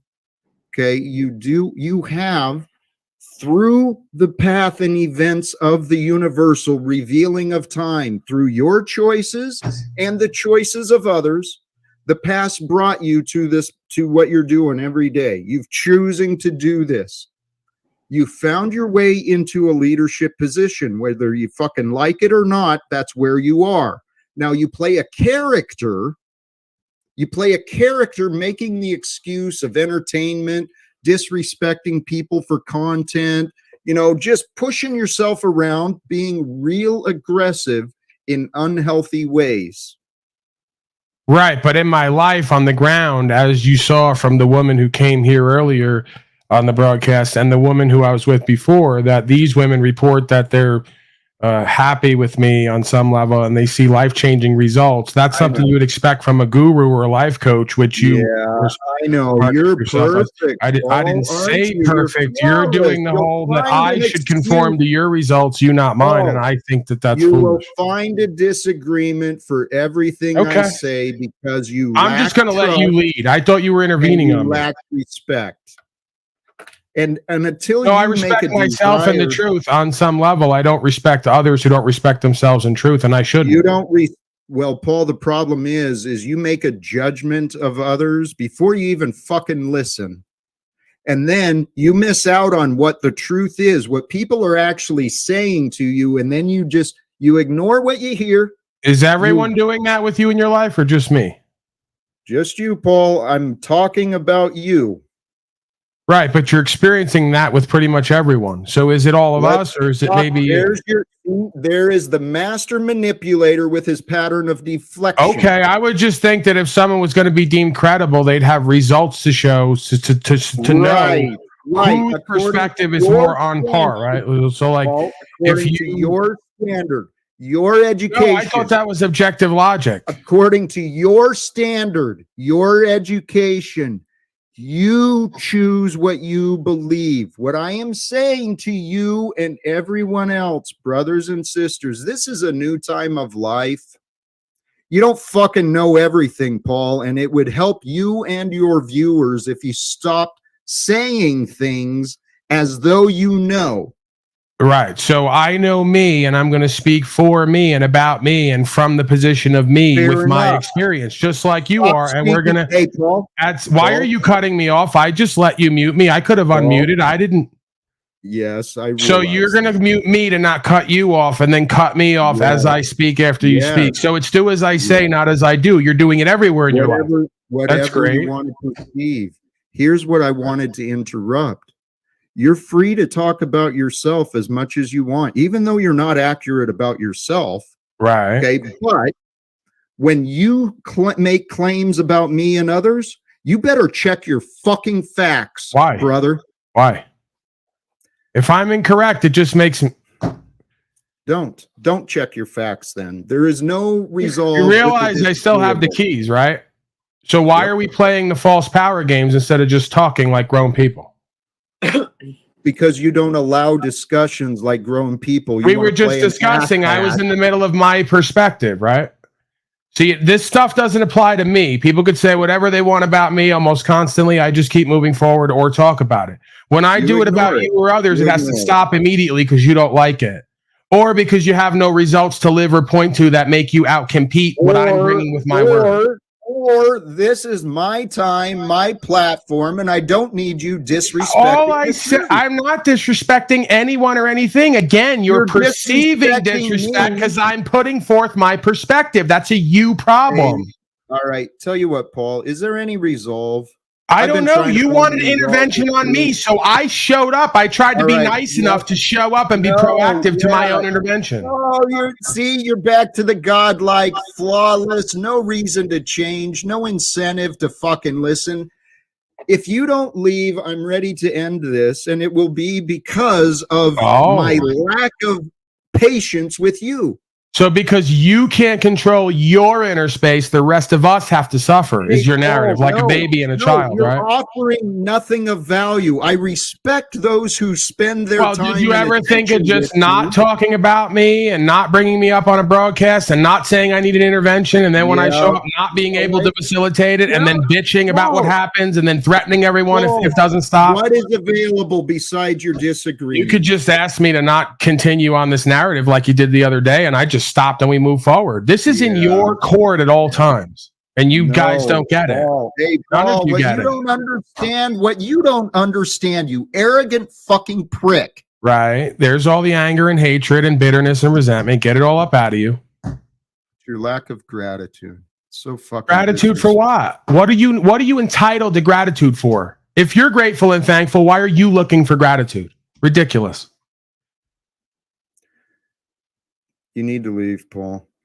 Why do I need to leave? We could just change the discussion. Are you not capable of pivoting and redirecting and channeling your energy and motion, your emotions? Are you not mastering yourself or practicing that? Or do you just want to always get what you want when you want it, like a child? Listen to your whiny little bitch voice. I got it. Do what you want when you want, like a child. Yeah, do you just want when you... I'm talking to you. You don't get it. That's the mode I go into when I'm doing like a mama to you. I'm having to play your mama and daddy. Do you want to be a little bitch forever? Do you want to get what you want when you want it? Or do you want to work on self-mastery? See, when I talk to you like a bitch, you complain I have a whiny bitch voice. If I talk to you stoic like a man, you say I'm beating up on you and bullying you. So which is it? Which would you like? Which aspect of self would you like? Fucking child, and you are demon controlled. It's fucking disgusting. Right.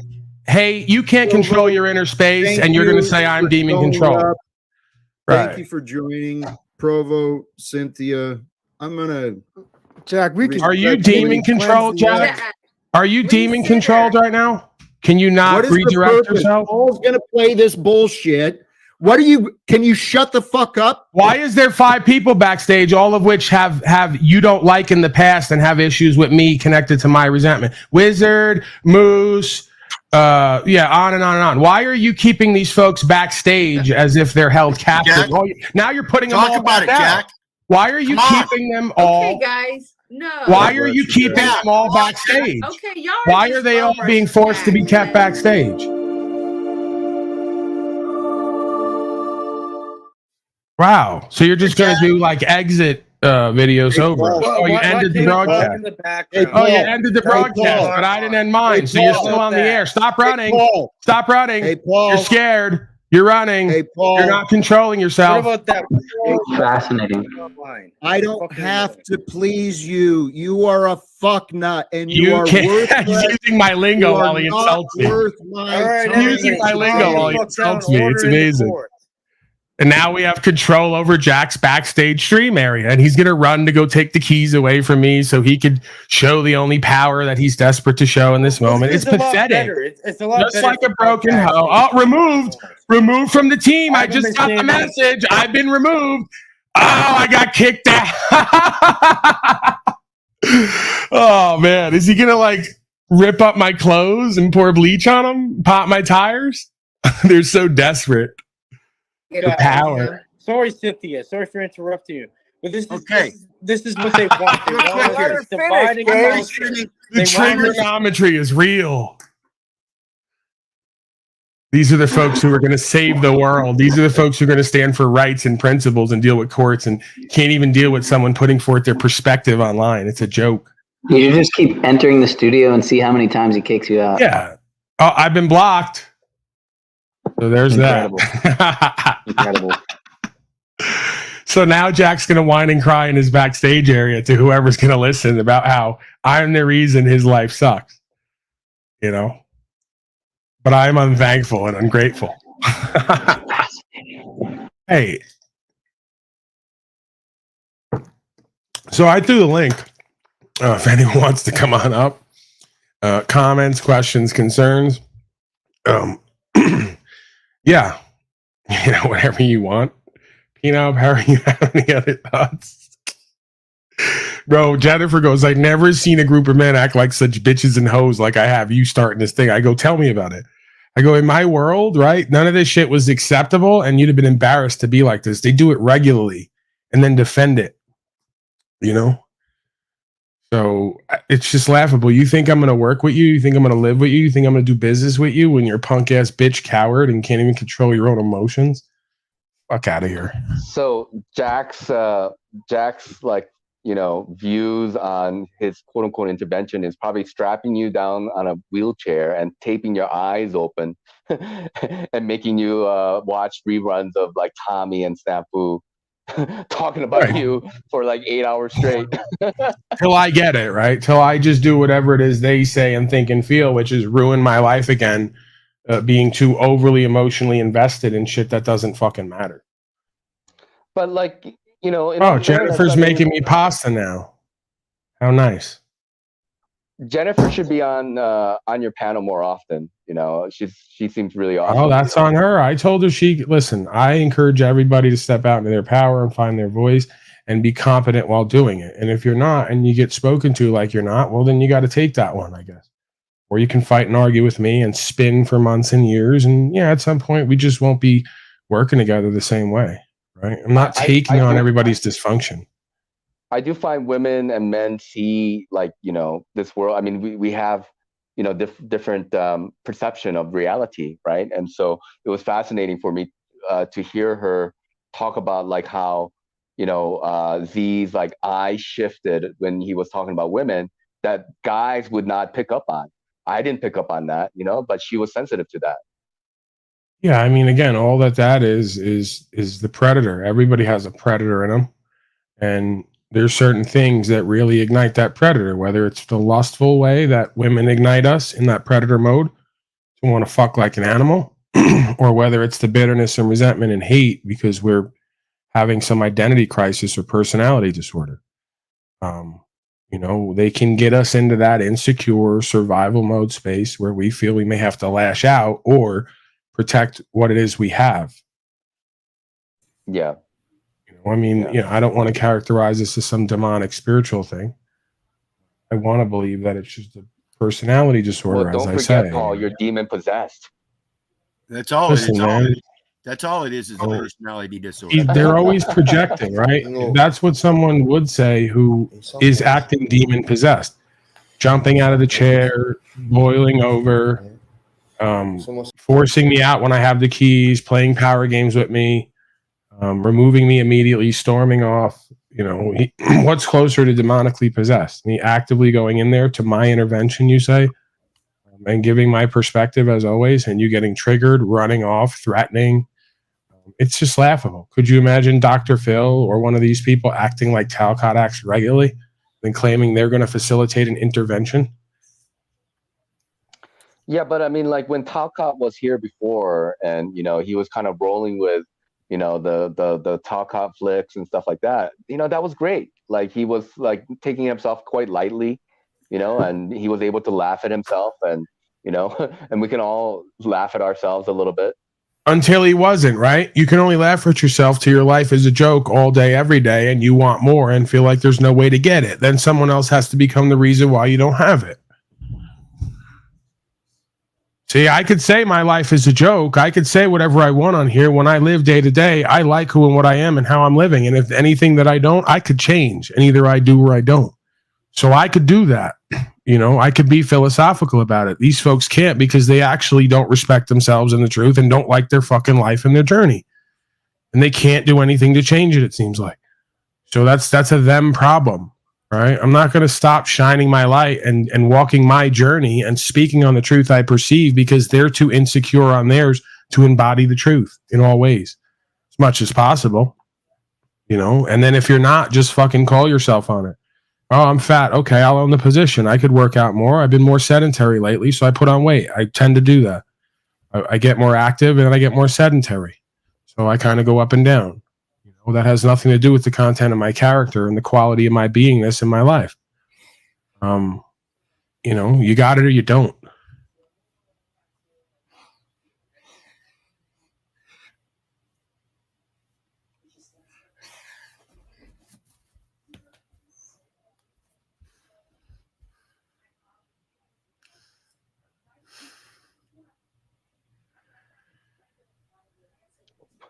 What's going on? Yeah, over Jack's here? not got it. Jack doesn't have it. Jack doesn't have it in himself to even forgive anybody. Jack has it in himself to play games like everybody else. Because you'll witness throughout the last 3 weeks, I've been nothing but polite, courteous, kind, obedient, cheerful, thrifty, clean, reverent, and everything I've done with Jack. And then when I wanted to go over there tonight, despite any other thing going on, he doesn't want to let me up. So who's doing what? Who's actually working towards the goal of, quote, peace? Huh? See, that's what Jack can't handle. While Jack professes that he's trying to fight this world for peace, he ain't got peace himself. Wizard. Fuck, I mean, Jack. But I mean, just the way you kind of present that is quite intense, right? And obviously Jack doesn't feel comfortable. You know, like I can sense there's some history between you guys. I don't know what it is, what happened, you know, between you guys, but like you've had some difficulties with him for whatever reason. No, I've had difficulties with me. See, you guys seem to see all the battles back and forth between him and I. But don't forget that I also recently said that Jack is the one. Jack is the one that's helping me improve, not Paul. Paul facilitated the platform, but it's Jack and his presence that helped me work on me. Because all you other motherfuckers ain't got the fucking stubbornness Jack does. All you motherfuckers ain't got the balls Jack does. Don't bet on it. That's what makes no sense, right? Is that we're all walking the same journey in the way that we know how. Jack doesn't have true balls and true courage. If he did, he'd rise above fucking with the UN. Don't take balls and courage to do that. Yeah, what balls does he Takes have? balls and courage to fucking stand stand for rights and freedoms and go to a box. You know that as well as I do, Wizard. Right. Right? That's And Jack obviously ain't stubborn enough because every time I get in a room with him, he goes to running and fighting and can't stand his fucking ground in his position. So, I mean, if that's the characterization, I got to go pure ego again. I'm still better than him. I'm more stubborn than him, and I got more balls and courage than him. And guess what? I was a punk ass fucking coward most of my life. When it came to women, when it came to my beingness, and taking it around, and being looked at and being perceived, yeah, I was. So, yeah, and you should know that I don't generally talk about you when I talk about the Paul. I don't talk about Paul when I talk about this you thing. Yeah, we're all helping ourselves and each other in various ways to remember what we need to be doing. But Jack has no business in any position telling anybody how he's going to save the world or help others when he can't even live the life that he likes, to avoid going off on people for speaking about the life that they like. Yeah, and what I'm talking about with Jack is in this metaversal universe, he's got the gumption to get up here on these panels and be forthright with people and tell people what's on his mind, despite how insane it is. Okay, he's still got those balls. Yeah, that might not be courage. That might be pure narcissism and stupidity. That's the thing. Let me finish and let me help people understand. But if the people that had good reason and logic did that in their own life and started getting up on these panels and started really discussing this shit, they would help themselves more than anybody else. Again, I only learned this shit about me because it's my interaction with Jack. Not yours, not Paul's, no one else's. Mine. And it only happens because I'm up here on the panels with Jack. Yeah, I accept that. A wise man could learn from anything, especially a fool. Exactly. So if you want to characterize Jack Talcott as teaching so many out of his foolishness, I'll accept that. Yep. But we to the sinners. That's right, and we cover that every day, and that's why I address the chat directly, and I get involved with them, and I try to generate an interaction because they need to learn how to stand their ground, be response-able, account-able, and stop fence riding and accepting less, because you're going to be governed by people like Jack Talcott. Even though you claim that he's insane and crazy and narcissistic, he's got the balls, as Wizard says, to go anywhere, speak anything, and have his will be done on some level. He's going to sit there and tell you like that's what it is, and then wait for you. So yeah, you're going to be governed by narcissistic cowards who really won't take responsibility and accountability for their own life because you want to play the same game. So yeah, I agree with that. Or you're going to be governed by other people in the chat, therefore thinking yourself governing because you get to say whatever the fuck you want in that chat, but yet it's all common consensus in that form. Therefore, you're not truly governed, and you're nothing but a particle. A particle. What's up, Fabio? Fabio, what's going on, man? He's in the middle of a workout. Leave him alone, Paul. No, this is the thing that's funny, is that they'll say whatever about Fabio, but one thing I notice, unless I'm projecting it, is when we're having fun and when I'm pong-ponging and gorilla seasoning and competing, he's like in that mode and that energy, right? So he's more perceptive than a lot of people. When I'm in the serious mode and speaking about the truth and change, he's not doing that, right? So again, Fabio's showing he's more perceptive than like the majority of panel members because energetically he can be connected and get that. We don't even speak the same language, right? But energetically he can read that and connect to that. So he's not doing that mode right now. He's doing the mode of stop being a punk ass cowardly bitch, stop lying on yourself and others, get your shit together, and then let's talk about the results and the cause and effect, and stop telling me you're going to save the world and flat earth and all the rest of it because it's boring. It's old.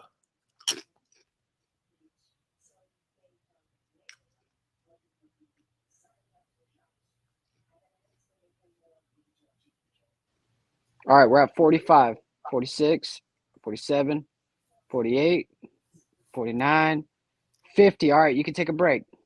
No, break time. You're supposed to take a break. You can't work out that hard, man. Bet you Fabio eats pussy better than Zetetic Warrior. He won't eat it at all, but. What's up, Danzo Medic? Not much. Just been watching the entertainment of loser failures doing their cycling. She's triggering now. She's triggering people. Anyone in particular? No, I don't need to say who in particular. They know who they are.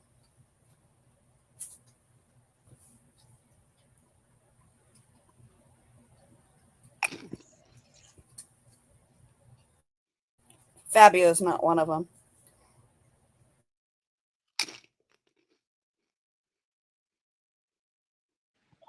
Well, I mean, you're stating the obvious here, lady. Like, can you tell us something we don't know, damsel?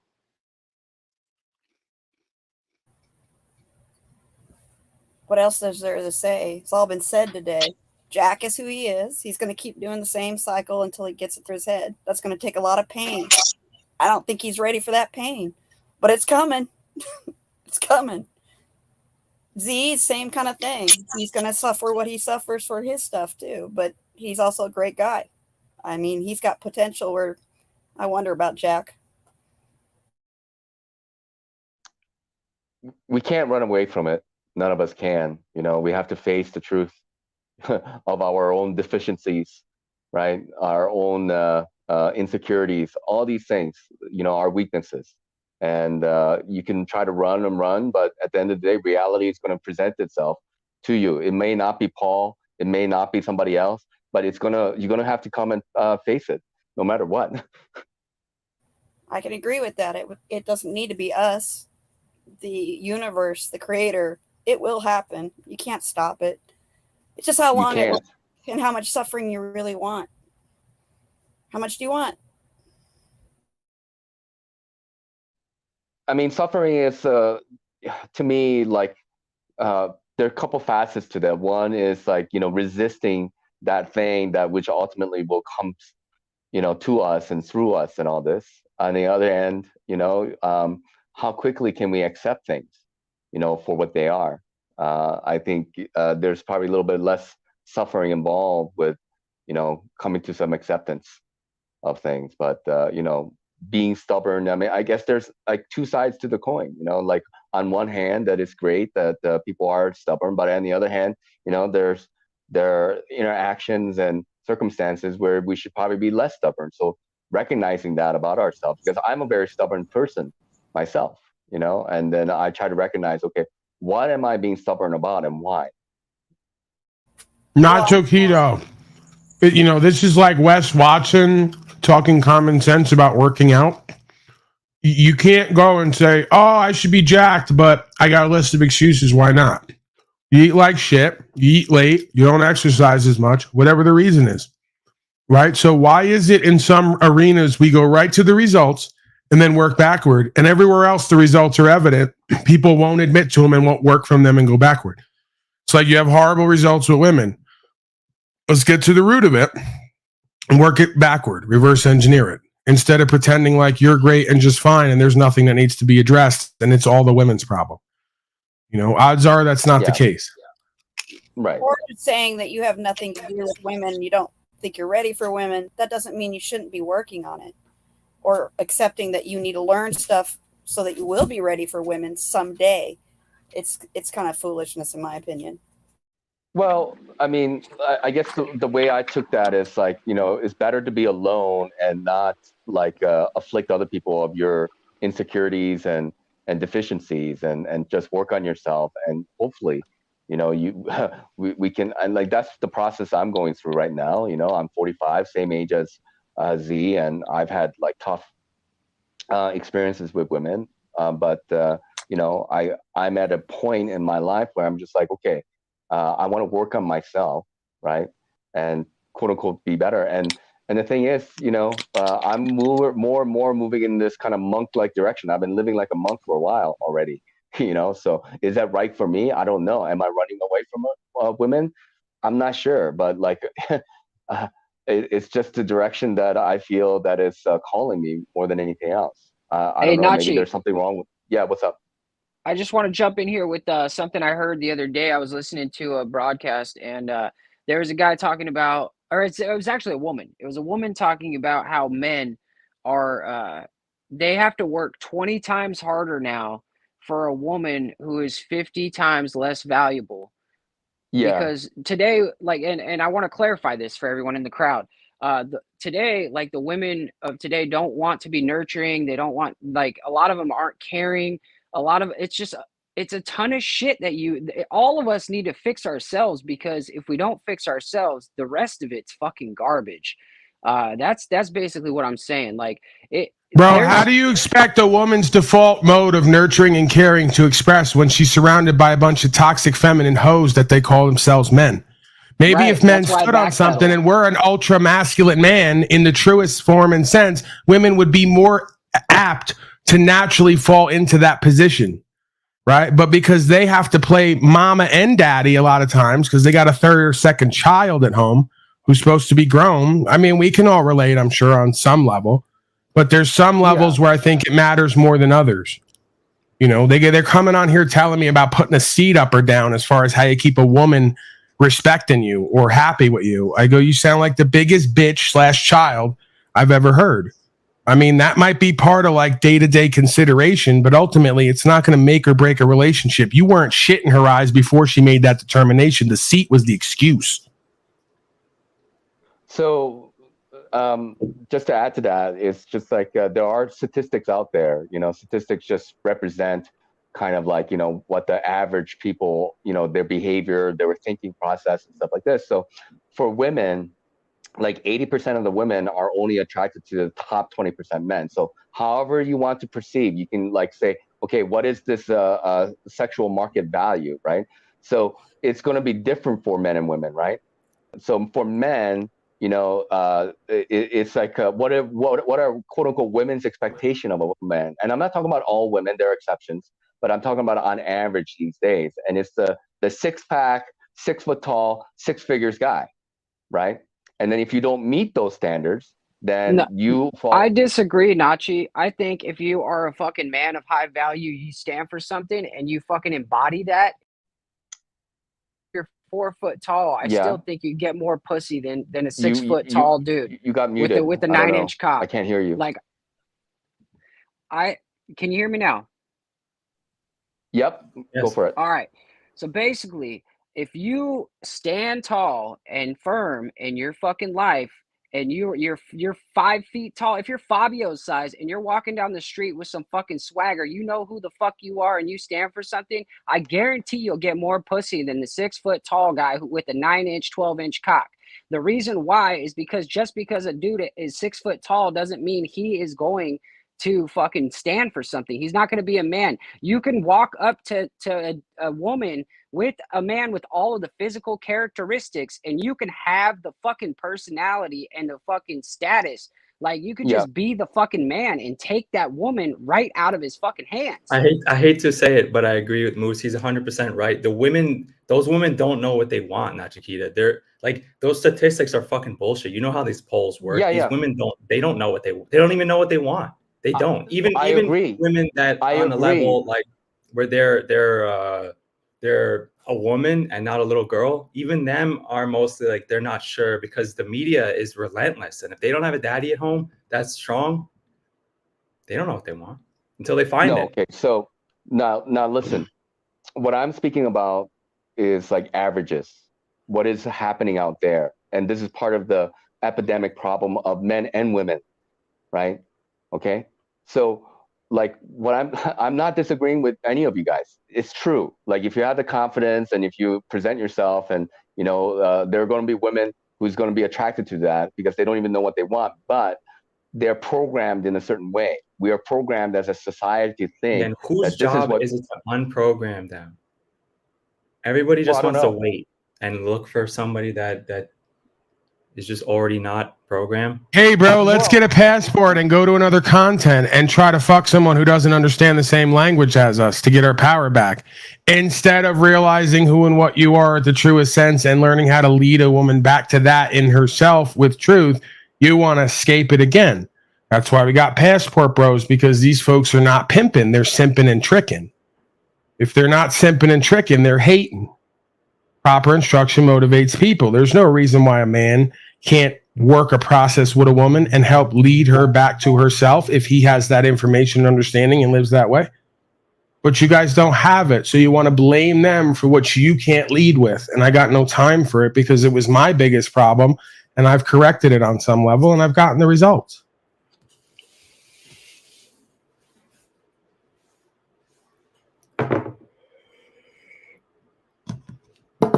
I mean, it's the same. This is the same thing over and over with people in any area in life. If people are broke and they never tried to run a business, then they're just gonna say, "Oh, people that have money are bad." If guys that never tried to figure shit out with women, never do, they're just going to make up excuses and watch Fresh and Fit and look at the statistics and never just go and do that shit themselves. Do you feel that that's what I'm doing?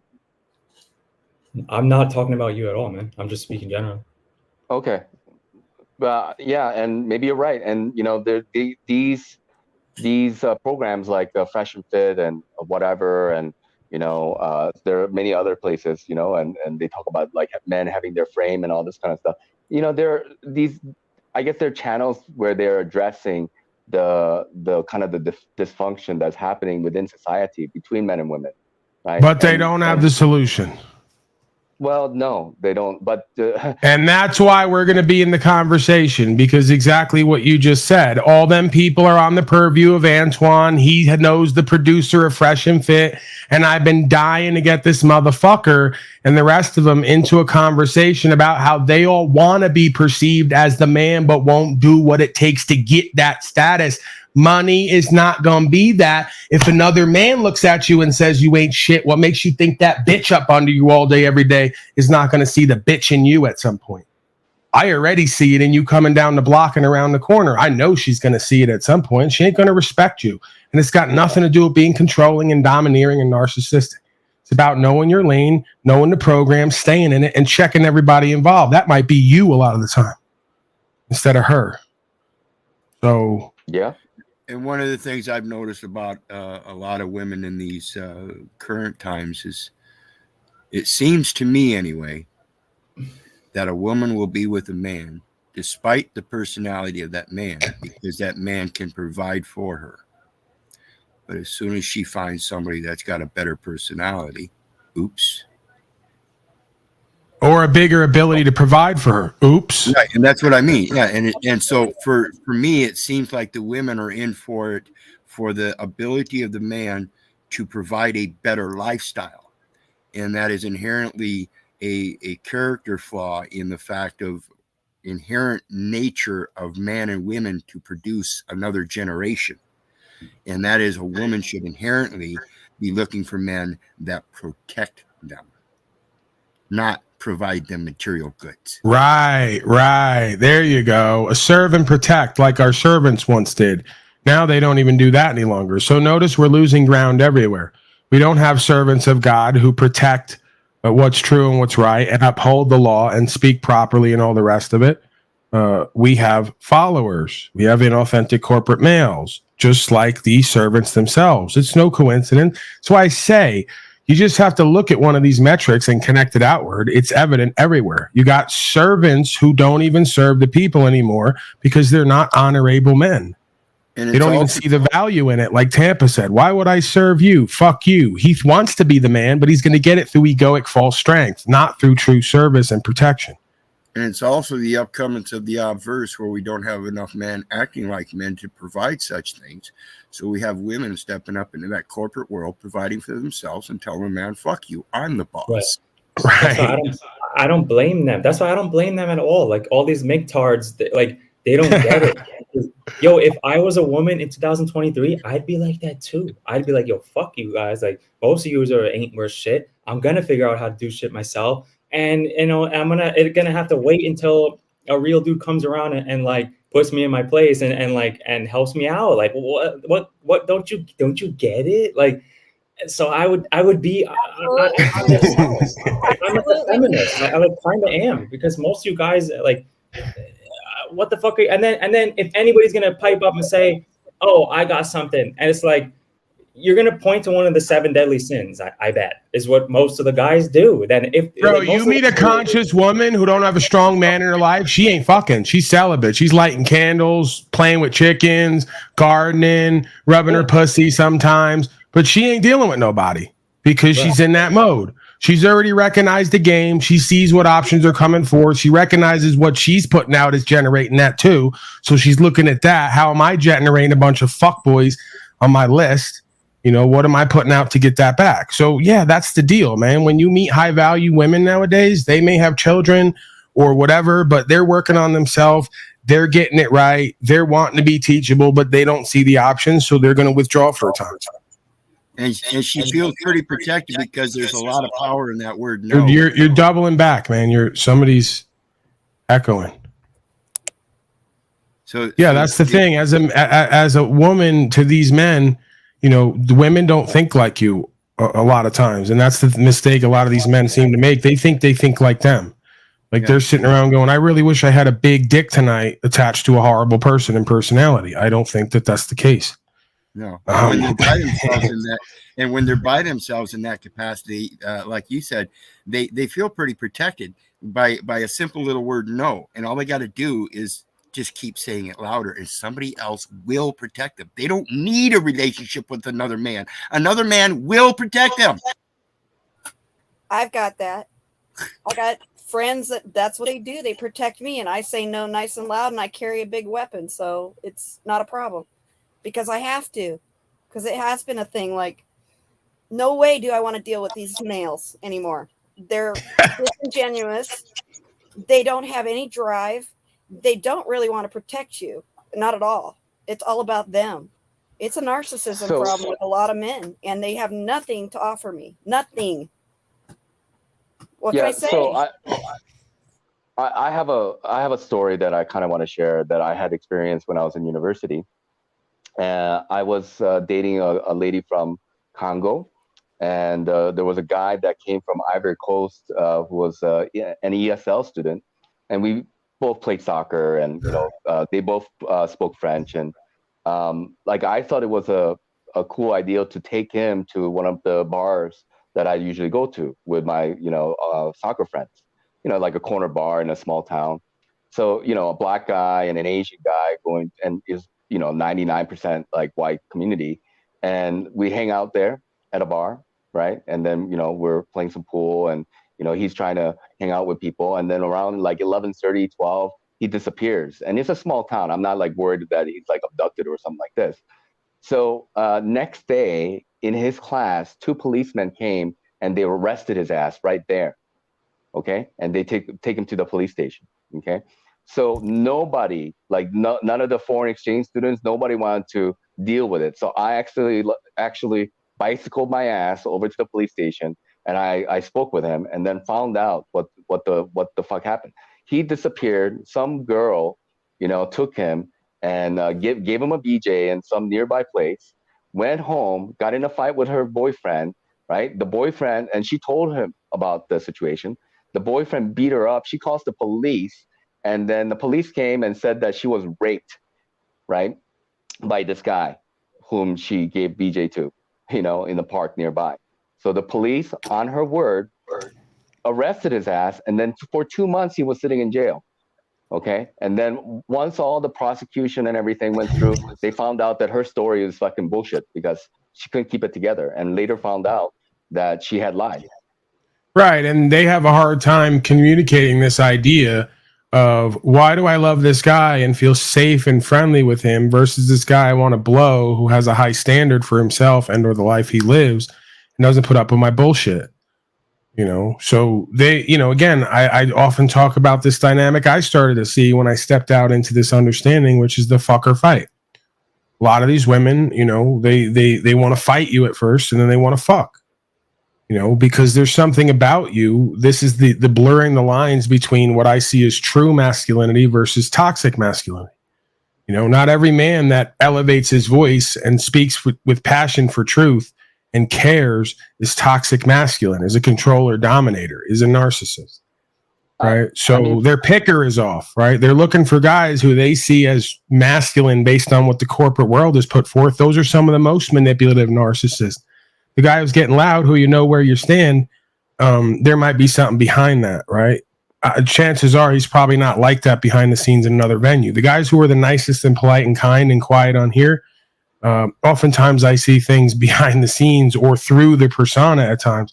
I go, oh yeah, that's the most codependent, abusive, dysfunctional, like Talcott. I don't mean to insult him. He's going to take it as such, but I'm about love, love, love, love, love. If you push him here a little bit, he responds with hate and rage and anger. What do you think he does behind the scenes? It's probably 10 times worse. That particular experience for me was very deep. At that time I was only like 21, 22 at the time, and there were so many like things going on in terms of like how things were manipulated, and some racism was a little bit involved, because just based on her word, because she was a white lady, and she said this big black guy from Ivory Coast raped and beat her up when like when he didn't, right? But I mean, he was manipulated himself, and the fact that all of our so-called friends, nobody wanted to touch this with a 10-foot pole, because they don't want to be, they were also afraid to be quote unquote implicated somehow. Yeah, but this is what comes out of this idea of the white man's enemy that I do the bit on is a confident black man with large genitalia who's on some kind of a movement with success, right? And are we going to see this fucking dynamic play out more in like the Hollywood world? It's like in to be black right now because of archetypally what it's now come to represent, which is I'm going to do whatever the fuck I want. So look at your boy Adam 22. This shit comes around to me. I don't even focus on it, and it comes to me. They tell me about it. You got this punk ass coward Adam 22 who's got millions of dollars, and the broad he's with wants to go fucking black guys because something about him just ain't enough. He ain't shit. He's a weak ass bitch, right? He don't stand for nothing. She don't respect him, and instead of him just cutting it because it obviously fucks him up, he's gonna play some ego twist about it, right? That he's actually in control, that he really gets it. They're just disrespecting you right in your face. And because you're caught up in money and status and trying to run a business with a goofy bitch who don't know herself and don't respect you, you can't get out.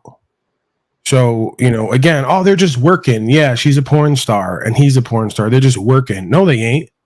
You can see how they're talking when the guard is down, the black guy and the fucking woman, right? She thinks he's more of a man than you, and she's going to use working as a way to fuck him and get out of it without any liability. And you're too much of a bozo to see what the fuck's going on.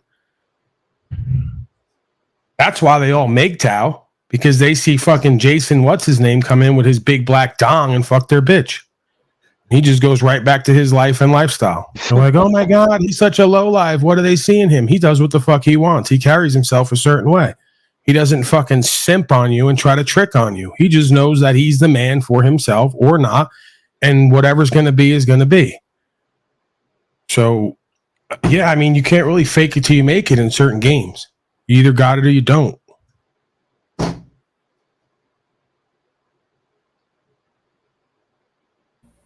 I've been with a narcissist in a long-term relationship, and I'll tell you right now, what goes behind the scenes is way different than what you all see. So when you talk about Jack and not knowing him really, what he would act like with a family, you really don't know.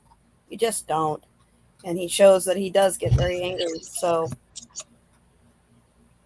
I know that his family probably has a very different story than his. I know that they probably have an incredibly different story.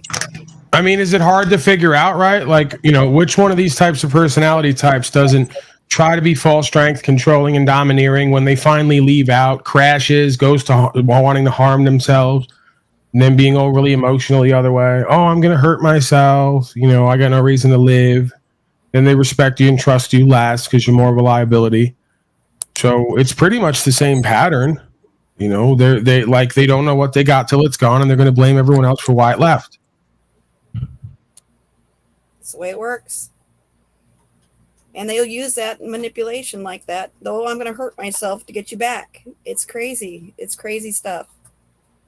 And mine was an alcoholic too, so I have a lot of understanding about what may have gone on with Jack's family. I really do. Right, it's that ego, right? That ego is bruised. Instead of a woman being your actual mama, sit you down and saying, I realize you're not the man you need to be, and I don't respect you. If I ever did, I don't need more. Here's what I see is going to take in order for you to earn that back in my eyes, if at all. There's no other way out. Everything else is power games and plays and bullshit illusions. Unless, again, this is the woman's issue. We were specifically talking about what the claim, because see, you got to watch yourself up here. They'll say I'm white knight and simping hardcore, right? Unless the woman has some kind of dysfunction and personality disorder of her own, they were speaking from a perspective of the man is like perfect. He's everything he needs to be, and women just won't do and be what is like ethical or expected of them. And I go, no, that's not the narrative, right? So the narrative is, if you were that, you'd call in a different kind of woman at worst. You wouldn't be fucking with the goofy fuck girls who are going to leave you high and dry. You'd call in a different type of woman. Or you'd have different results with the goofy bitches, because once they experience so much, they're going to come back under your leadership and understanding, presuming you have it.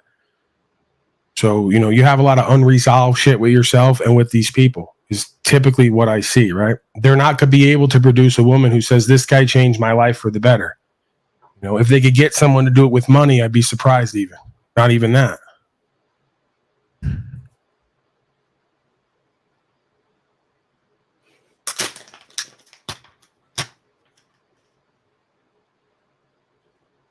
And I guess if you get to a certain point and both a man and woman need to know what they need to know, you know, or they're on that path, it's just about experiencing that together, you know, and then maybe even adding on to it as far as community goes.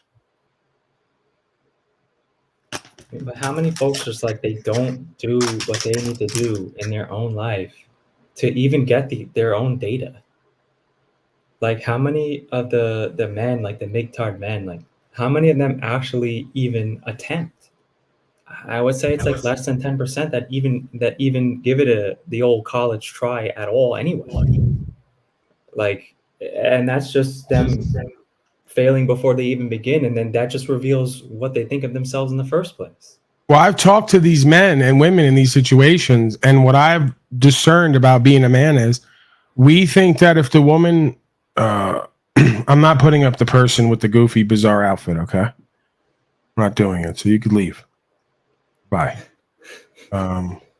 Men oftentimes, from what I perceive, don't know anything is wrong until it's after the fact. They go, oh my God, this woman just up and did this one day. And they don't realize there's been like a pattern of behavior this woman did not talk about directly. And then that's when I go to them. I say, you realize sometimes you got to give it to a male chimpanzee. And then oftentimes they don't even know what it is. So they're like, not only am I holding back to speak on it because I'm worried about what the result's going to be, if I tried to speak on it, I don't even know what it is. So you got to talk with them to bring it out. You got to almost project part of yourself onto them to see if something hits or doesn't. So, yeah, oftentimes when the man is like, oh, everything's okay, and then something just happened. No, there's been a whole bunch of conditions that led up to that. She's just not aware of it. It's more intuitive. It's more innate. You know, and again, it's the same type of process that I talk about with men meeting on the street. Innately, intuitively, you know whether somebody's honorable, trustworthy, and respectable. And then after you see a certain amount of things, your perspective of them is going to change. And that's what you have going on here, I believe. You know, people meet, and then oftentimes the woman's perspective of the man changes over time, and she loses respect, even if there's provisions.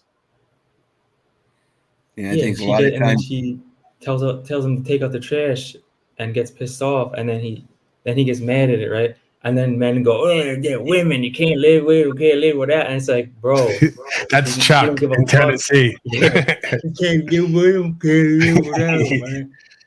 And I think a lot of times people even City Hall gives you fucking 3 minutes, man. All right. And the point about it is it's not about the trash.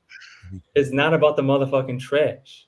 It's because you're not doing what the fuck you're supposed to do, and she can't articulate it. She doesn't know how to language it out. You're not being a motherfucking man. You're not protecting her. You're not growing as a man. You're not inspired and motivated and fired up. And that just irks women. If you get stagnant as a man, they don't like it because you're not supposed to do that, guys, men. Thanks.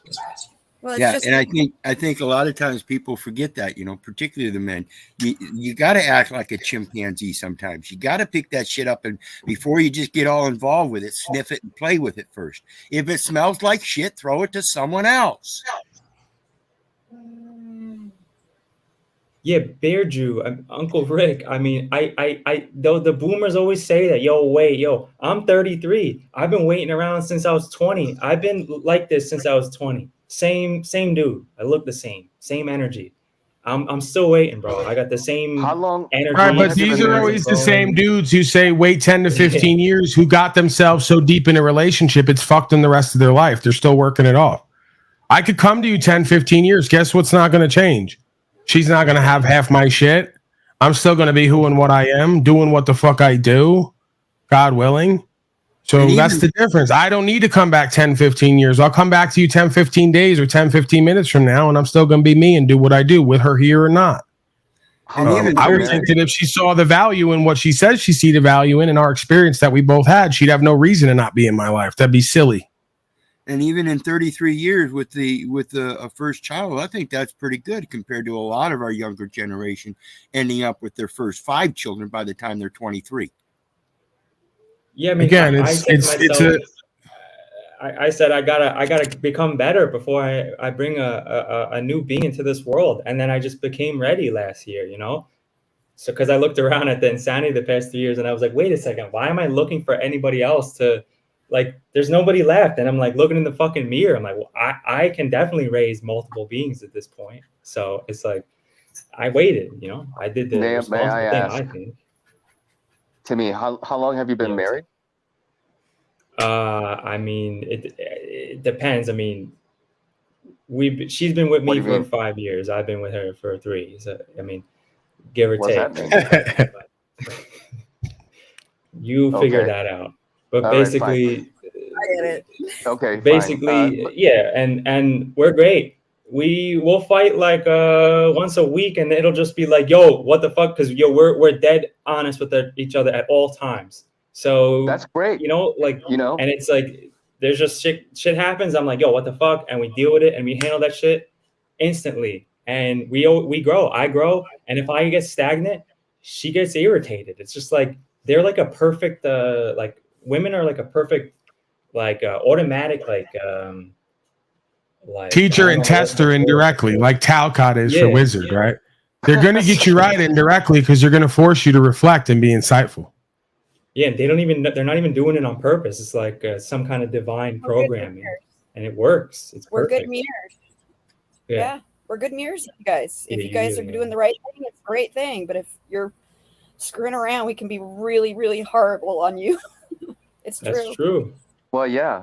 And that's the thing. They're like, you know, like statistically, like, you know, marriages end up in divorce like 50% of the time, and people who divorce remarry like multiple times and not have like successful relationships and et cetera, et cetera. And, you know, it's not to say like, you know, obviously everybody has to take accountability, but in this day and age, you know, with people not taking kind of what is it, the no fault divorces, you know, and some women, they get a little bit how would I say, they get a little bit they find that tempting, you know, to be able to take like half of the property, and they're like, okay, I want to live like a free and independent life. I'm not talking about you, but like there are other people who experience that, you know. So like, yeah, but you gotta do the preemptive training, dude. Like I've had this discussion with, all right, let's just get personal. I mean, my wife's parents they're going through a thing, and it's a joke.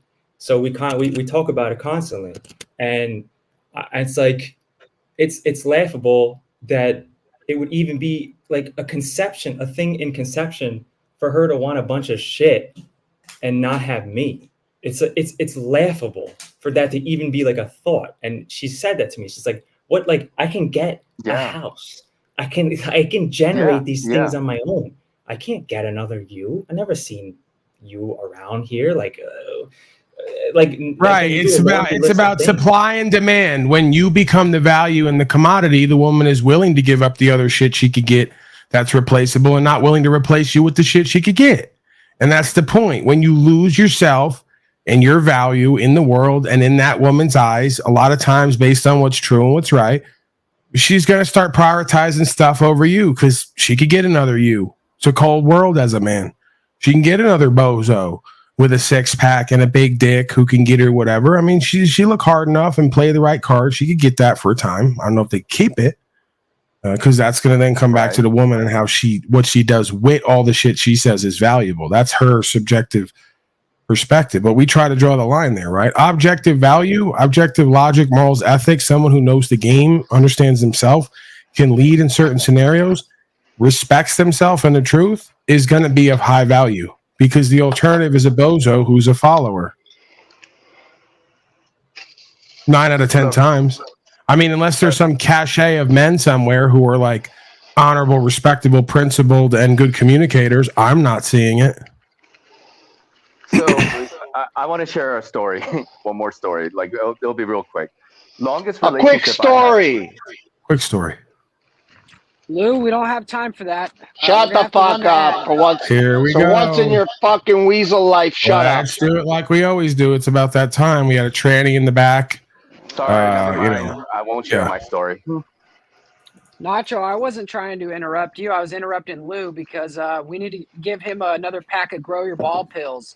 It seems like his balls are shrinking again, and his brain is also correlating to his balls. So, yeah, we have some Grow Some Ball pills, folks. Lou has been taking 2 for every 4 hours. He's stopped taking them last week. Obviously, you can see he's a little bloated now. His balls have shrank. He's no longer the man that we thought he would be. So now we're going to get him back on there. We're going to send Lou out 1 free bottle, folks. If someone out there donates today, we will send him out a free bottle of Grow His Own Balls pills. All right. Now, you won't stop slavery. You won't stop submitting to slavery, but you may get the feeling of rights and freedom for 30 seconds. You may feel like a man. And once you take the Grow Your Ball pills, then you put the Patriot prophylactic on, right? And you get to feel like a brave, heroic patriot. Hold on. 1 second, Moose. 1 second. Before you move on to the prophylactic, those ball pills, are they the same ones you told me you thought that you received placebo for over a year because your balls weren't growing and they still haven't grown? Are those the same ones? I forgot that I had ordered an estrogen pack for both of us, and so Okay. for the last year, I just want to be clear. Liquid Silk. All right, we've been using the all-natural, food-grade, Patriot-approved Liquid Silk. We've been putting those in the pills. They are soy-based. They've also got a little bit of that coconut oil in there. That's why it tastes so good, rubs so deep, right? So, Lou, the thing is you got to stop ruining the products here. You got to start using the products the way that we design the products to be used. If you take the Grow Your Ball pills, 2 pills every 4 hours, it's supposed to do what it's supposed to do. And then you come back here and your balls are hanging low and you feel like a man again and you stand up and we could see your pants drop.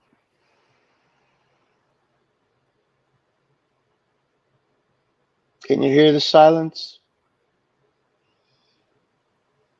Well, I've taken all the soy out of the pills, folks. Okay, there's no more soy in the pills. We won't be doing that to you guys. I know I sent Snafu a couple bottles as well, and that must be what happened with his most recent meltdown. Those estrogen pills, they mess with your emotions. They get you kind of high. They get you kind of low. Good. And now that Tim you is want to left, tell a we're gonna have to story, go back please? to Nacho. So this guy shuts the fuck up. Can you tell your story? Please? Okay.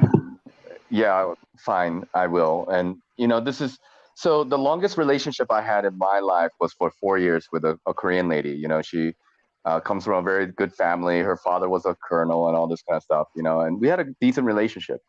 So, but we broke up, blah, blah, blah. And then several months ago, I don't know, maybe 3 months ago or so, she emails me out of nowhere. And we broke up back in fucking 2012. It's been nearly 10 years. And when I was in Nepal, when I went to visit Korea, I saw her once or twice, but she was already married, okay, with a guy who was like 10 years younger. I mean, her parents are millionaires. She comes from a very good family, very intelligent lady, but, and I mean, we got along fine and we could still meet and hang out and talk. Nothing happened. We just, talked about life and, what I was going through and how I ended up in Nepal and et cetera, et cetera. But we never stayed in touch, since we saw each other like twice for coffee back in 2017 when I went to visit Korea for just about a month or whatever. And then out of nowhere, she emails me and then she's saying, oh, I want to have children with you and I want you to come back to Korea and marry me. And then I told her but aren't you married? And then she's like, yeah, but so it doesn't inspire, what I mean? I told her, I find that to be a little bit A, we haven't even spoken to each other for a long time. And B, that you're willing to just email me out of nowhere, not even understanding what I'm going through in my life, the process that I was going through, and just willing to dump this relationship that you had for 10 years, ready to divorce him, marry me, and have a family with me. It sounds batshit crazy, but she was dead serious.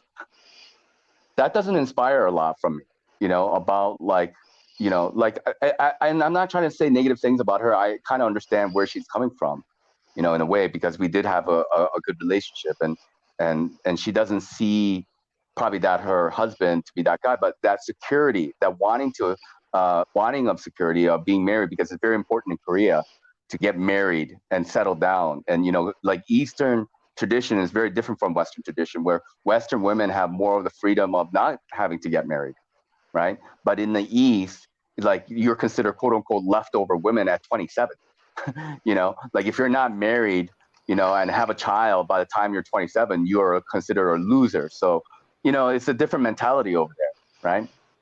And some people sacrifice a lot. Some of the women, because those are the peak years of your value as a woman is between 18 and 25 or whatnot. Maybe it could be further. What's the point of this story, bro?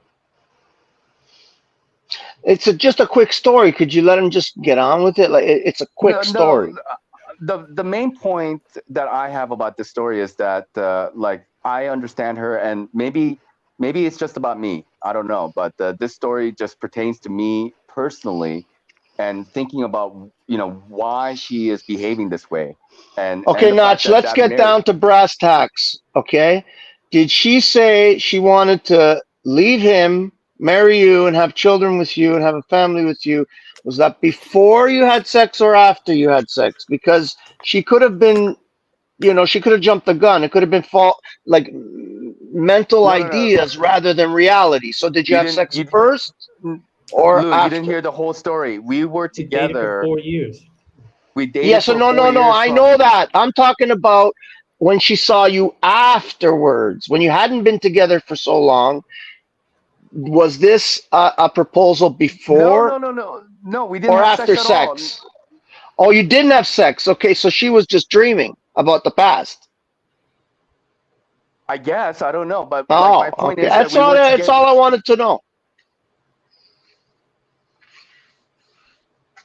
She was imagining agreements. Hello? There you go. She was in her imagination. And that's the thing. It's a better position to be in where folks are imagining agreements with you rather than imagining disagreements, as Talcott says. It just seemed very weird to me, and only reason I share this is because it's kind of weird because I haven't spoken to her or emailed her since 2017, so that's already What's with all that? Who's opening the golden ticket to Wonka's factory? It's not me, fuckface. Hands up, don't shoot. See? I'm not muted and it stopped. Anyways, I'm just fucking with you, not Chiquita. You know I love you. No, it's all good. My point of the story is that I guess, I don't find that kind of behavior to be trustworthy, to be honest. You know what I mean? Like that she is willing to dump a man that he probably doesn't even know that she's thinking this way, whom she is married to and still is for 10 years, and then just out of nowhere. And so for me, okay, if you're willing to do that with this guy, and then, okay, maybe we will have this perceivable family together, but then for how long? And then I might be replaced, and I wouldn't want that for the child anyway, et cetera, et cetera. Are you extrapolating this event to all women? Is that the point of the story? Or no. Then what is the point of the story? This way of just all women, or no? Obviously not all women, but it's just this is a personal story. This is just a personal story and a personal experience I had of this lady that I'm just sharing. Right. She just might be more in touch with that and be willing to move on that. But then you have to get her right as far as how you see. Hey, lady, you might think I'm the man, but if you think I'm going to relocate and change my whole life and marry you so you can feel security, it's not going to happen. So there might be a chance that the way we come into this is the way we continue it. But you're already, like you said, gambling because she's showing goofy bitch tendencies. Right. Typically it's not a woman's MO who's got it all together to bounce from man to man. Usually they take some time in between. If they're bouncing from man to man with children and deep relationships, they got deep issues. Yeah, and to be fair, I'm no angel. I obviously found myself to be in mountains of India and etc. And people can say like I'm running away from something, and maybe I am, but I'm also finding something else that I didn't know that I needed in my life too. I'd classify you as a hunter, Nacho, a MILF hunter. You go around the A lands, MILF? you're looking, yeah, you're looking for that mama you want to fuck. No, I don't really have any. Sorry, that was the retarded moose coming up. That was dumb. Sorry. It happens. Relapse is part of recovery. It's weird. Like the last relationship I had was a couple years ago with a Russian lady, and then she took me to Goa, and like they had this kind of polyamory type of stuff that they want to kind of introduce me to, which I had no interest in. And, who was the girl? Wait a second. Hold on, Lou. We don't have time for you. Oh, Shut okay, the fuck so up. The girl was looking for that, or the guy? Shut up for a second. Is there an example of a polyamorous relationship that you can give us that you saw over there that was successful? Because if this is true, if you found a successful polyamorous relationship, we can use that as evidence. No, I don't find it to be successful at all. But this is kind of like hippie, quote unquote, like new agey, Goa culture that existed. Yeah, when you're at it, while you're looking around for functional examples of polyamory, find one for rights and freedom, spiritual faith too. I'll wait. Well, it takes the next few thousand years. I'm willing to wait. No, they don't know anything about that. Right. So what makes me think they'd know anything about themselves, a man or woman, or anything else? They can't find their ass with both hands. They do not. Was the girl looking for the relationship with multiple women, or the man looking for a relationship with multiple women? No, like so she was how would I say, like she was invited by another couple to be a part of their relationship, but it's kind of like that, and she floated this idea, and I'm like, no, I'm not interested in that. I'm like, one person at a time deal, and then if you find somebody else, then that's it. I'm not like going to bounce back and forth in a relationship. It doesn't work with me. So you're a monogamy boy. Well, yeah. You're destined for a life of misery, brother. You got to listen to this fucking pimp unslave, brother. While you're tying yourself up to this ball and chain, you're gonna get stuck to one pussy for the rest of your life. I'm okay with it. I'm fine with my decision, but are you gonna be fine with your decision? Yeah. Timmy doesn't believe you. Something about that presentment. Timmy doesn't believe that you're fine with your decision. You relate too much to being miserable, Moose. Yeah, and you keep making it about pussy, right? That's like, that's one piece of it. That's the only thing I was ever. I don't perceive God created us to love one person at a time. I think that's a bizarre fixation and fetish. So, like, while you're having a relationship with a girl, like with a woman, then you can have another relationship with another woman? Is that? I mean, aren't we doing that anyway? You don't have multiple different relationships with men and women in your life, fucking or not? It seems only when fucking comes into it does it become a problem. Well, because scientifically proven, women, when they have sex with someone, they release these hormones that actually make them like, there's a bond between people. So like men don't. Did you say men don't have that, right? So women get bonded to a man. Men don't get bonded the same way to the woman. They bond a different way. They bond a different way. Yeah, that's why you'd have multiple women bonded to one man and one man not bonded exclusively to one woman. But you all want to act like women. So have at it. Don't get no rights and freedom and principles and bond to each woman completely that you copulate with. Yeah, but also women who like have had multiple partners have difficulty bonding. They right, because women are not meant to do that. It's not their role. They're trying to be like the men. And it's not biologically designed that way, obviously. This could be part of some of the problems that men believe that they're having with women, because it's not just the men, it's not just the women that are in trouble right now. It's the men too. Everybody, nobody's lining up with what they need to be. They're just following along in this dysfunctional fucking way of relating to one another. And that's why you got a lot of women who say they don't feel loved the same way because they want us to be the same creature all the time, and it doesn't seem as the case. So you might have an extreme bonding after a man has sex with you. Even the act is completely different. So I would suspect we're complementary. Go ahead, Lou. I didn't mean to cut you off, but I did. I was going to say, because if the antiseptic sanitary warrior that doesn't eat pussy is still listening, which he probably is, I was going to say earlier about how, and let's get something clear right away. I don't hate women. I love women. I've always loved women. I've always respected women, and I have 3 daughters who live pretty good lives and have chosen good men and whatever. And I think I have role in that. But you know, there was a certain point at certain points in my life where I did fall into that hatred mode and allowed my experiences in the past to corrupt what I really feel about women. And I've always, like I said, I've always respected, always loved women. And in those moments, whenever I remained in that corrupted state, that angry state, like the MGTOW movement bullshit, because I fell in that for a little bit too at one point and realized fairly quickly that it wasn't for me. But when I am in that state, women are like fucking, north to north magnets, they repel. And I was in that state a little while ago, mind you, by choice.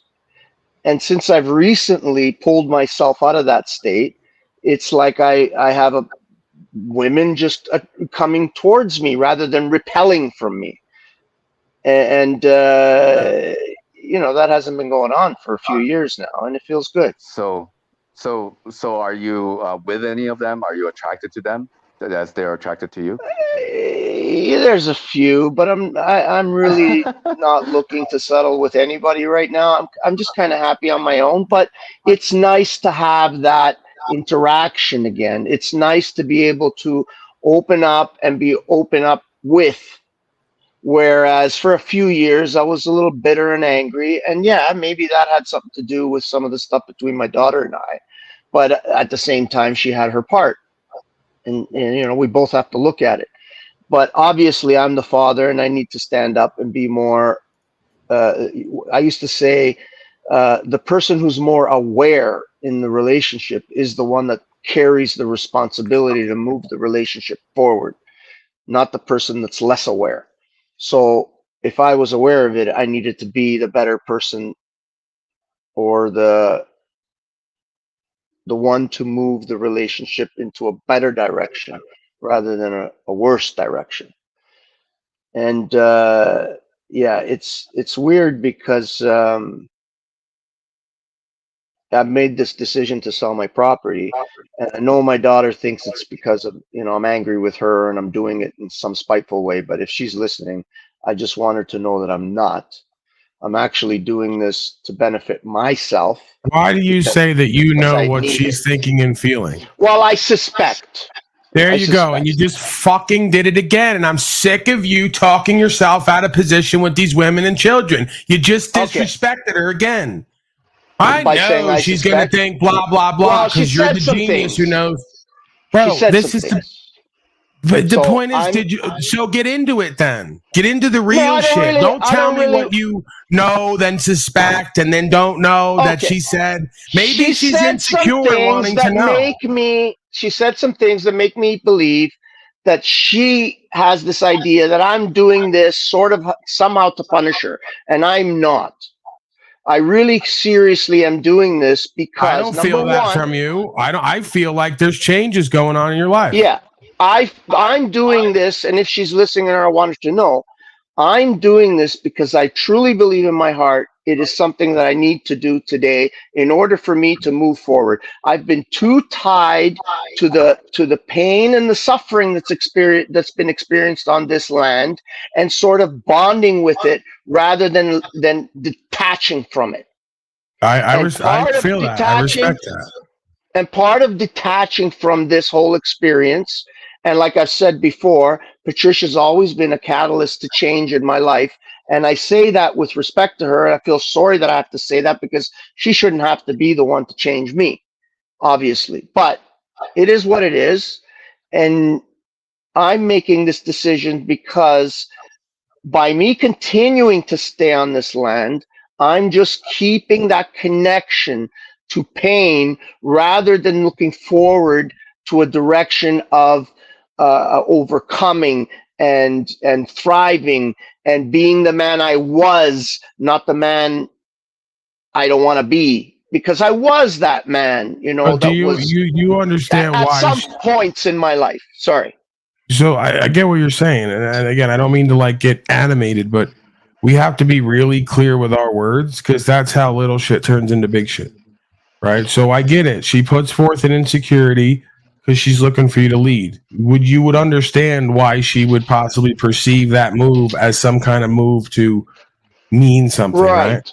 Yes. So that's where we go, hey, Patricia, I totally get why you'd put forth that insecurity because I have a habit of acting out of my emotions to prove shit to myself and others. And that's not what this is. I feel like I need to get away from the people, places, and things that represent an old me that's not working because I'm moving into maybe a new stage in my life. So yeah, I didn't mean to get animated with you, and you know, it's just that I want you to be very careful of your words to not go back into that cycle of rather than leading, being led by the feeling and her fears and her insecurities. It makes sense that they're there, you know. So now we're leading out of that, and I'm good with it. I really am, and I know that things will happen the way they're supposed to happen. I just gotta be who I gotta be, and that's it. There's no ifs, ands, or buts about it, right? And I've already seen it. It's already done. Like in my mind, the vision is complete, right? Because I've made that decision. Just but what like do you I see made. yourself doing as far as like relocating? Is just like, do you feel like you need to kind of scale down or just refocus the priorities, or is it all things? Is it some things? It's all things. It's all those things, Paul. You know, I'm sitting on a property that's worth X amount of dollars, right? My father has a property that is worth approximately half what this is worth.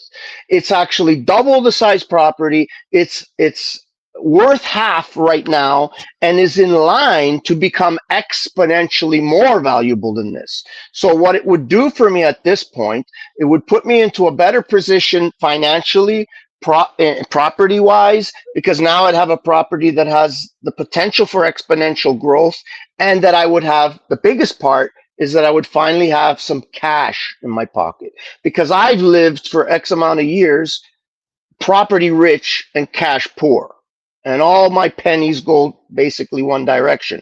And so this will give me the opportunity to have a little bit of cash in my pocket. I could create something better for myself and hopefully for my family in the future. One day when I'm gone, I can leave them something a little bit, you know, something behind. You know, Right, that's still I get the that ain't gonna change. I get the reprioritization of the value, but you know, the next step is going to be then, do you want cash in your pocket or under the mattress, or do you want gold and silver or something that can be a representation of value and you not living paycheck to paycheck and week to week, that can be a store of value long term, that if in dire straits. Because again, I just believe that on some level in the world we live in, there's no reason why folks can't be producing value, even if they have to do drop shipping, you know, do a flea market situation. I just, if you want to do that, right? If you don't want to be involved in that lifestyle, well, then it becomes, you know, you got a lot of folks who like want to hustle. They want to be a part of something. They want to produce. They want to serve, but they think that the American dream is work all your life at someone else's vision so you could sit back and do nothing with the rest of your life. And I'm not seeing folks happy with that. I feel like they trick themselves out of position by thinking that this game stops at some point. It stops when you're dead. You know, if you got no value for yourself and your community, then what the fuck are you? You're waiting to die, bro. And I'm definitely not the kind of person that's going to just sit back and wait to die, because that's not what I'm interested in. Even my son kind of looks at me kind of strange sometimes, because part of the plan that I didn't say also is that it's going to give me the opportunity to have the money to create something that I've wanted to create for some time, which was building tiny houses and selling them as having full creative control. People on here don't know much about my thing, but I've been building ever since I was a kid. So I build from the bottom to the top, from foundation to roof. I can do it all.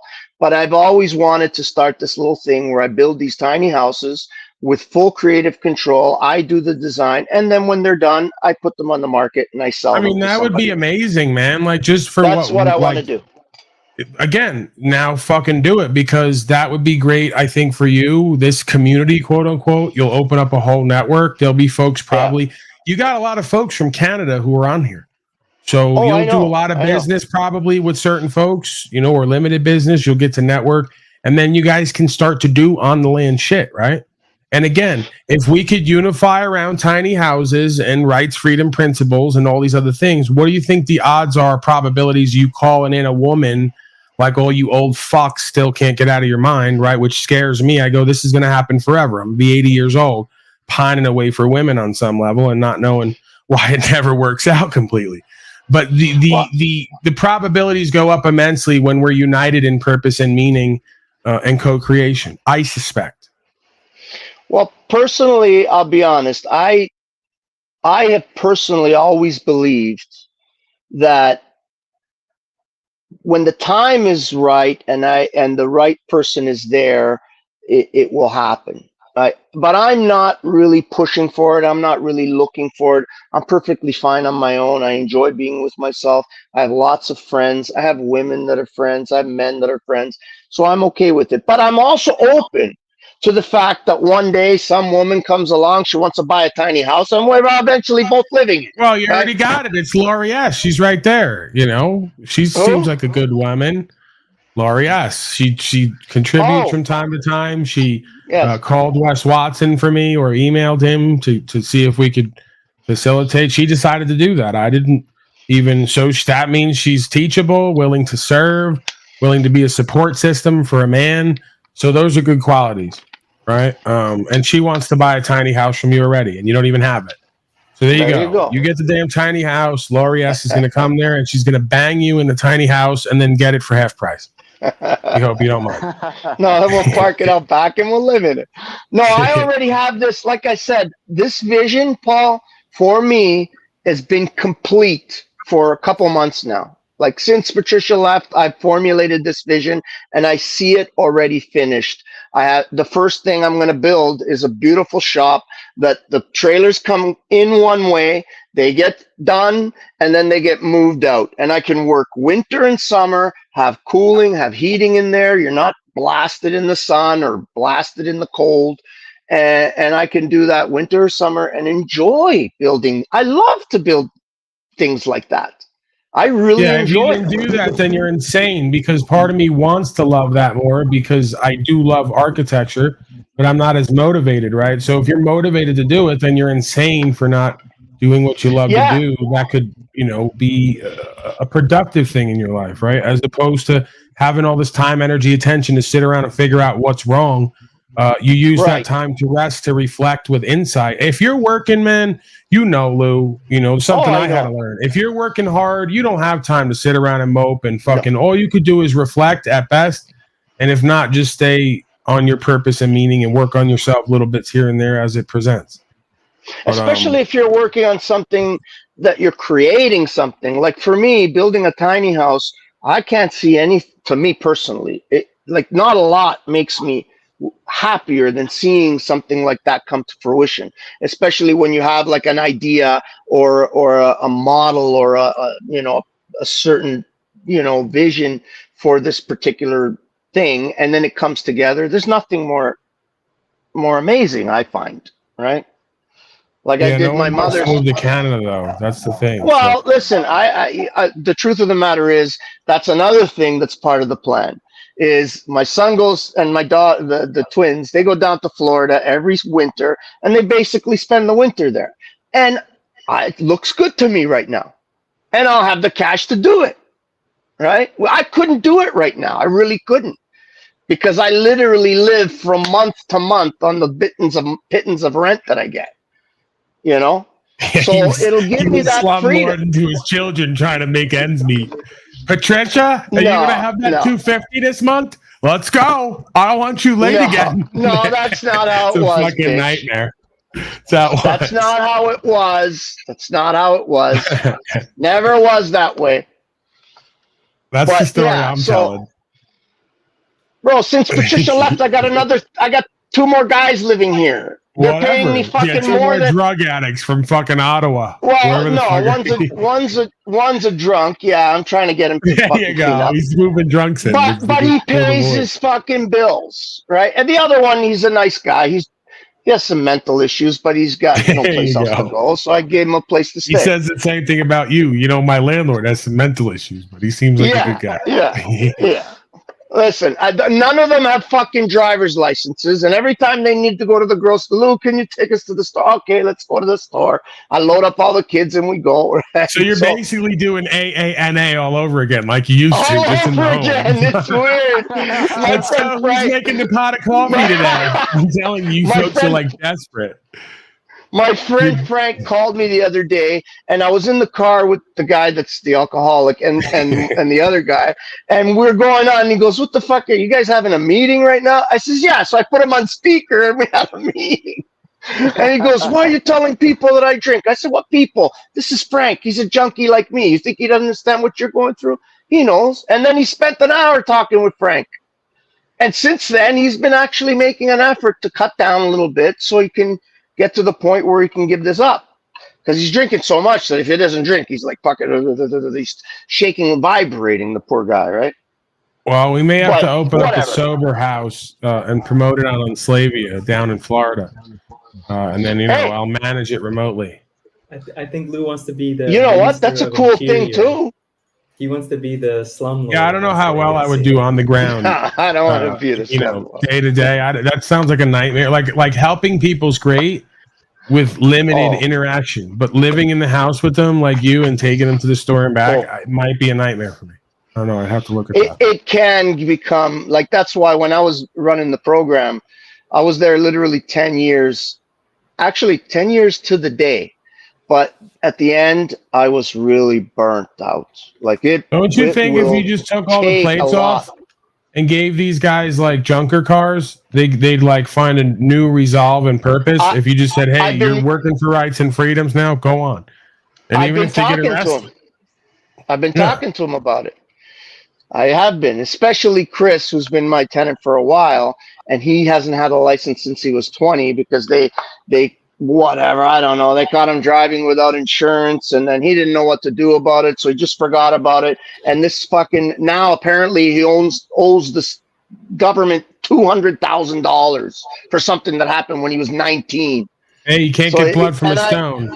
I've been telling him, bro, you got to start learning, and maybe you can get to the point where you get yourself a little junker. If they take it, they take it. Fuck them. Buy another one. He makes money. He's a roofer. All right, we just figured it out. We're going to open an NAAA and then teach everyone about rights, freedom, principles, and turn them out into the open to, uphold that. Bro, renewed that would purpose be, and meaning. It's not a joke. That would be an amazing. No, but you got to be willing to go to jail, help. Possibly. I mean, if you're willing to go to jail for like alcohol and drugs and everything else, you should be willing to go for this. I would think. There's your repentance. It's like a ritual, right? Instead of like putting a message in a bottle and putting it in the ocean, you actually stand for something and do a repentance ritual. Indirect that could be ritual. Part of the program, because that gives people strength. Right. Because then they realize why they felt like a fucking slave all their life and didn't know it. Right. And they can get on up out of there. That's the way. These drug addicts need purpose and meaning, and they're extremists, and they want to gamble. What better gamble in extremism than standing for rights, freedom, principles, and be willing to die for it to go to jail? You'll do it for alcohol and heroin. Why not everything else? I don't get it. It's like these auditor guys. I often said to them, you know what? You guys should invest and give every homeless person a fucking body cam, and then just go collect the fucking whatever they record. I says, you're going to see the whole world right in front of you. It's like, the homeless people, the drug addicted, these are the people that they're kind of that way because they know things are fucked up.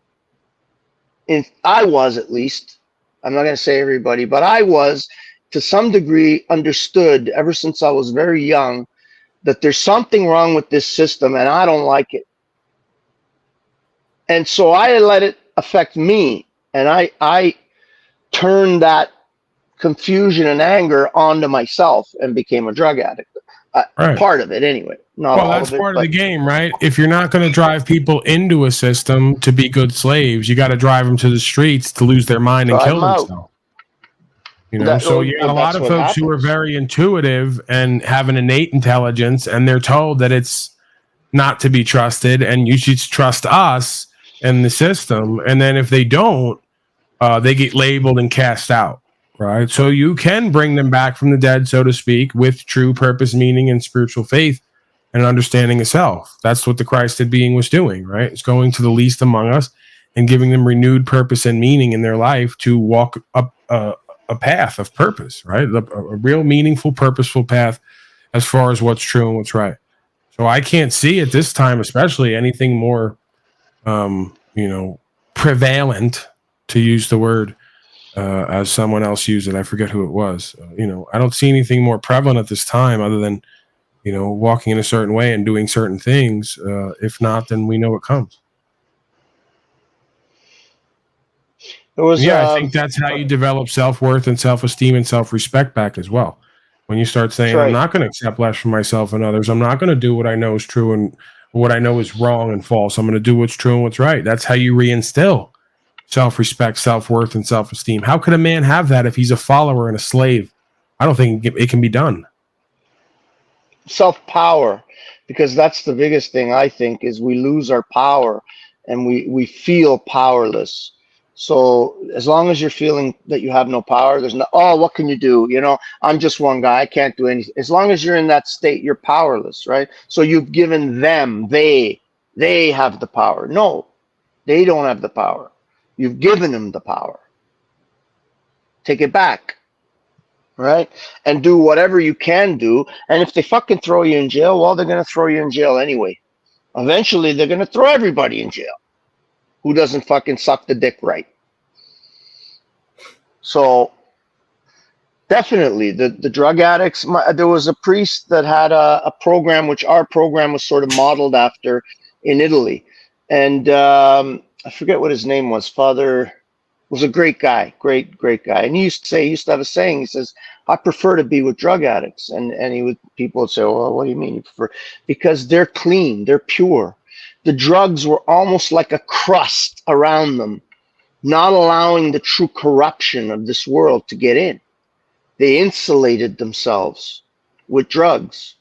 But you remove the drugs and there's still that pure person, which in many ways is the truth. When you see these people come out of this crust of drugs, most times they're the most beautiful people. Most times. If they survive it. I mean, if they survive it, but that's the thing. Like, like people who go through those addictions, it's a downward spiral, and a lot of people don't make it out.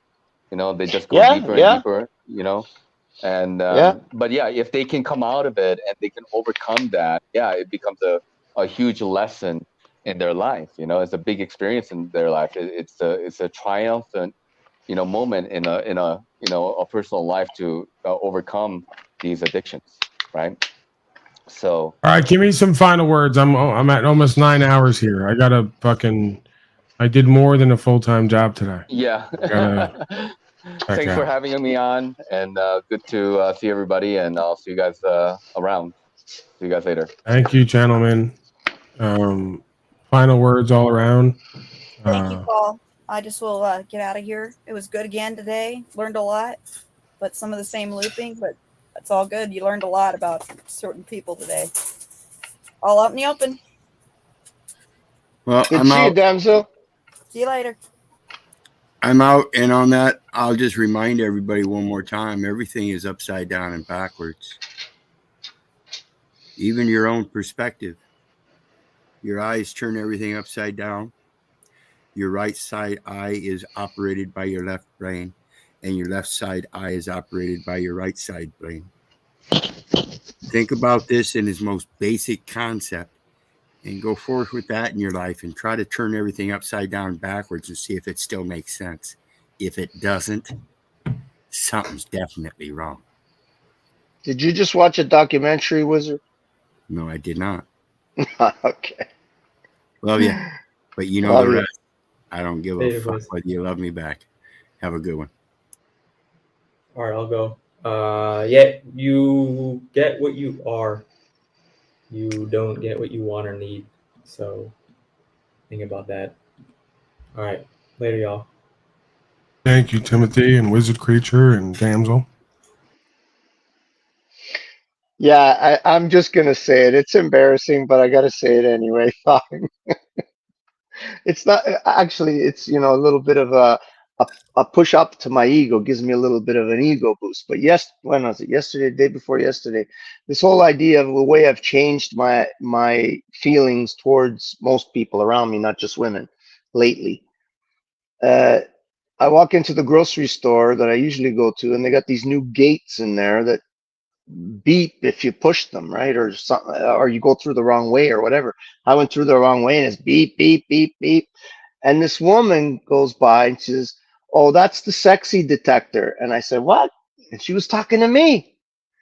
And I have probably never really had that ever in my life. Now, she was about,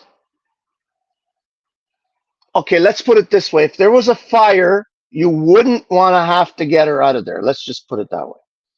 Right. So, but she was a beautiful soul. And I told her, thank you. I mean, you just made my day. Thank you. See, now you want to go and insult her. That's what I mean. I know. I'm a fucking You got some fat broad at the store who's giving you what the fuck you need to feel like the man. Now you want to insult her. And listen, I told you, that's the embarrassing part. You ain't right for that. Because I maybe I'm not. That's why I said, because I thought about it afterwards, and like I turned around and when I saw her, it was a little shocking. Okay, It wasn't about her, bro. It was about you. I know it wasn't about me, and I thanked her, and I was very courteous and very loving towards her. But my fucking chimpanzee brain, just for a second there, it was like, wow. Look, I'm not. She should have told you were a fat fuck, just like how you thought about her. That's what you need to. She probably should have. That's why I'm telling you. It's embarrassing, and I had to fucking say it. Fuckhead. Look at this fat slob. but listen, I'm sorry. I'm not talking about a regular fat. I'm talking about like my 700-pound life. It was that kind of fat. And it was like, it shocked me when I saw it because I turned around and I saw her and I realized it came from her. And it was like, whoa, it just kind of hit me. And then I felt so stupid. But trust me, I gave her no inclination what my chimp brain was doing. I did not. That I can promise you. All right, this person's pissing me off. This person's pissing me off. Hey, get out of here because I'm going to throw you out. It's like the 5th person you said needs to come to your event. We ain't coming to your stupid fucking event. Stop marketing here. We don't know who you are. We don't care about you. We don't like you. When I say we, I'm speaking for me. If anyone goes against that, I'm going to say they're an idiot. Right? Well, what's with the event? First of all, it looks like a picture from Friends. It's not even a real person. So no one wants to come to your shitty event. If anyone's going to an event, it's an event that I'm going to hold, and you're not going to be there. Funny enough. So hush up. I've been watching you the whole broadcast for hours, trying to interact with people, trying to manipulate people, trying to get, stop it. If the event is good, people will come. If you're good, the family broadcast. Go ahead. I'm tired of these people wanting to come together and using this platform to get into interactions that I'm going to be responsible for, or if not, told I should be responsible for. Or that if I take responsibility for, tell me I should stop. Okay, so I said it. It's off my chest. Lady, if you're here, I love you. Thank you. You made my day. Right. Okay, see you later. Here Bye, we go. Paul, thanks. This person's involved with that person too, and here we go. Hours we've been here. We're going to play the end of the line power game. So I could solve this issue. Paul, put me on panel. I'm more enlightened and can help. Namaste. Is this the Nacho Keto takeoff? Oh my God. Are you not actually going to come up? You just want to insult Nacho Keto? What are we doing here? All right, seriously. You know what? No, I'm going to do final words, and then I want Lewis to take everyone out. So, thank you, everyone, for being here and being part of another life experiment simulation experience. It was pure insanity, as always. We went deep on this one, 8 hours more than I expected, but I should have known. That's always the way, huh? So I'm the idiot. I'm the fool once again, as always. Your humble, trusty broadcaster and narrator. I will exit now, and I will leave one Louis Bastone to regale you and to recant to you his. Sir, why are you talking over my final words? Please, you're insulting me and you're embarrassing us. When you get to the end zone, act like you've been there before. This is show business, kid. Get with it. All right. I'm going to be leaving now. I'm going to leave this place to Lou Bastone. He's going to lock up like the fat guy from Cheers. Everybody knows his name. So I trust him somewhat, right? Not around the women and children. I'm not worried he's going to fuck them. I'm worried he's going to abuse them and put his trauma onto them. So, but I trust him with this. So I'm going to leave now, Lou. Go ahead, please. A very funny man. Lou Bastone, everybody. From Canada. Yeah. A quick story. Once upon a time, there was this little boy. His name was Luigi, but nobody called him Luigi.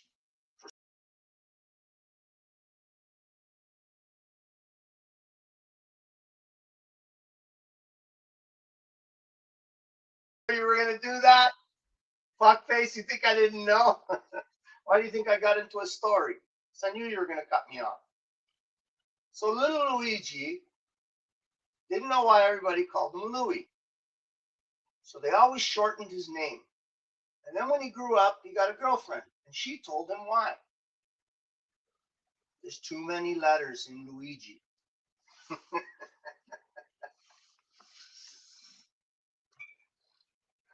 She said, there's too many letters in Luigi. All you need is L-U-I.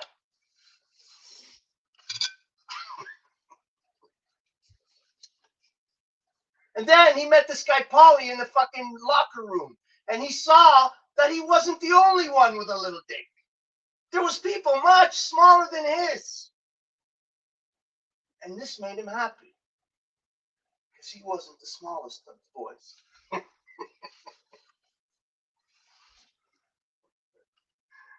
I'm still up, aren't I? Oh, you've been cutting me off. You make me think I'm backstage, but I'm still on stage. But I just can't see myself. You are a fucking real gorilla. Okay, fuck you all. I don't love any of you. Fuck you all. Bye. Thanks, Paul. Good night, everybody. Nice broadcast. Despite the sympathetic, the sanitary antiseptic warrior doesn't eat pussy. Other than that, everything was okay.